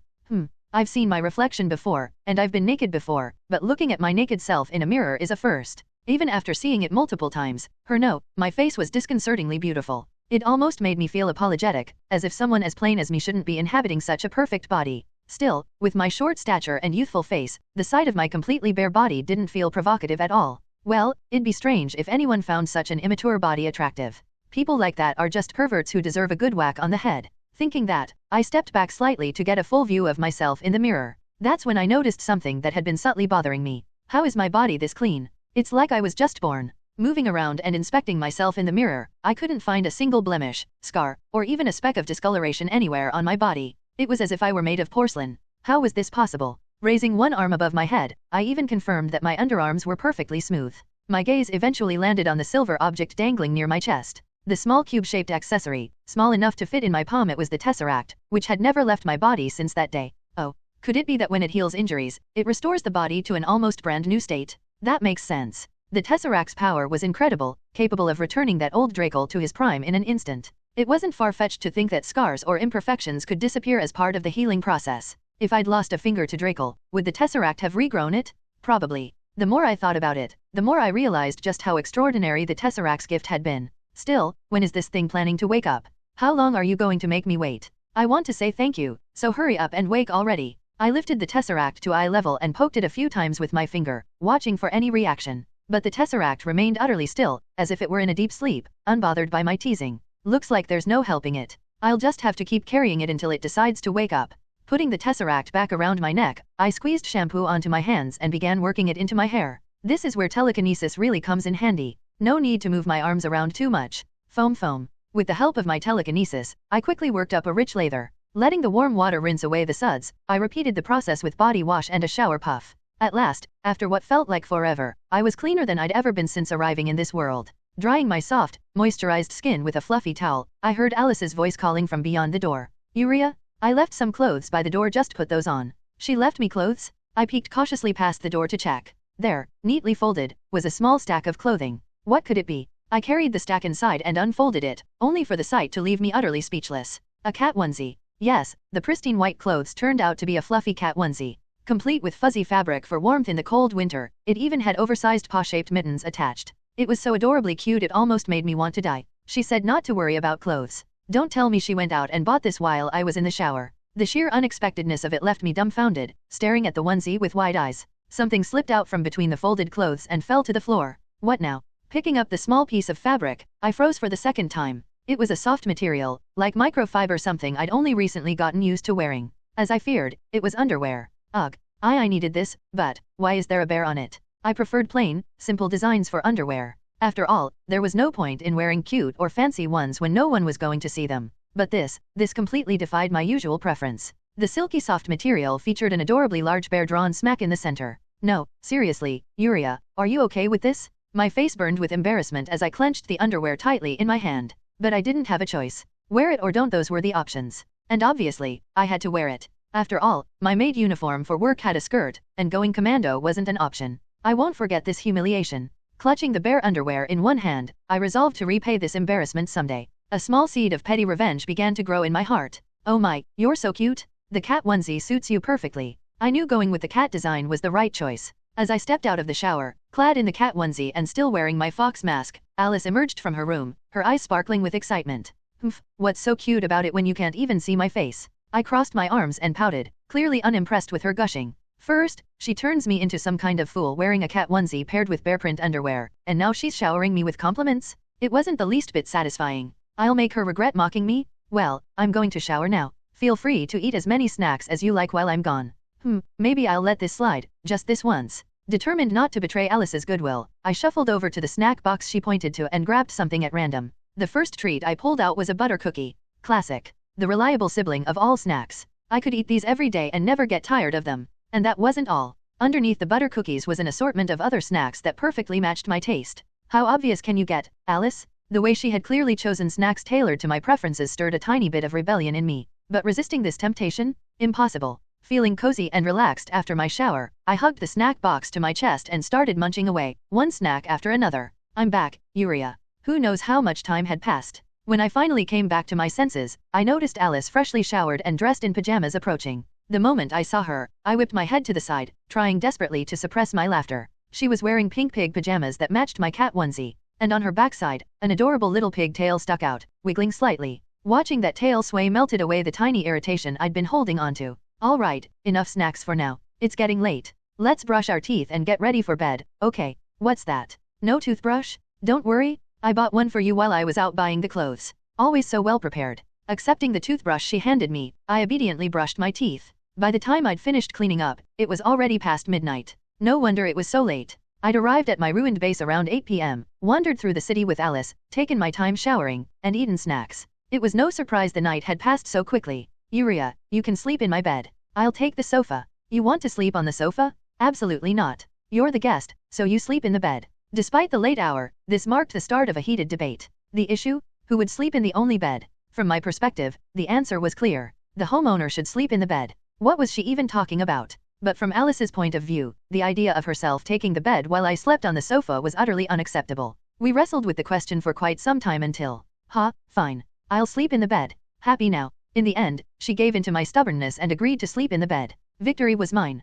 It made sense. This was her house, after all. Of course, Alice should sleep in the bed. But as I basked in the sweet glow of triumph, I suddenly found myself enveloped in her arms. Hee hee. But you're sleeping in the bed with me. That's the compromise, right? Wait, what? How did it come to this? Confused by this unexpected turn of events, my eyes darted around nervously. But ultimately, I let out a sigh and allowed Alice to guide me to the bed. Having the bed to myself would have felt like I was forcing her onto the sofa, which would have been uncomfortable. But sharing the bed, it was hard to tell who was losing out and who was gaining. Maybe, was it a win for both of us? Oh, right. If we're going to bed, I need to do this. As Alice pulled me closer, I tapped her shoulder, signaling her to let me down for a moment. Her eyes filled with the question, "Do you not want to sleep together?" looked almost heartbroken. But I quickly shook my head to assure her that wasn't the issue and gestured for her to wait as I stepped onto the floor. Standing on the floor, I carefully removed my mask. Sleeping with the mask on would have been uncomfortable. Besides, there was no reason to hide my face from Alice anymore. Wait, why did I wear the mask and hide my face all this time, then?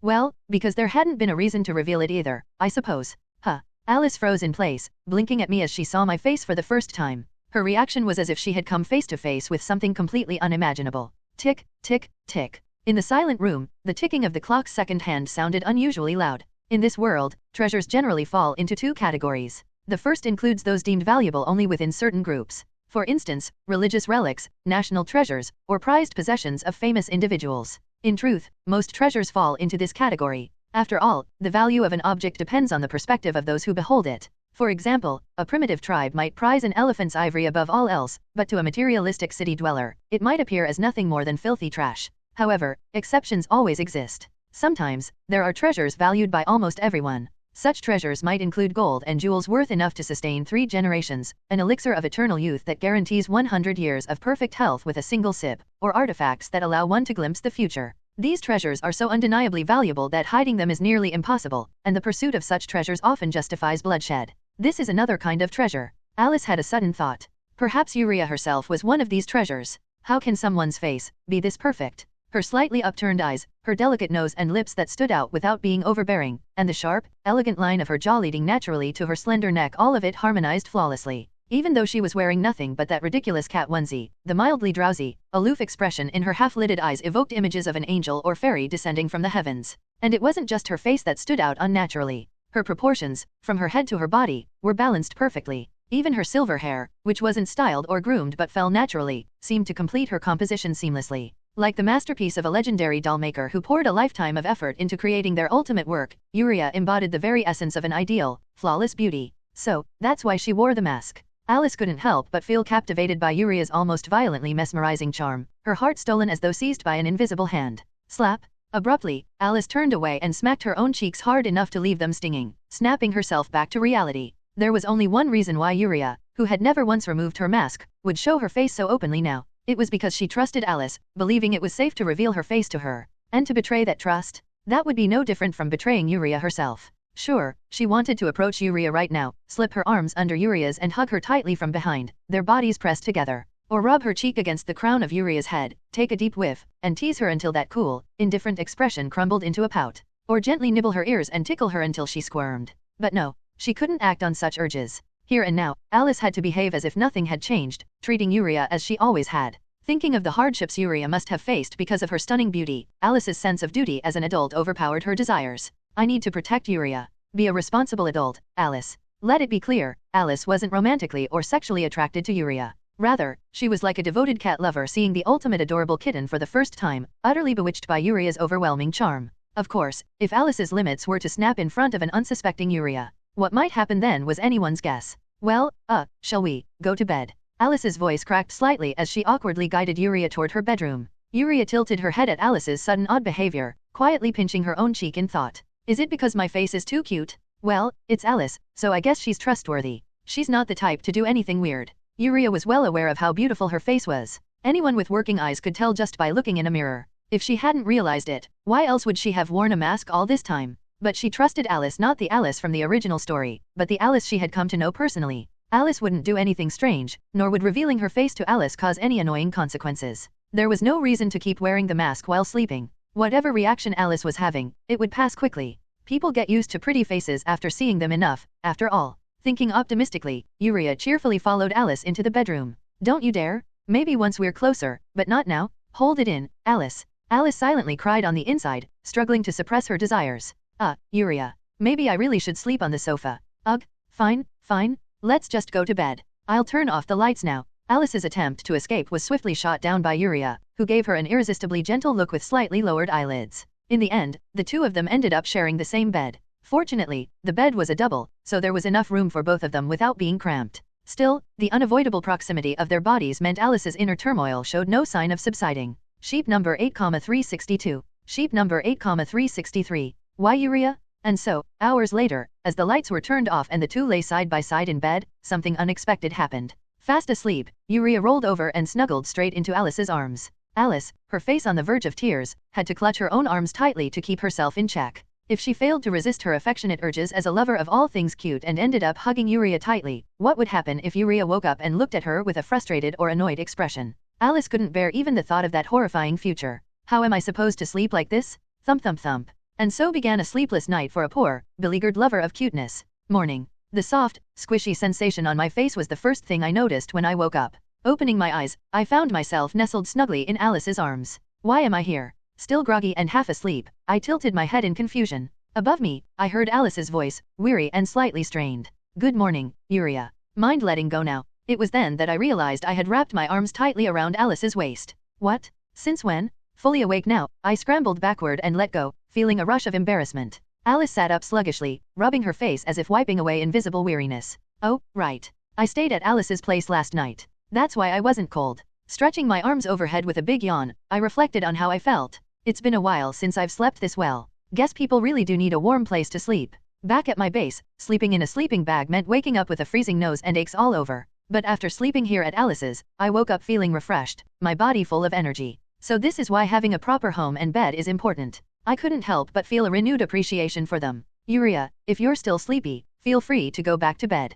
I'll wake you up later. No need. I wasn't the type to sleep a lot, anyway. Nodding at Alice's suggestion, I followed her lead as she got out of bed and headed to the living room. Time to freshen up, change into my uniform at Greg's shop, and head to work. Mentally mapping out my schedule, I accepted a slice of toast from Alice and devoured it to satisfy my grumbling stomach. When Alice asked if we should shower together again, I politely declined. After taking a quick shower on my own, I put my mask back on and bundled up in my coat. Sure, walking around in cat onesie pajamas was embarrassing, but if I wrapped myself up tightly in the coat, no one would notice. Perhaps it was the return of the mask that calmed Alice, who now seemed far more composed than the night before. Tilting her head, she asked, Yuria, are you leaving already? Why not go together? I need to change my clothes. Pointing to the cat onesie I was still wearing, I watched as Alice's expression shifted. She seemed to realize for the first time that I hadn't been wearing my maid uniform last night and scratched her cheek awkwardly. Still, I was grateful to her for letting me stay the night. To show my thanks, I walked over and hugged her tightly. As someone who couldn't speak, this was the best way I could express my gratitude.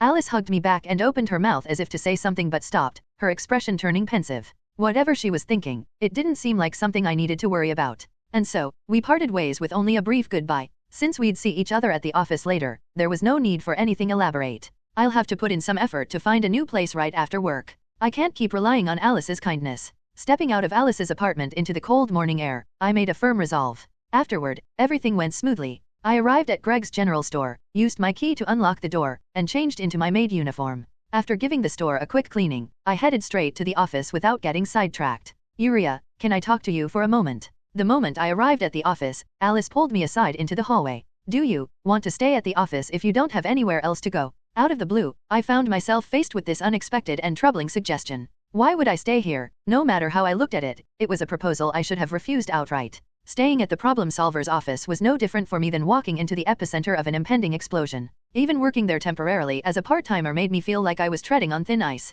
And staying there permanently? That would be the epitome of short-sightedness, risking great danger for fleeting comfort. So, without much thought, I was about to shake my head at Alice and reject her suggestion. That is, until her worry-filled eyes met mine. Now that I think about it, this is strange. Why suggest the office and not her own house? I felt a faint sense of incongruity. Was there really a reason Alice wanted me to stay at the office? Simply because she liked me? No, if that were the case, it would make more sense for her to suggest I stay at her home. Bringing up the problem solver's office seemed unnecessarily complicated. At the very least, I should ask her for the reason before declining. I tilted my head slightly, conveying my curiosity about her reasoning. Did my gesture get through to her? Alice knelt down to meet my eyes and cautiously asked, Yuria, I don't know all the details, but you're planning to wander around the Western Labyrinth again after work today, aren't you? Of course I was. I needed a place to stay. I nodded lightly in response to her words. Last night, I'd given up and gone to Greg's general store only because it was too late, and the snowstorm was too fierce. Freezing to death on the street seemed worse than incurring some debt. Now that I'd managed to survive the night, I intended to look for a proper place again after finishing work today. I couldn't live like a homeless person without a home or bed forever. As I mulled over these thoughts, Alice let out a small sigh, as if I were hopeless, and continued. And if you can't find a place again like last night, you'll go to Greg's general store, right? What? How did she know that? Startled by her almost psychic deduction, I stared at her in shock. But Alice, unfazed by my reaction, scratched her cheek apologetically and explained. Sorry, I found the key while tidying up my coat yesterday. Now that I think about it, if you keep walking the path where we met, you'd end up at the general store. No, yes. But in my opinion, Greg's general store doesn't seem like a good place for you to stay, Yuria. Ah, so she found the key when I'd left my coat behind. Relieved that she wasn't reading my mind, I grudgingly admitted that her words weren't entirely wrong. It wasn't as though the general store was an ideal living environment. The only places to lie down were a wooden table or a sofa, and there wasn't even a blanket or pillow to be found. I had to use my coat and a pile of clothes as makeshift bedding. For someone with a modern, fragile body, sleeping there wouldn't alleviate fatigue, it'd only make it worse.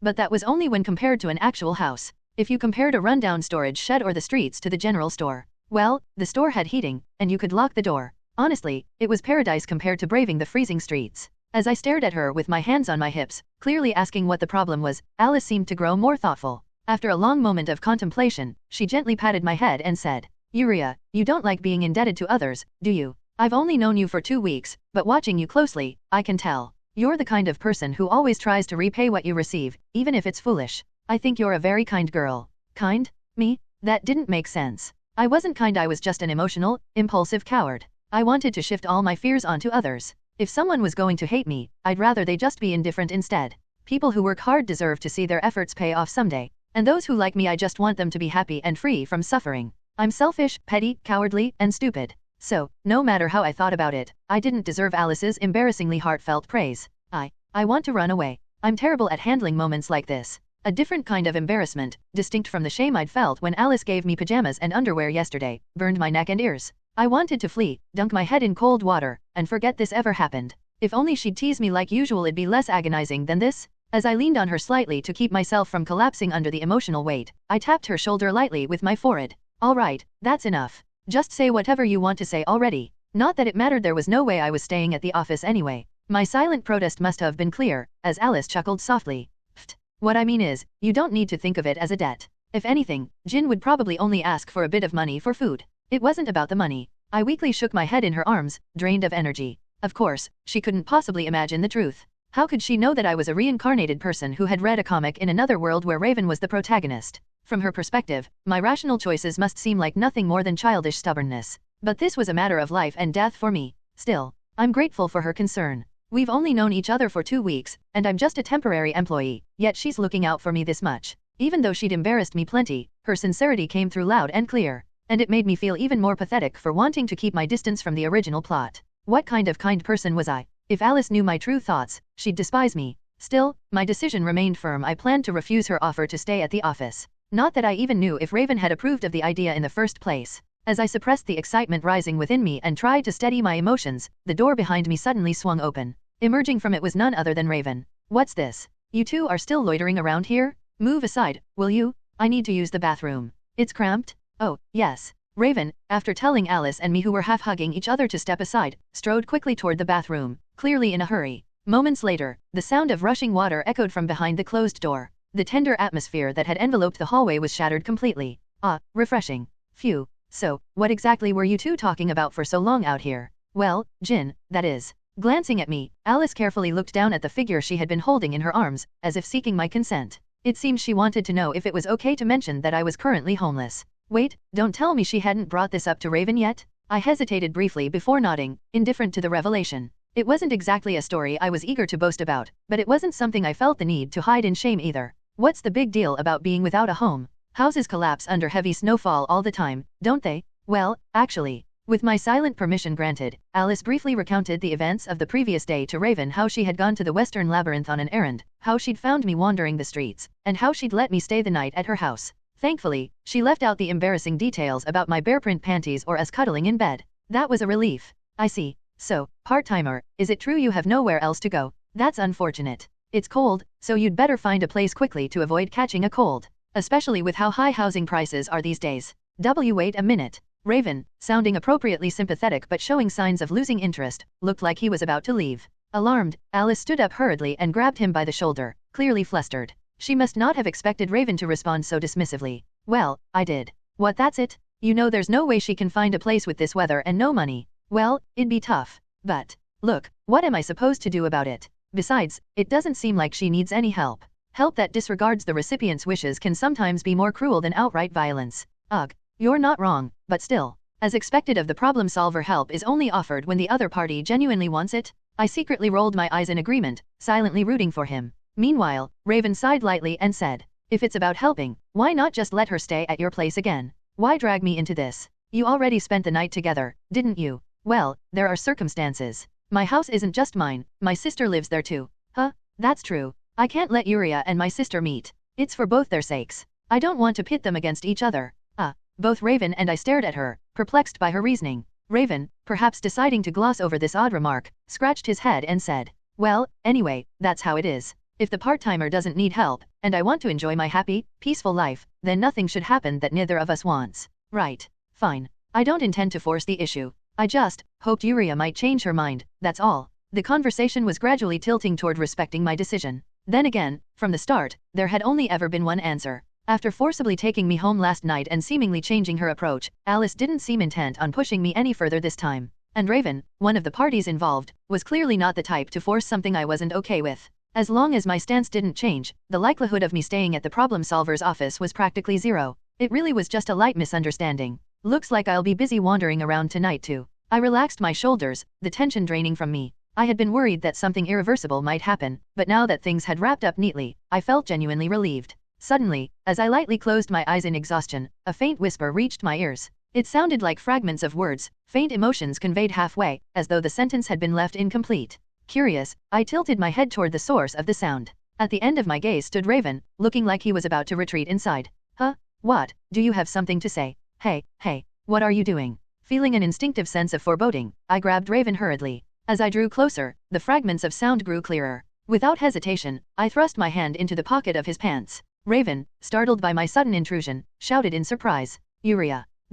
What's this? When did this get into your pocket? What I pulled from his pocket was a thin metal shard, smaller than a fingernail. And immediately, I realized what it was. It's similar to a tesseract's item, a tool of dimensional invaders. An object far too early for its existence in this timeline, a ticking time bomb waiting to explode. My face hardened as the seriousness of the situation dawned on me. It seemed I'd have to reconsider my decision. In this world, the Fixer's universe, the major factions could be broadly divided into three groups. The human faction, centered around governments and corporations established by humanity. The otherworldly faction, led by otherworldly races that crossed into this dimension. The invader faction, comprised of dimensional invaders. Explaining all this like a history textbook would be tedious, so here's a simple summary of their relationship. Humans and otherworldly races were in constant conflict, clashing and antagonizing each other. Then, they belatedly realized the existence of the invaders, which forced them into a temporary alliance to prevent total annihilation. It was akin to two parties grabbing each other by the hair and fighting to the death, only for an incomprehensible psychopath to appear out of nowhere. Faced with a greater threat, they grudgingly joined forces.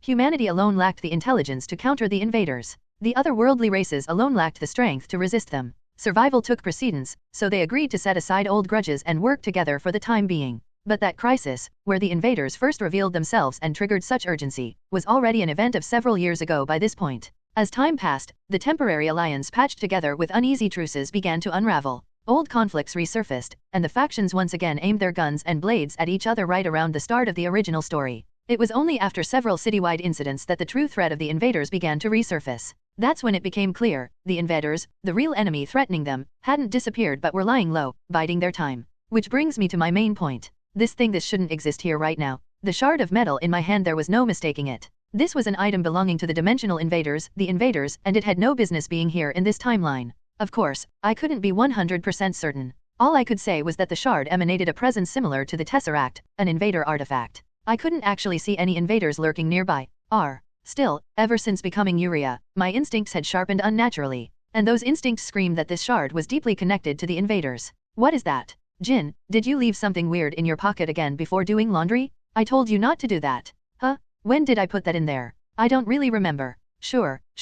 You always toss your stuff carelessly into the washing machine. It seemed Alice and Raven couldn't sense the ominous aura faintly radiating from the shard. That wasn't surprising. In the original story, only a handful of characters ever showed awareness of the invaders' signs, and neither of these two belonged to that group. Perhaps this heightened sensitivity was a unique ability I had gained in this world, an ability tied to my powers. Should I just pretend I didn't see it? Clutching the cold, metallic shard tightly in my hand, I squeezed my eyes shut. Should I ignore this foreboding sign, which seemed far too early to appear? Or should I investigate further to find out what was going on? Wait, couldn't I just leave it be and let the story play out naturally? Wouldn't it resolve itself without my interference? Unfortunately, when it came to the invaders, I couldn't afford to be so carefree. Sure, the fully developed version of Raven in the future might be able to handle them, but right now, both Alice and David were still works in progress. They had much growing to do. No matter how dependable the heroes of the future were, throwing the equivalent of a final boss at them in their second chapter would be too much for anyone. I hope this turns out to be nothing, or maybe it'd be better if it's something significant.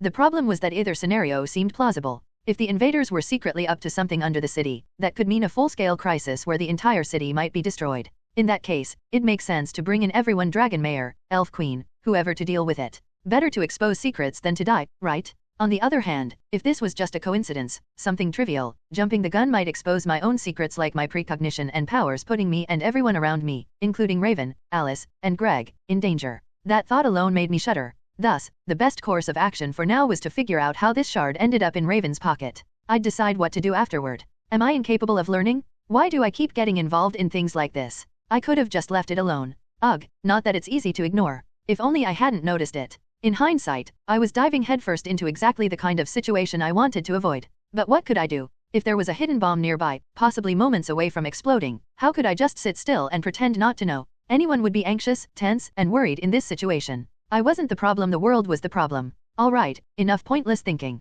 Let's make the best of this. If I stay at the office, investigating this shard discreetly will be easier. I can figure out what's going on, and if it turns out to be nothing, I can just drop it. And if it was something major? Well, I'd deal with that when the time came. Resolving to act, I slipped the shard into my skirt pocket and turned to Alice and Raven, who were staring at me with baffled expressions. What were they thinking, watching me rummage through Raven's pocket and inspect a random piece of metal so intently? Ugh, imagining it from their perspective made my face flush. And now, I had to ask if I could stay at the office? Wait, this was so embarrassing. Geez, give me a warning before you start grabbing someone else's pockets. You almost gave me a heart attack. I was about to call the police. Jin, are you serious right now? Ahem, I was joking. How could you take that seriously? Look at this awkward atmosphere now. Maybe it was because I had been wriggling my toes in embarrassment, unable to say anything. Raven, seemingly trying to lighten the mood, broke the silence with a playful tone. His nonchalant attitude felt like a reassurance that he wasn't going to dwell on my sudden and strange actions. Honestly, I would have understood if he flicked my forehead or scolded me, but his easygoing demeanor helped ease my tension a little. Alright, I'd made up my mind. What I'd done just now wasn't out of selfishness but for a greater purpose. It wasn't as if I was causing trouble, in fact, I was doing him a favor in a way. Thinking of it like that made me feel a bit better. I quickly scurried over to Raven. The difference in our heights naturally created a situation where I had to look up at him. Carefully, I grabbed onto his clothes and tugged at them, glancing up at him earnestly. The gesture conveyed a clear message. Can you reconsider? I've changed my mind now. Raven, ever sharp, seemed to immediately pick up on what I was trying to say. His face turned pale in an instant, while Alice, watching from the side, broke into a radiant smile.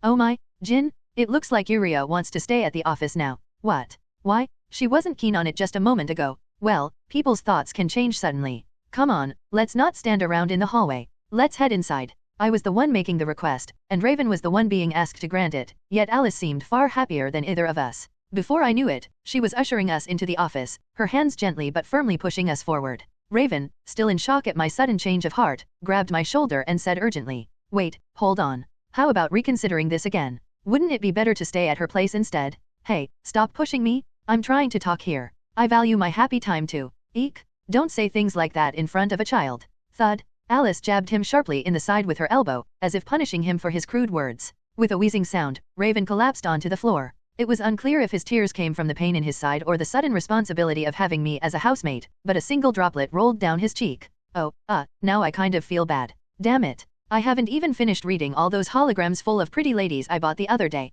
Ugh, you're disgusting. Yuria, don't listen to him. It'll rot your ears. Holograms? Were those the racy holographic magazines that appeared in the original story? I'd always been a little curious about those. Maybe I'd sneak a peek later. As I nestled in Alice's arms, giving Raven a judgmental look, I made a mental note. After Raven had recovered from his pain and returned to his usual self, we sat down on the sofa and had a proper discussion. In the end, we agreed that I could stay in one of the unused rooms at his office until my temporary part-time job was over. Since the room wasn't being used much, there were hardly any clients, he wouldn't charge me rent. Instead, the cost of my daily meals would be deducted from my wages. It was, for me, an absolutely perfect arrangement in the freezing winter. Basically free. Was this guy secretly an angel? How did things turn out like this? This better not turn out to be a big deal. Now I have 2 weeks left. I had to figure out why this shard was here and why it had to be Raven who ended up with it. The looming time limit made me feel anything but optimistic, and I couldn't help but worry about what lay ahead. Day 1 of freeloading at the problem solver's office. After finalizing the contract with Raven, the first thing I did was shop for clothes and daily necessities.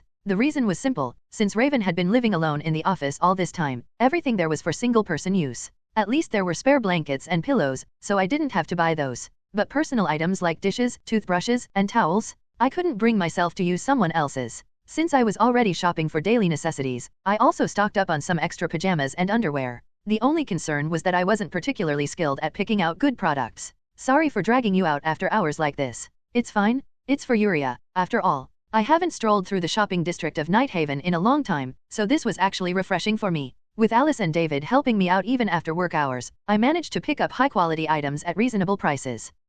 Why worry about cost-effectiveness? Because I was paying out of pocket? Sure, I was buying these for myself, but I couldn't justify spending someone else's money. Unlike Raven, who didn't care much about what was good, or me, who didn't fully grasp the value of credits, Alice and David were much more attuned to trends, likely because they were young and fashion-conscious. Although I didn't need much since I'd only be staying for about 2 weeks, their help saved me both time and money. I was truly grateful for that. Oh my, yes, thank you for your help. Out of gratitude, I gave Alice a heartfelt hug and offered David a casual fist bump.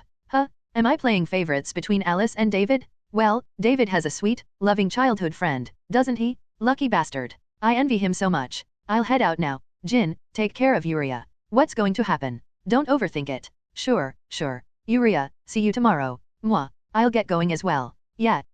See you both tomorrow. Watch your step on the icy ground. Don't slip. Alice left with a playful kiss on my head and a bright smile, while David quietly said goodbye and departed as well. That left just Raven and me in the office hallway. Whoa, that was such an affectionate gesture. It startled me. I rubbed the top of my head with both hands, still feeling the warmth of Alice's kiss lingering there. While I was doing that, Raven yawned, grabbed my pile of bags, and casually walked into the office. Well, let's unpack your stuff first and then grab some dinner. How about pizza? Great. Pizza it is. How do you feel about Hawaiian pizza? Ugh, don't tell me you like it. You've got some peculiar tastes. What was with his reaction? Why ask if you're going to judge my answer? And what's so bad about Hawaiian pizza? It's not like it's some cruel joke of a dish, it's perfectly fine to eat. When my unimpressed stare met his gaze, Raven, busy unpacking a few items, scratched his head awkwardly and said, "Maybe we'll just go with a combination pizza to keep it simple. That's more like it. I love combination pizza." Nodding enthusiastically, I dashed over and began taking my belongings from his arms to help sort them out. It was my stuff, after all. Maybe because we tackled it together like a competition, it only took us a few minutes to finish unpacking everything. Of course, that wasn't surprising. I wasn't planning to stay long, just a couple of weeks at most. If I was lucky, I might even find another place by the day after tomorrow. With a cute Nigerian Naira. With such a short stay, I had no reason to accumulate unnecessary belongings. Pizza's here.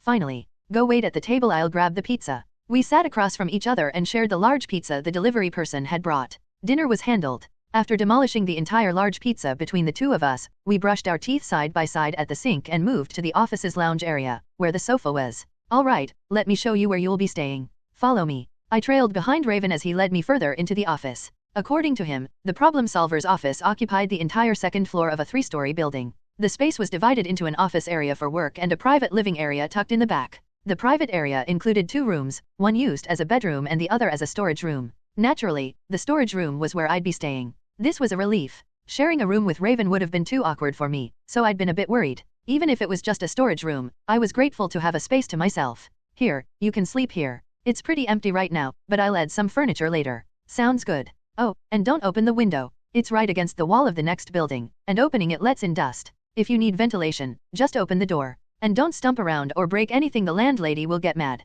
Try to walk quietly at night. Oh, and also, so much nagging. I endured Raven's endless list of instructions without complaint. It wasn't like I had any right to grumble. He was letting a homeless person stay here for free. Plus, I understood where he was coming from. Even though I hadn't met her yet, I'd heard that the landlady was terrifying. If I accidentally broke something in the building, she'd probably wring me dry until I cried. Just the thought of it sent chills down my spine. Whew, I think that's everything. Got it. Good. Glad you're healthy enough to handle all this. The bathroom's next door, so use it whenever you need. I'm stepping out to take out the trash. Don't cause any trouble while I'm gone. Not that he expected me to, but still. With that, Raven left, apparently trusting me to behave myself. After taking out the trash and the pizza box, Raven stepped outside the office. It was truly touching to see someone trust me this much after knowing me for only 2 weeks. Not that it moved me to tears or anything. Alright then, maybe I should sneak around a bit while Raven's out. Peeking toward the office to ensure Raven had really left, I confirmed the coast was clear. Then, walking on tiptoes, I slipped into Raven's room like a shadow. Nothing unusual here. Contrary to my expectations, Raven's room was incredibly ordinary. Aside from a slightly messy bed and random magazines and books scattered about, there wasn't anything noteworthy. It seemed I'd have to check the drawers one by one. I perked up my ears, listening intently for the sound of the office door opening, and began inspecting each drawer in the room. Not this. Why is there a stick in here? Oh, wait, is this a gun part? Still, I couldn't find anything significant. Every drawer I opened contained mundane items like electronics or piles of clothes, nothing remotely connected to the invaders. Could this really just be a coincidence? The thought crossed my mind. But then my gaze landed on the large wardrobe in the corner of the room. Something about it gave me a hunch like there was definitely something inside. Carefully closing the drawers to erase any trace of my meddling, I tiptoed toward the wardrobe. Grasping the handle, I prepared to slide it open. That's when I heard the sound of the office door opening. Ugh, why now of all times? Did I have enough time to open the wardrobe, check inside, close it, and leave the room? No, it was impossible. If I wanted to avoid leaving any evidence, I had to leave immediately. Not that I was doing anything suspicious. Still, getting caught snooping would look bad. It was a matter of trust. I'll have plenty of chances later. Taking a deep breath, I suppressed my anxiety. I had all the time in the world. If not today, tomorrow. If not tomorrow, the day after. Even if it took a week, there was no need to rush and risk botching things. Regaining my composure, I quietly exited Raven's room, feeling a bit like an undercover agent. Thus, my first attempt ended with no results. A disappointing outcome. Late that night, after Raven finished his shower, it was my turn. Once I was cleaned up and changed out of my maid uniform into pajamas, I slipped into my room and lay down on the bedding spread out on the floor. What about my usual routine of cleaning Greg's general store? Since the office opened at 9 a.m., I planned to wake up early and stop by before work. I didn't sleep much anyway, so as long as I went to bed early, I'd be fine. With my morning plans sorted, I took off my mask and placed it near my pillow, then wriggled contentedly under the cozy blanket. Ah, this was it. The sensation of rolling around in a warm, soft blanket after a hot shower. It felt so blissful I could almost cry. Ouch. Lost in my happiness, I suddenly felt a sharp sting near my chest. It seemed the tesseract hanging around my neck had jabbed me. How dare this sharp, unyielding object interrupt my moment of joy? Pouting, I pulled the tesseract out from under my pajamas and glared at it. Then, like a bolt of lightning, a thought struck me. Was the advancement of the invader-related events because of this thing? Wait, wasn't this supposed to be retrieved by the mastermind from Drakel's corpse? If something went wrong on their end and they started scheming because of it, it made sense. Too much sense. The realization sent a cold sweat trickling down my back. But then again, what could I do? This thing had saved my life. Honestly, I'd figured it was better for the tesseract to stay with me than to fall back into invader hands. While I couldn't say for sure that it was the cause, I couldn't rule out the possibility that it was at least a factor. Ugh, whatever. If someone's to blame, it's the ones plotting evil schemes, not me. I'm keeping the tesseract. It's mine now. Pouting defiantly, I hugged the tesseract tightly to my chest. If refusing to hand over the tesseract had caused this, so be it. If the bad guys had a problem with that, they could come and take it themselves. As I burned with silent defiance toward invisible enemies, I suddenly felt the tesseract trembling faintly in my arms. It was like it was alive, wriggling slightly. Startled, I sat up and placed the tesseract in my palm, examining it closely. Is it waking up? I stared intently at the object, but aside from the faint tremor, its core remained still and lifeless. What was that? Why make me expect something? After waiting for a while and seeing no further changes, I let out a small sigh and lowered my head. Then an idea popped into my mind. What if I brought the metal shard I got from Raven into contact with the tesseract? They were both invader-related items, maybe they'd interact in some way. Acting on my hunch, I retrieved the shard hidden in a pile of clothes and pressed it against the tesseract. This is. The tesseract shimmered, and a purple glow from the shard was drawn into it as if absorbed. My heart raced. Then, I felt a distinct pulse from the tesseract before it gradually settled down. The tesseract returned to its usual still state, leaving me alone in the room, utterly bewildered. What had just happened? Did I accidentally trigger something to wake the tesseract? Dazed and confused, all I could do was blink at the strange object in my hand. Clearing snow off the streets is backbreaking work. It's not just the effort of shoveling or sweeping, it's the fact that if snow is left unattended for too long, it hardens into ice. Once it freezes solid, no broom or plastic shovel will do, you'd need a sturdy pickaxe or metal shovel to even make a dent. That's why people rush out to clear snow as soon as it starts falling, no matter how inconvenient it may seem. Is this how I should do it? But that wasn't an issue for me now. Psychokinesis doesn't operate like ordinary physical forces. It feels more like having countless invisible hands that can grab and move objects. By applying this concept creatively, I found it surprisingly easy to separate frozen snow from the surface it clung to. Crunch. I stumped lightly, sending psychokinetic force shooting out like an arrow in the direction I was facing. The ice that had fused with the ground tore off in chunks, scattering through the air like sparkling jewels. When I stumped again, the shards of ice hovering midair split apart neatly, as if a giant hand had swept them to the sides. The scene was so dramatic it reminded me of Moses parting the Red Sea. Looking at the result, a job that would have taken a grown man half an hour was done in just 5 seconds. Yeah, it's clear. My output and precision have improved significantly since yesterday. This early morning spectacle in front of Greg's general store wasn't just to clear snow. After exposing the tesseract to that strange shard last night, I'd felt my psychokinesis grow noticeably stronger and wanted to test it firsthand. The results were undeniable. If my psychokinesis had been at a power level of 10 yesterday morning, today it felt closer to 12 or 13. This sudden boost in growth was comparable to the progress I'd made over several months of struggling in back alleys. It was enough to make me tilt my head in bewilderment. I don't really understand. Did the shard and the tesseract react somehow? And why was I affected just by being near them? Why would the tesseract's reaction with the shard enhance my psychokinesis? Feeling increasingly confused, I pulled the tesseract out from under my maid uniform. But the tesseract remained still, as if deeply asleep. If my eyes hadn't deceived me, I'd seen something flow from the shard into the tesseract. Was it still not enough to wake it? Still, I feel like I'm onto something. If I gather similar shards and keep feeding them to the tesseract, eventually, something will change. With that thought, I tucked the tesseract back into my uniform and started heading toward the office, my boots crunching through the now clear street. First, I needed to find out why Raven had that metal shard in the first place. If I could figure that out, I might discover how to wake the tesseract. Investigating the invader threat while solving this mystery, it was a two-birds-one-stone situation. And if this process kept strengthening my psychokinesis, it would be a win-win-win scenario. In the frosty morning air, with visible puffs of breath, my path became clearer. Ah, part-timer, you're back. I've been waiting for you. When I returned to the office, huddled in my coat, Raven greeted me lazily from the sofa, where he was sprawled in his usual suit.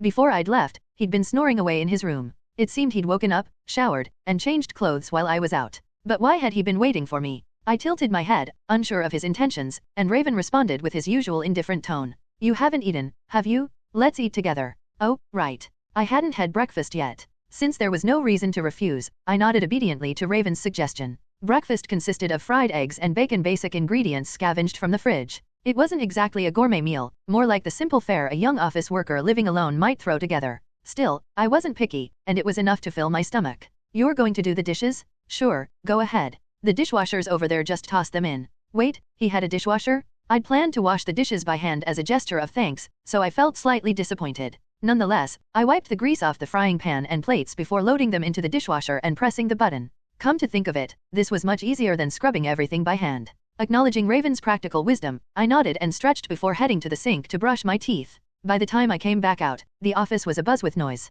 Alice and David must have arrived. Uriah?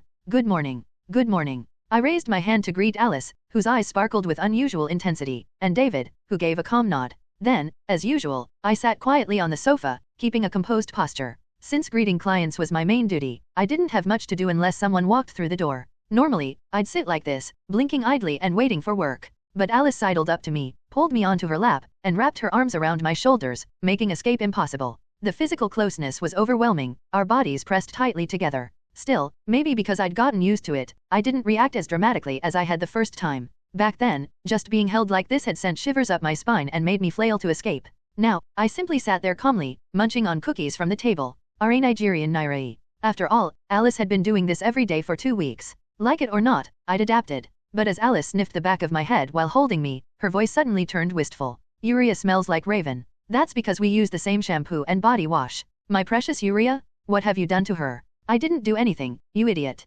Please, for the love of all that's good, don't say stuff like that in public. I don't want to end up explaining myself to the police. The future of the office depends on this. Raven sighed, scratching his head as if already drained. He slumped back into the sofa across from me, looking completely exhausted. Then, without any hesitation, he reached out and grabbed a handful of the chocolate rings I'd been eating, popping them into his mouth and chewing loudly. Seriously? Why is he taking my food? I stared at him in disbelief, but Raven didn't even notice my irritation. Instead, he licked the chocolate off his fingers nonchalantly. Oh, Jin, your clothes look a bit different today. They're thicker than usual, aren't they? What? You're just noticing? I switched to this yesterday. It's my winter suit. Oh, I guess I was too distracted yesterday to notice. Twitch. My ears, still perched on Alice's lap, perked up at the mention of something suspicious. Now that I looked closely, there was indeed a difference. Yesterday, I'd barely glanced at him, so I hadn't noticed, but the material did seem a bit thicker. Apparently, the cold weather had prompted Raven to dig out his winter suit from a wardrobe. Wardrobe? Did he just say wardrobe?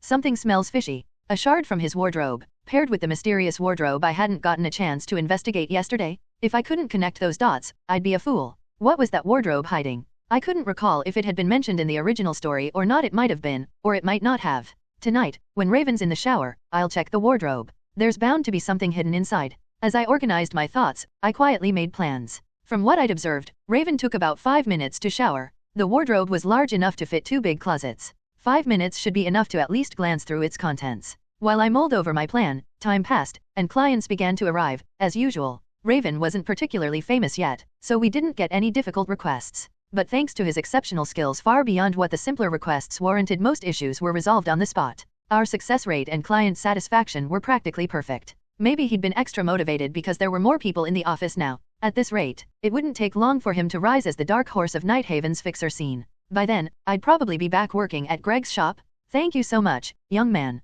You'll be blessed for this, I'm sure. Not at all. Thank you for trusting me with your request. Get home safely. With that, the day's final job, finding someone named Mia, was completed, and it was finally time to call it a day. Alice, ready to leave with her belongings in hand, turned to me with a wistful expression. Goodbye, Yuria. I'll see you tomorrow. Honestly, I wish I could stay here overnight too. Then stay. I won't stop you. Haha, but my sister's coming home today, so I need to take care of her. Well, see you. Take care. Send my regards to Lily. I'll be heading out as well. Alright, see you tomorrow. Alice, who had grown much closer to me since her sleepover, left with a bright smile, and David followed suit with a light wave. The bustling office, which had been lively just moments ago, quickly fell silent. Though I usually preferred quiet over noise, the office somehow felt better when it was lively. Alright, let's head inside. Yawn. What should we eat for dinner? Raven, now alone with me, lazily shuffled toward his room. For him, the day's fixer work was done. But my work wasn't over yet. No, it was just beginning. Dinner was a simple bento box ordered from a nearby shop, a bowl of rice topped with perfectly grilled fish.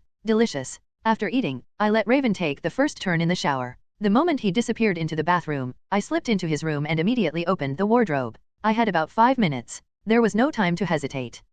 What I hadn't accounted for was Raven's complete lack of organization. The inside of the wardrobe was utter chaos. Boxes and items were piled together haphazardly, creating a chaotic jumble of disorder. How was I supposed to go through all this in 5 minutes? Feeling a wave of dizziness at the sight of the mess, I squeezed my eyes shut in frustration. The scene was a complete mess, as if an earthquake had struck. I stared blankly into the closet for a moment, half-dazed, before quickly snapping back to my senses. This moment, when Raven, whose senses were unervingly sharp, was away for an extended period, was a rare and precious opportunity that only came a few times a day. If I wasted it, I'd have no choice but to wait for the next day, and with every day feeling precious to me, I had to stay sharp. Now that I think about it, Raven isn't the type to clean up since he finds it bothersome. I should have expected this. Well, let's get moving and start searching. To get a sense of the situation, I straightened my back and scanned the entire closet with a sweeping glance. The closet was so large that even if I stretched my arms out fully, I wouldn't be able to cover its entire width. It was a sliding door type, like the ones often seen in Japanese homes, and it was embedded into the wall.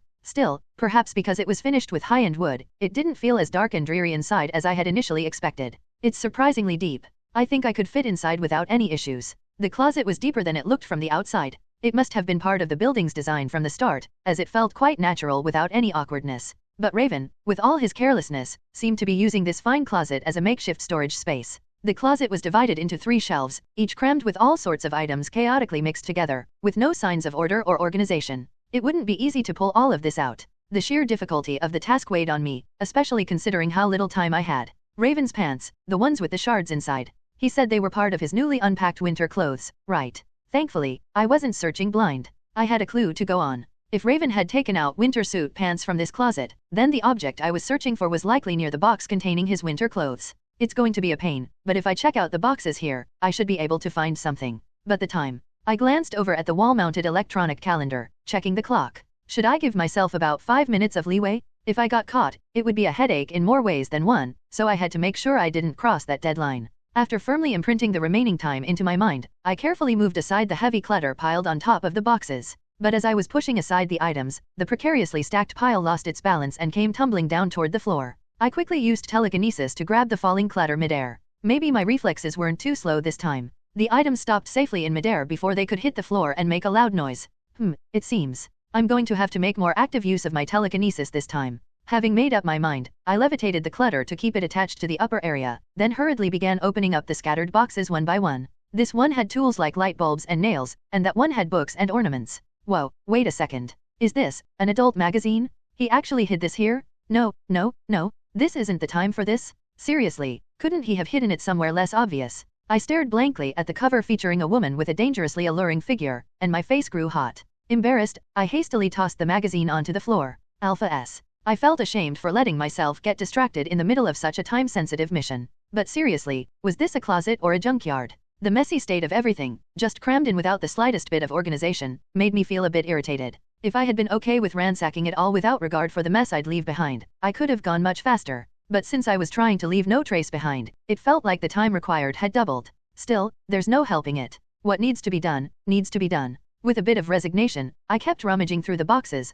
focused on the task at hand. Then, suddenly, an idea struck me. Wait, what if it's not down here, but up there? After returning the boxes and clutter to their original positions as inconspicuously as possible using telekinesis, I stood on tiptoes and peeked into the uppermost third shelf of the closet. To my surprise, there was a box with a lid on it, just like below. I hadn't noticed it earlier because from below, it looked like there were only thick blankets stacked up there. I never expected there would be a box hidden up here as well. I felt a small headache coming on from Raven's completely unpredictable storage habits. Resigned, I used telekinesis to spring upward like a cat, landing on the uppermost shelf of the closet. I crouched to avoid bumping my head against the ceiling and sat down on the thick blankets, then began checking the contents of the box. Found it. Summer clothes. Bingo. Nailed it. Inside the box were thin summer clothes completely unsuitable for wearing in the current weather. This was most likely where the winter clothes had originally been. If that was the case, then there was a good chance that something related to the invader might be around here, too. With renewed focus, I crawled around, carefully inspecting every nook and cranny.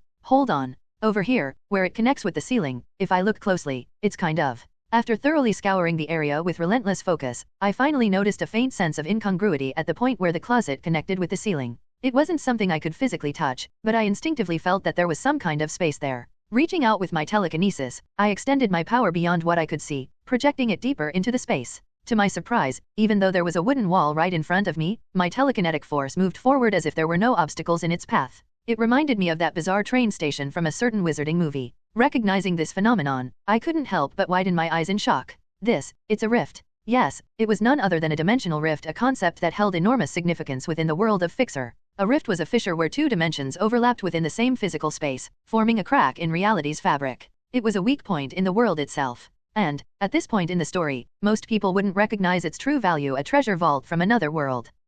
Why call it a treasure vault, you ask? Well, although it was extremely rare, items that drifted through other dimensions would sometimes fall into this world through these rifts. Artifacts like the Tesseract were known to slip through on occasion. Later in the story, when dimensional rifts began popping up more frequently, people would go wild hunting for all the otherworldly items that fell through them. So calling it a treasure vault wasn't exactly wrong. Of course, it wasn't all good news. If a rift grew too large, it could become a gateway through which invaders could cross over into this world, an absolutely terrifying event. But with a rift only as big as my tiny fist, that wasn't a threat I had to worry about right now. Why is this here?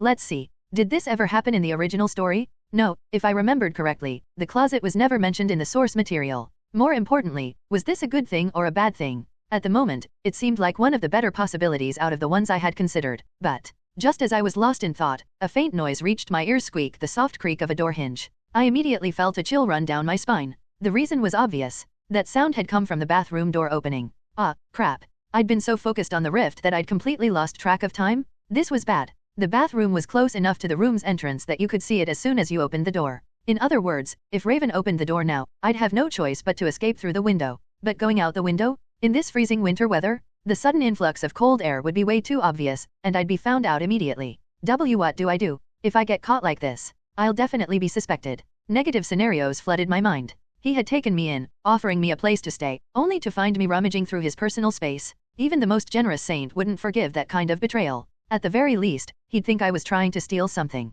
At worst, he might think I was a shady criminal with some malicious scheme. Of course, I wasn't doing this out of malice. I was just trying to prepare for any possible contingencies, but there was no guarantee Raven would understand that, especially since I couldn't even explain myself. Step, step. Raven's footsteps steadily approached the door. There was no time left to think. I had about 5 seconds, at most. Sweat beaded on my back, cold and damp from the sudden panic. I squeezed my eyes shut and quietly slid the closet door closed. If I was going down, I'd go down hiding in this closet, like covering a bug with a pot lid. Would I be discovered? No, I had a bad feeling about this. I was definitely going to be found. Click. The door to the room opened, and Raven's presence grew stronger. My heart felt like it was being squeezed by a cold, iron hand. My mouth went dry as I swallowed nervously. Please don't notice me. Please, please, please. I held my breath, my heart pounding loudly in my ears like a war drum. Thump thump, thump thump. But as if to mock my desperate prayers, the sound of Raven's footsteps drew closer. Step, step, step.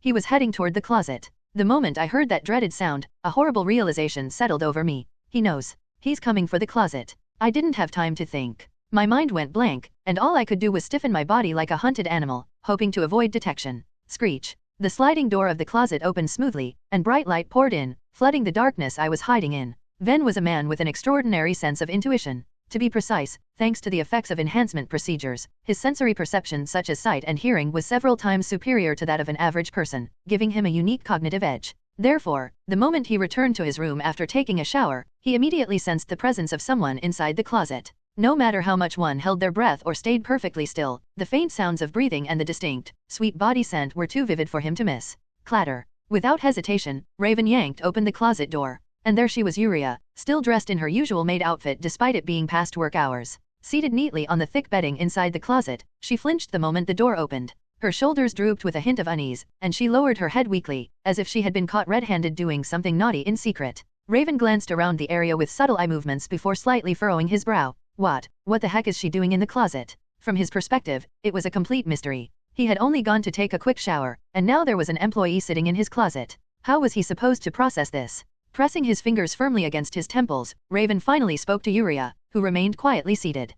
Playing hide-and-seek. Or maybe you were planning some kind of prank. Whoa, careful there. Thud. Yuria, who had tried to stand up in a hurry, ended up slamming the back of her head hard against the ceiling of the closet. It must have been quite the hit, as she clutched her head and plopped back down onto the bedding. She crouched for a moment, groaning in pain, before finally coming to her senses. Then, she shook her head wildly at Raven. It was a fierce, exaggerated shake as if to declare that she absolutely, positively, did not do anything wrong. If that was the case, then there was only one possible reason for her being in the closet. Stroking his chin with a blank expression, Raven smirked slightly as if he found the whole situation amusing. The closet's design is pretty fascinating, huh? You could have just asked. I would have let you check it out. Yuria, who had been so tense, tilted her head at his unexpected remark. Is he serious? Or is he just trying to gauge my reaction? She stole a glance at Raven's expression and realized that he was being sincere. Wait, is he really letting this slide after catching me rummaging through his room? Yuria was flustered by his strangely nonchalant reaction. What if I were actually a bad person? But from Raven's perspective, that line of thought wasn't particularly unreasonable. To him, Yuria was, no matter how he looked at it, nothing more than a harmless herbivore. In his eyes, her personality was exceedingly easygoing and gentle. Considering she couldn't speak, it was rare to see her even get annoyed. In fact, she had such a mild temperament that even if someone playfully snatched away the snacks she was eating, she would simply stomp her feet in frustration before quickly forgetting all about it. Seeing that side of her, it wasn't hard to understand why Alice hovered protectively around her all the time. On top of that, Yuria was like a child seeing the world for the first time, marveling at even the most ordinary objects with intense curiosity. It was hard to stay suspicious of someone like that. Of course, from Yuria's point of view, it couldn't be helped. After all, in her previous life, she had never seen the dazzling wonders of scientific technology or the magic that filled this world. How could she not be curious? Maybe she's afraid of being seen as childish. Given the environment she grew up in, yeah, that would make sense. The fact that this was her first childish act since he'd met her 2 weeks ago only made it stand out even more. Normally, Yuria was the picture of a responsible adult carrying out her duties without complaint and never showing signs of dissatisfaction. While her reliability was praiseworthy, it also left room for quiet concern. But now, she had snuck into his closet and, when caught, displayed extreme anxiety. This gave context and coherence to her mature behavior, as if she believed she had to act like an adult. Adding to the situation, the fact that she had hidden inside this particular closet was notable. She hadn't been caught rifling through boxes or looking for anything specific. This closet wasn't a storage space for important items, it was just a chaotic pile of random junk crammed together. For Raven, it felt no different than if someone had decided to hide under a bed on impulse. In summary, here were the key points. 1. Her previously established soft, harmless image. 2. The completely inconsequential location she chose to hide. 3. Her first instance of rebellious behavior, paired with visible anxiety. 4. Her poor response after being caught, with no signs of any deeper intent. Given all these elements, it would be irrational paranoia to think Uriah was up to something suspicious. Of course, there was one thing that still bothered him: the possibility that Uriah might be a ghost. Could he really trust a psychic who might be linked to the Nexus project? Even if I can't trust a ghost, I can trust Uriah. Raven smiled faintly as he came to that conclusion. At the very least, there was no need to be suspicious of the person in front of him. He trusted his intuition. Besides, after sensing the genuine sincerity in her emotions when he asked if she was up to something, there was no need for him to push the matter any further. Uriah, who had been darting her eyes around nervously, finally realized that Raven wasn't suspicious of her.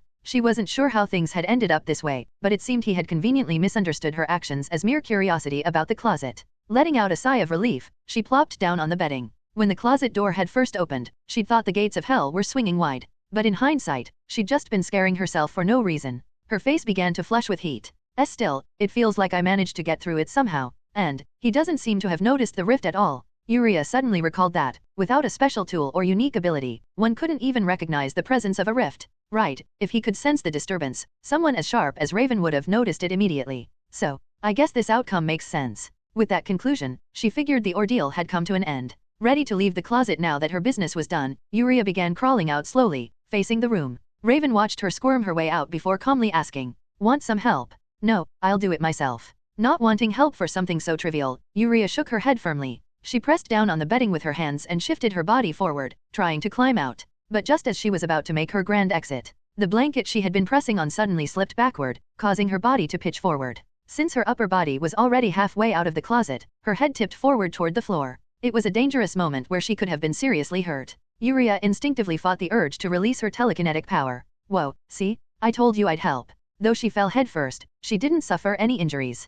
That was because Raven's arm shot out just in time to catch her midair, cradling her with surprising gentleness. Her ears, which poked out from the side of her mask, burned a fiery red. After all that bragging about being fine on my own, this happens? How embarrassing can one person be? What a rough day this is turning out to be. With Raven's support, she was slowly lowered to the floor. Once her feet were safely on solid ground, Uriah didn't even look back. She bolted out of the room, snatched up a set of clothes and a towel for her shower, and dashed into the bathroom with a loud clatter. Bang! The door closed behind her, leaving Raven to stand there, watching with an amused look on his face. After entering the shower room, Uriah removed her clothes and mask before stepping into the hot water. The stream of water poured down on her face as she squeezed her eyes shut. How many cringe-worthy moments did I create today? The more she thought about it, the more her head spun. After finishing her shower, Uriah returned to her room with a burst of energy, practically charging in. She dove headfirst into her bed and rolled into the blanket like a ball. Once she was fully cocooned, she tugged the blanket up to cover the top of her head. Her mask, which she had removed, was casually tossed out from under the blanket and onto the floor.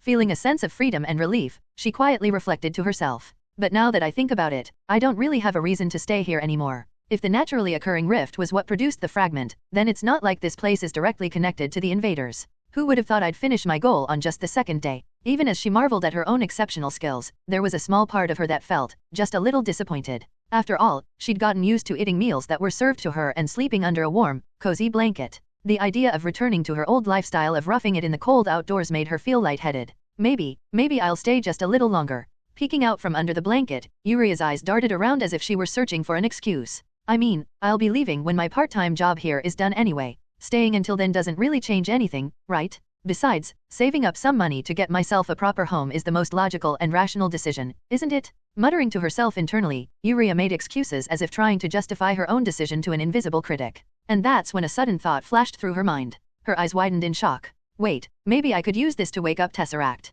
Kill two birds with one stone. Catch a crayfish while digging out a ditch. A brilliant idea had struck Uriah, a way to solve two problems at once. Her eyes lit up with excitement as her mind raced with possibilities. The day after the closet incident, an event so embarrassing that my face still burned just thinking about it. I woke up early, cleaned the general store, and returned to the office. The moment I opened the door, a rich, savory smell of oil wafted into my nose, making me gulp instinctively. Is someone cooking? Drawn by the smell, I walked in to find Raven grilling sausages until they were a perfect golden brown. His hair was still unkempt like a bird's nest, clearly not having been washed or combed. It was a comical sight, especially when paired with his cute pajamas. It seemed he hadn't been awake for long. I hurried over to Raven and tugged firmly on the hem of his clothes. Since I was freeloading here, I couldn't just sit around doing nothing. I had to help somehow.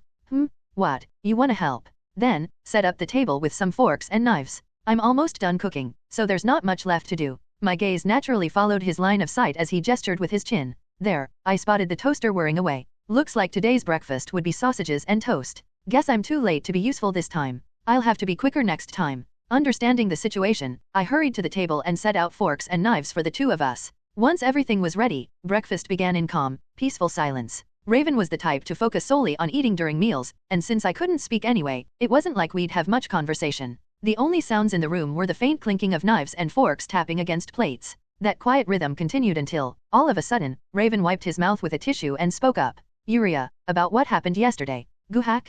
Cough? Cough? I choked on my food at the unexpected mention of yesterday. Whoa, hey, drink some water. Are you good? I quickly accepted the glass of water Raven handed me, gulping it down to calm my coughing fit. Why is he bringing that up now? I thought we'd moved on. Did he reconsider and decide it wasn't something he could overlook after all? I sat there, still gripping my fork and knife, unable to bring myself to put them down. I anxiously waited for him to continue, my gaze trembling with unease. Anoi. Noticing my reaction, Raven gave me a wry smile and gently placed his hand on top of my head. I'm not trying to scold you, you dummy. I just wanted to tell you that if you ever want to come into my room, you can do it whenever you want. I mean, you seemed so on edge, like you were trying not to be seen. Just thought I'd let you know. He said it so casually, and before I could react, he ruffled my hair so vigorously that my whole head swayed back and forth. Ack, stop, I'm getting dizzy. I raised my hands, trying with all my might to push away Raven's hand. But there was too much of a difference in strength, and in the end, I could only sway helplessly like a pendulum. All right, that's enough. When you're done eating,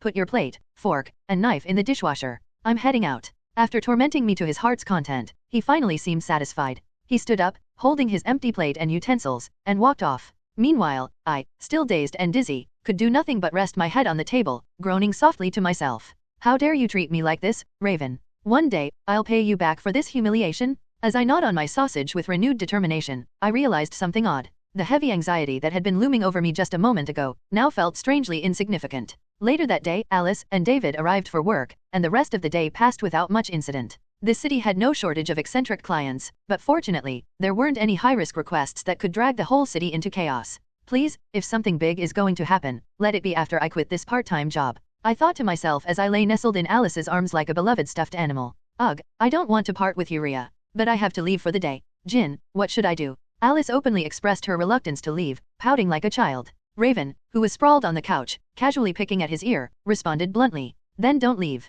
That's a bit. Wait, are you saying you want me to stay? No way. We're family. You can't say things like that so casually. Pfft. Wha? Don't laugh at me. Now I feel like an idiot for joking around. Alice turned bright red as she shouted at Raven, who couldn't suppress his snickering. Their dynamic was a prime example of a relationship where neither side viewed the other as a romantic interest. Alice was an incredibly beautiful girl even by city standards. She stood out. And Raven, though he didn't take care of himself much, would probably be considered good-looking if someone took a closer look. But perhaps because there wasn't even a hint of romantic attraction between them, they had the air of squabbling siblings more than anything else. If they ever did start showing signs of affection toward one another, I might just wonder if someone had cast a hypnosis spell on them. Honestly, though, I think Alice and Raven suit each other pretty well. Well, they'll figure it out on their own, I'm sure. Watching them bicker, I found myself grinning in amusement. Then, I noticed David was watching them with the same look of mild interest. Our eyes met. Oh, you're enjoying the show too, huh? Same here. With just a glance, it was clear we were on the same wavelength. We exchanged quiet chuckles. All right, that's it. I'm going home. Ugh, seriously. Yeah, see ya. Take out the trash on your way out. Pff, do it yourself, Jin. Anyway, Yuria, I'm heading out. See you tomorrow. Chuyu. Alice hugged me tightly before leaving, planting a loud, deliberate kiss on the side of my fox mask. Unlike the light pecks she'd secretly given to the top of my head or my hair before, this kiss was undeniably more intense. Wait, what? I froze in shock. My guard had been completely down, so the sudden escalation caught me entirely off guard. Is it just me, or is Alice's skinship getting bolder by the day? At this rate, I have no idea what might happen in the future. Not that I dislike it. Honestly, it's kind of nice to be liked so openly. But accepting it so easily feels a bit overwhelming. It's hard to figure out how to respond or repay it. As I awkwardly rubbed the spot on my mask where Alice had kissed me, I returned her goodbye with a small wave. Alice just giggled and strolled out of the office. She's seriously such a troublesome person. All right, I'll be heading out too. Oh, Yuria. David, who had been about to leave after Alice, suddenly stopped as if he'd just remembered something. He glanced at me, then pulled a piece of paper from his pocket and handed it over. I tilted my head, silently asking if it was okay to open it now. David nodded as if to say, go ahead. It's a note from Sabrina. She wants to meet you this Saturday at 10 a.m. in front of Central Plaza. Sounds fine? Alright, got it. Saturday 10 a.m., Central Plaza, huh. I had no reason to refuse. I didn't have any plans, anyway. If I remember correctly, it was an apology meeting we had discussed before. Well, since I'm meeting her, I might as well get a nice meal out of it. Once David had delivered his sister's message, he seemed to have no further business. Without a word, he quietly left the office. With that, only Raven and I remained in the now spacious office. Wanna have burgers for dinner? A new place called Peanut Crunch Burger just opened nearby. How about a peanut burger? You're not allergic, right? I vigorously nodded at Raven's suggestion for burgers. When he told me to pick something from the menu, I pointed to the super size option with my finger. It was advertised as large enough to fill up an adult, but with my growing appetite these days, I figured it would be just right. Alright, let's get started. If I had learned anything about Raven's habits, it was that today was Dragon Racing Day, the day when small dragons known as Orang raced each other in fierce competition. He would probably crack open a can of beer, sit on the sofa in front of the big TV in the office, and not shower until late at night. The delivery time was estimated to be around 30 minutes. Seeing my chance, I grabbed a change of clothes and dashed into the shower. After taking a quick shower and changing into my cat-themed pajamas, I heard the sound of the doorbell. Right on time, the burgers had arrived. I collected the hamburger set left at the front door and brought it inside. Raven and I sat together and had our dinner. Shower? Check. Dinner? Check. Brushed my teeth? Check. Now, there was nothing left to stop me. With everything ready, I slipped past Raven, who was pulling a cold beer out of the fridge. I quickly grabbed a pillow from my room and made a beeline for Raven's room. Once inside, I opened the closet, tossed the pillow onto the bedding, and climbed up to the highest level. Alright, close the closet, and time to begin. From under my pajama top, I pulled out the tesseract I had been hiding. I lifted it toward the ceiling, as close to the rift as possible. The moment the tesseract neared the rift, a faint purple aura began to flow from the rift, gradually being absorbed into the tesseract. Just like when I had brought the fragment close to it, the dormant tesseract was now drawing in energy from the rift beyond.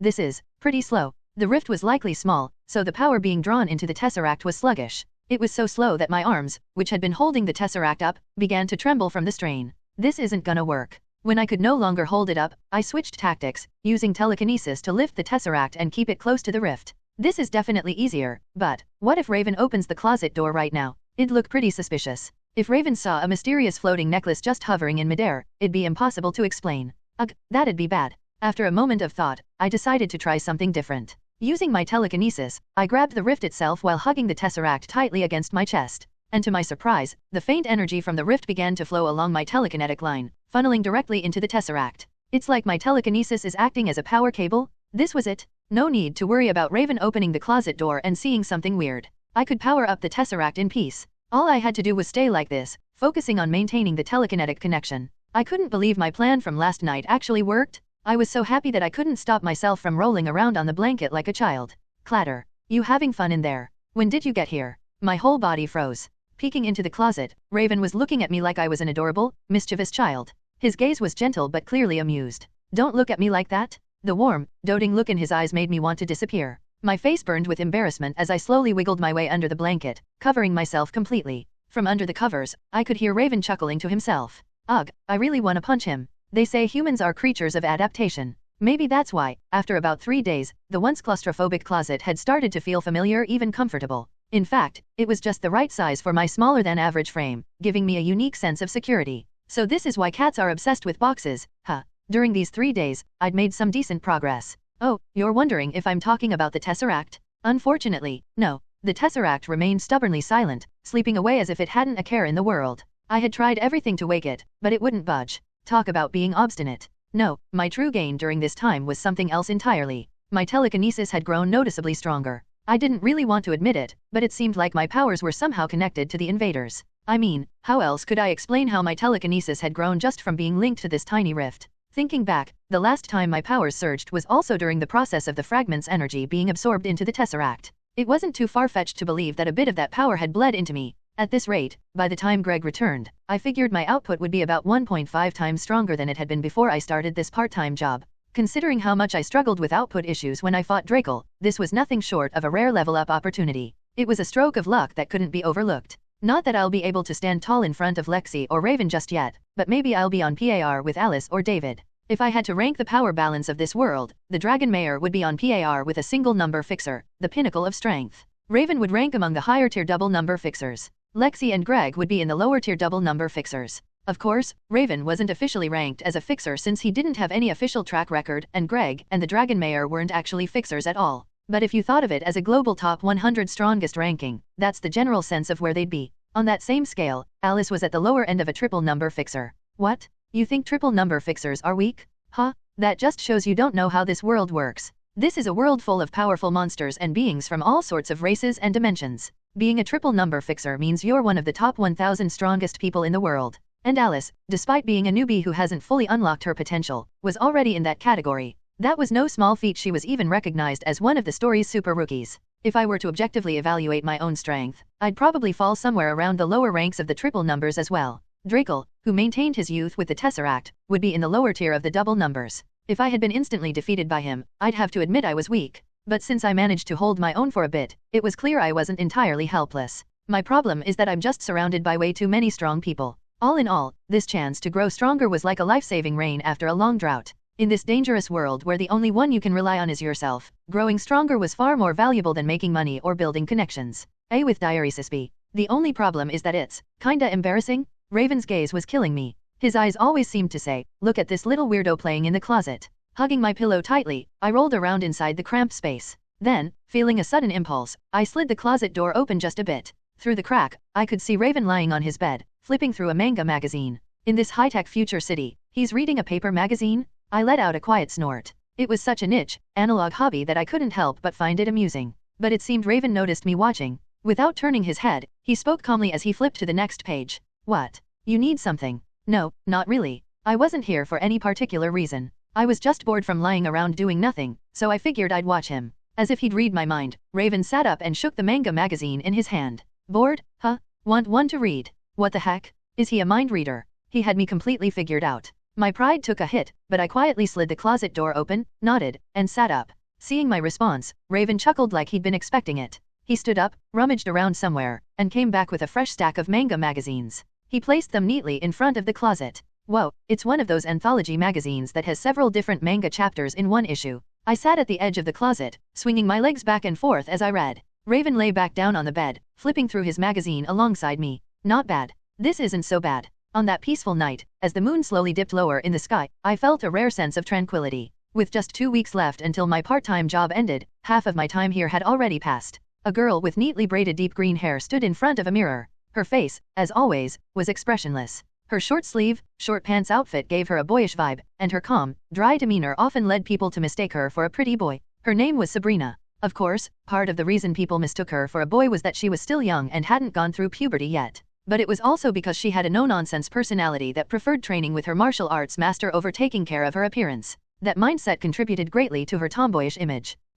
This really doesn't suit me, huh? But today, something surprising was happening. Sabrina stood in front of a mirror, holding up a light, fluttery dress against her body. Her face remained as stoic as ever, but the sight was enough to make anyone do a double take. The past Sabrina, who once declared, "Dresses like this don't suit me," would have been baffled by the current scene. But right now, Sabrina was more serious than anyone else in the world. That's because tomorrow was her date with Uriah. When you're about to meet someone you want to get closer to, it's only natural to want to show your best side regardless of age or gender. Oh my, Sabrina, isn't that one of my old dresses? Hiya, Rain? Since when were you there? I just got here. You must have been so focused that you didn't even hear me open the door. Jump! Sabrina leapt straight up like a startled cat, turning to see Rain standing behind her. Her face flushed a bright red as she met Rain's gaze. Of all times for her to walk in, it had to be now. Sabrina had been secretly looking at one of Rain's old dresses, and now she'd been caught red-handed by the owner herself. Her lips moved wordlessly like a fish gasping for air. But to Rain, Sabrina's flustered reaction only made her seem that much more adorable. If a little sister she adored had her eye on someone, there was no more entertaining topic in the world. So, who's the Prince Charming that caught our Sabrina's heart? Is it someone I know? That's why you might know her. It's Uriah, the one who helped you escape last time. Oh, Uriah. Rain's lips curled into a sly smile as she quietly pondered to herself. Uriah again, huh? Just who is this girl, really? Rain's mind flashed back to the Nemesis incident, when she first heard the name. After everything had been resolved, Sabrina explained the whole situation, and that's when Rain learned about Uriah. The most shocking part was when Sabrina claimed that Uriah was someone she knew. But here's the thing, Rain had never seen Uriah's face before in her life. Even after they met in person, Uriah didn't spark any memories. No matter how hard she thought about it, she was sure it was their first meeting. At the time, the atmosphere didn't feel right for her to question it, so she let it slide, but it still bothered her. I should have a proper conversation with that girl later. Well, since it's come to this, I'll help you bring out your full charm so you can capture Uriah's heart. What? See, capture her heart. But we're both girls. Oh, come on. These days, who cares about gender? If you like someone, that's all that matters. Besides, capturing someone's heart isn't just about romance. It's important for friendship, too. Rain grabbed Sabrina's shoulders, her eyes shining with mischievous excitement. Tomorrow, I'll make you the most adorable girl in the world. Whether it worked out or not didn't matter. For Rain, it was a win-win. With a beautiful smile, she hid her secret agenda behind her playful words. Late at night, in a quiet park, silence blanketed the area so heavily that it went beyond peaceful and felt downright chilling. On a lone park bench sat a woman, her figure slouched in dejection. Another rejection. That makes 21 failed job applications in a row. I'm so hungry. She was a member of a species known as demons. Her distinct features, blue skin and reversed pupils, made it immediately clear to anyone what she was. Along with vampires, demons were one of the most feared and ostracized races in society. The reason was simple. Just as vampires relied on blood to sustain their powers, demons carried with them the concept of dark contracts. Through a simple contract, they could bind a person's soul and ruin their entire life. By feeding on the resulting chaos, they could grow stronger. Some would argue that, in a way, demons were even more dangerous than vampires. That's why, in this world, demons were treated as bottom-of-the-barrel outcasts.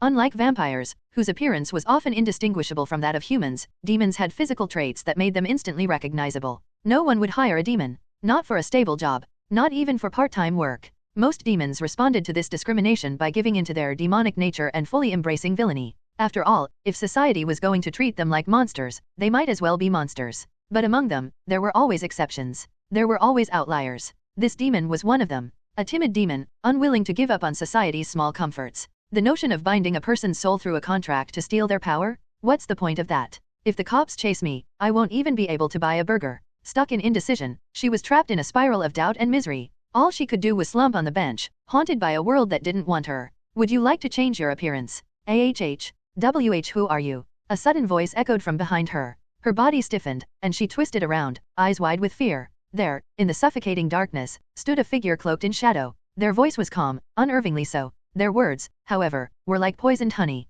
Would you like to change your appearance? A dangerous offer had been made. One that could ruin her life. Haven was a free city-state with an officially recorded population numbering in the millions. Hello, everyone!